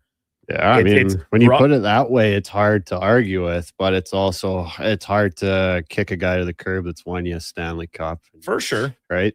Performed at his best in the biggest moments. It's true. And like I'm there with Scott that, like, if I'm the Blues, I don't know why I want to trade Kyrou or Thomas. Yeah, me neither. Because they're not old players. Your team has a lot of good pieces in place, both on the back end and up front. If you can figure out what you're going to do goalie wise, if you give Hofer more of the leash moving forward, and Binnington stays with the team, but is more of a tandem than a traditional number 1. If those 2 guys start playing up to their potential as like top scorers, those are good contracts. Like they're both like 8.1, 8.125. Yeah. And I even saw it in that playoff series that they ultimately lost to Winnipeg last year, right? Those 2 guys, and it was neighbors playing with them a lot of the time. Like, dude, when they're on the ice, they dominate for the entire shift.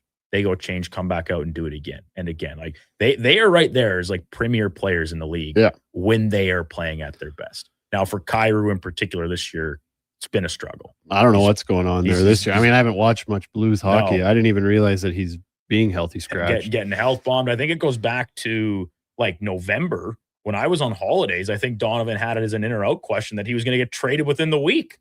Really? And because I think that was when he first got healthy scratched. Okay. And now it's been kind of sporadic. Am I correct in that memory hold thing, Donovan? You are. Because Kyrou, turns out Donovan was wrong about that. Well, Kyrou's name was out there all summer too, right? And they were trying to move him. And I forget who was it that his name was attached to in terms of a potential deal. But they were really trying to move him. And man, if you're still healthy scratching Jordan Kyrou all season, like, man, at some point, don't you just got to move on? I love Robert Thomas though. A deal like that, if they were to make Off-season. it, does seem more like an off-season, right? Because it is a big contract, even if it's a value one when he's at his best. Making those type of moves in, because like deal that long, you're not going to see any salary retention and stuff like that. So to move over $8 million in one deal can be difficult. So it's a little early to give up on a kid like that. I you're telling me. Like how old is he? Like 25, I think. I just had it up here. As Thomas is 26, Kyrou's 27. Oh, okay. So he's a little older than I thought. Yeah, but I mean, not exactly, on the back. Not exactly on the back. Supposed to be in his prime. Right. So when we come back, we'll wrap up the show. A few more questions for Schlemmer and from his playing days about this upcoming Olympic break and what does it mean for the players? What does it mean going into it? And how do you manage 3 weeks off from NHL action? Also, we will dip back into the text line before we wrap up and let you know what's coming up on the station for the remainder of the day. It's the Kevin Karius Show on Sports 1440. Brandon Douglas in for Kevin. Got David Schlemko alongside Donovan Paulson, Josh Fenwick, keeping us on track on the ones and twos and the stream as well. You can watch us. We're streaming on YouTube, X, Facebook, Instagram, and Twitch. Remember 2025? That's so last year. But seriously, St. Albert Dodge needs to clear some 2025 models off the lot to make room for new inventory. So they're having a huge clear out of all the remaining new 2025 Jeep Wrangler Saharas. The Sahara package is the best seller, so they have a great selection to choose from and priced from as low as $59.9. I don't have to tell you, these are going to go fast. So get there before they are gone. Just head up the trail and see how easy it is to do business at St. Albert Dodge. This jersey was worn by the legend himself, signed and everything. You can't just wear it. I'm framing it with expressions and images. Your prized jersey deserves better than the closet. Think expressions and images. Your local custom framer since 91. You name it, we frame it. This hockey season, before every game, check out the pregame show with Andrew Walker on Sports 1440. It's brought to you by Titan Supply. I'll come with you and bring our wedding lifting, for sports memorabilia and family treasures. Think expressions and images. Why Your pay local custom dealership framer prices since when you can get 91. the same You quality name for it, less? we frame Hi, it. it's Lisa. And here at Ed's Auto Salvage, we've been Alberta's trusted source for used auto parts for nearly 50 years. From engines to mirrors, transmissions to tires, we've got it all at prices guaranteed to keep your wallet happy. Shop local, shop smart. Shop Ed's Auto Salvage in Westlock. Be sure to visit us online at edsautosalvage.com and get your vehicle back on the road for less. Ooh, girl, the way you touch that thermostat, it really turns me on. Like a heat exchanger, sensual phenomenon. Wanna play your favorite song when we turn the heat on like a legacy of love. Legacy Heating and Cooling keeps your Valentine sizzling hot. You can afford to shower your Valentine with affection because Legacy offers no payments and no interest for 1 year on your new furnace. And that's how you build your legacy of love. Legacy Heating and Cooling.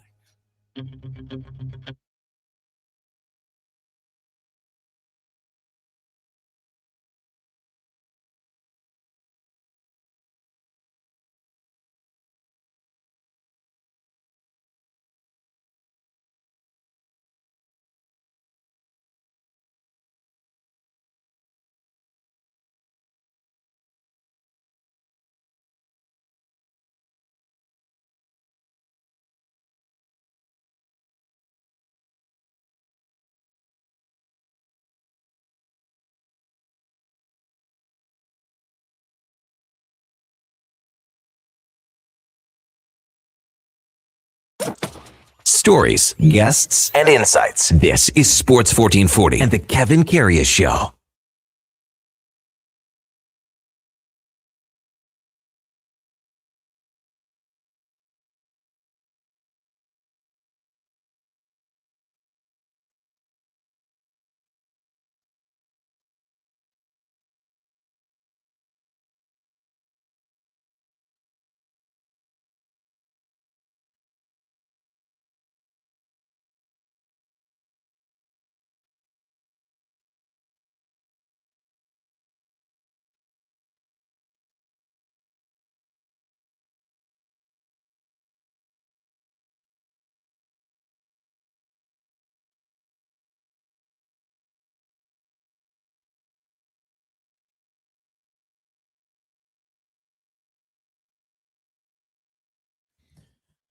Home stretch of the Kevin Karius Show on Sports 1440 for a Wednesday.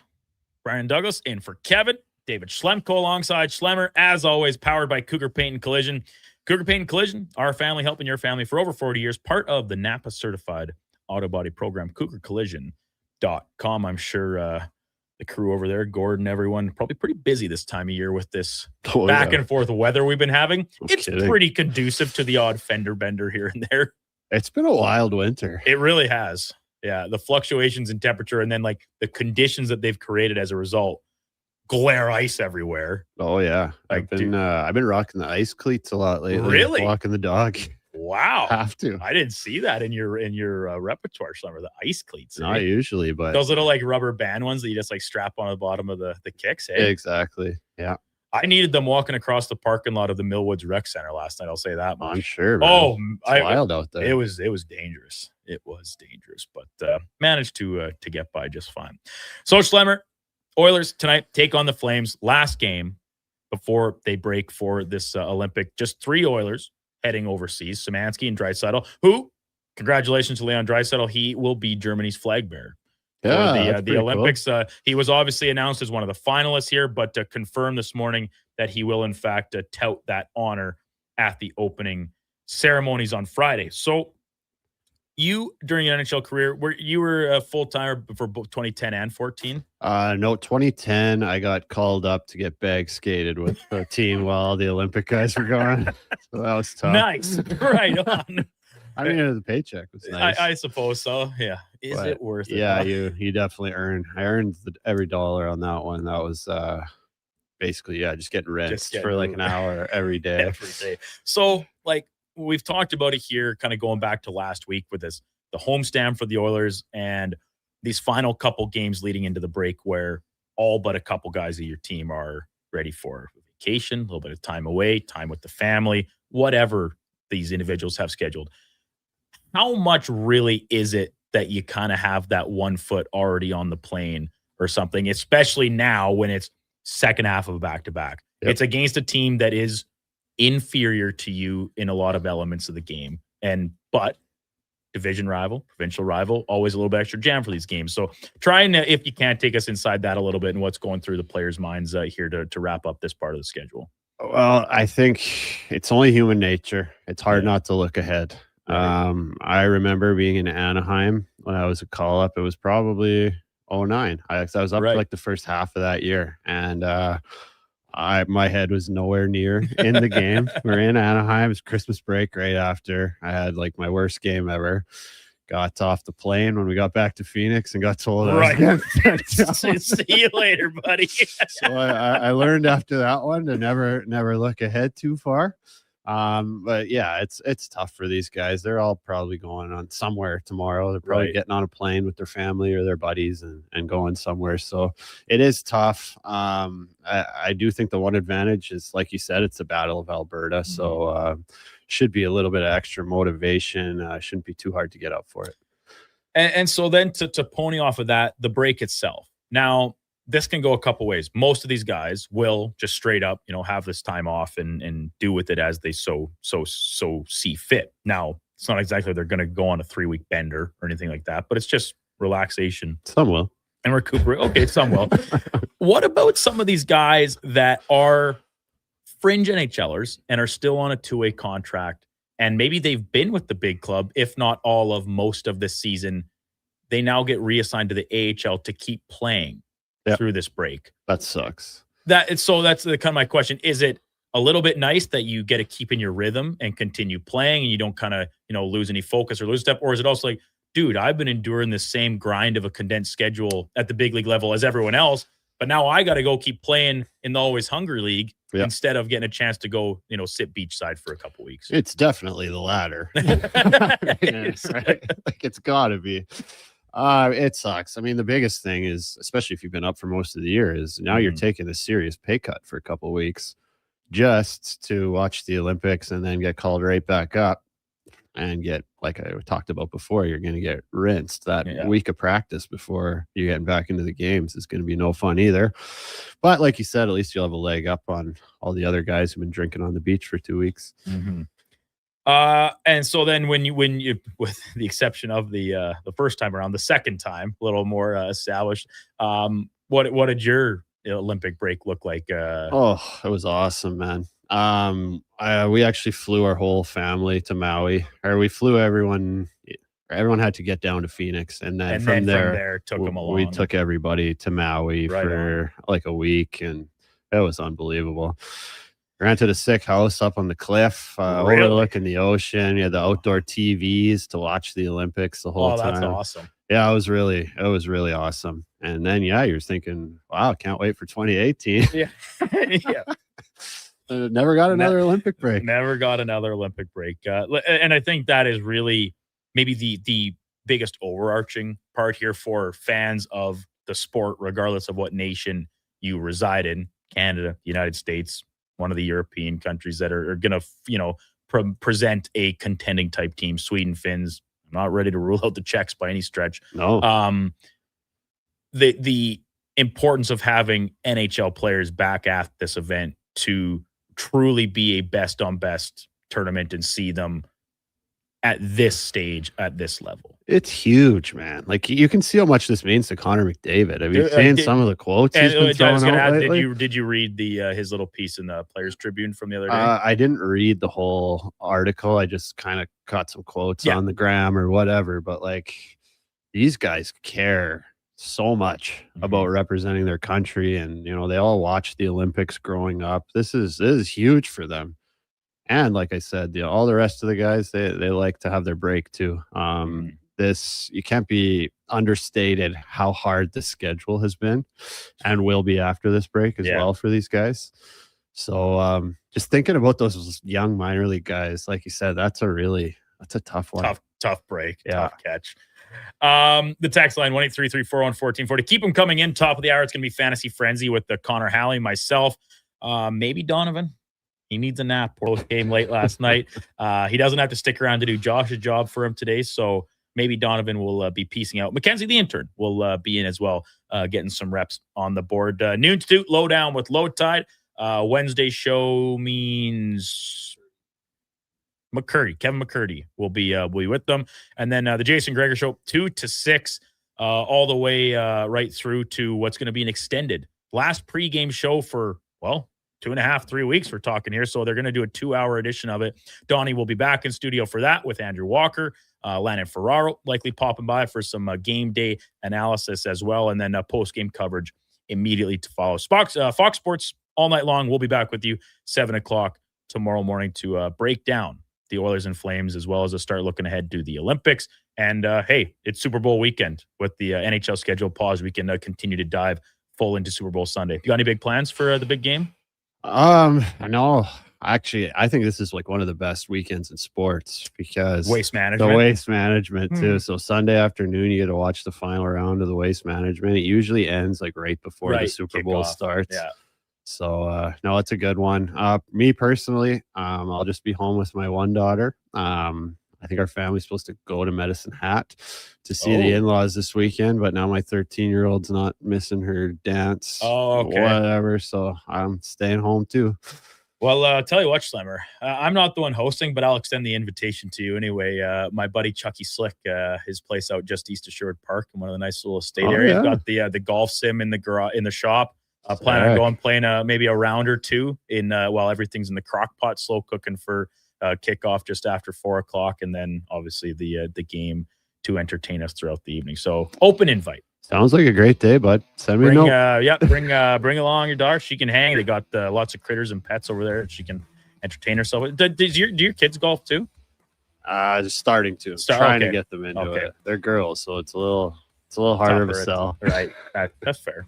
Schlemmer, great stuff. Really appreciate you taking some time with us here on Wednesday. Have a great rest of your weekend, and KK will be back with you next Wednesday. Sounds good, buddy. Have a good one. David Schlemko, former NHLer, powered by Cougar Paint and Collision.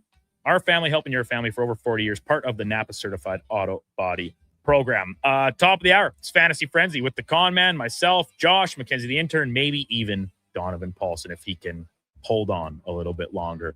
Final Sports 1440 update of the morning brought to you by First Round. Sundays, hey, get even better at First Round. You can win an NFL helmet or jersey. Enjoy the Pro Bowl brunch only at Edmonton's NFL headquarters, First Round, downtown or on Bourbon Street. And we will give away another couple tables to their Super Bowl watch party as the week progresses. Table for 6, the drinks, the kettle chips, entry into all their great draws for prizes this Sunday right here in the mall that has it all. Have a great remainder of your Wednesday. Enjoy Flames and Oilers tonight from Cowtown, and we'll be back with you tomorrow morning at 7 o'clock to break it all down. Here is Donovan Paulson.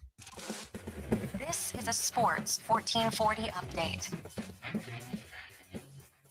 It is game day as the Oilers are in Calgary to battle the Flames. Puck drop going just after 8 o'clock. Expect to see Tristan Jarry for the Oilers and Dustin Wolf for the Flames. The other NHL action around the league, the Bruins are in Florida. It is the Jets hosting the Canadiens. The Avs play the Sharks. The Red Wings battle the Mammoth.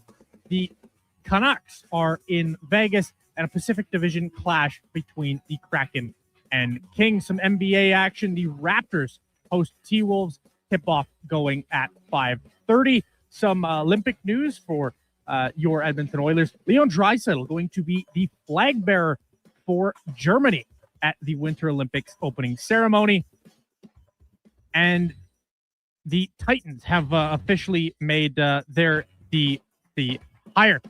Coming up on Sports 1440 is Fantasy Frenzy with Hallie and Douglas. I'm Donovan Paulson. That is your Sports 1440 update. Sports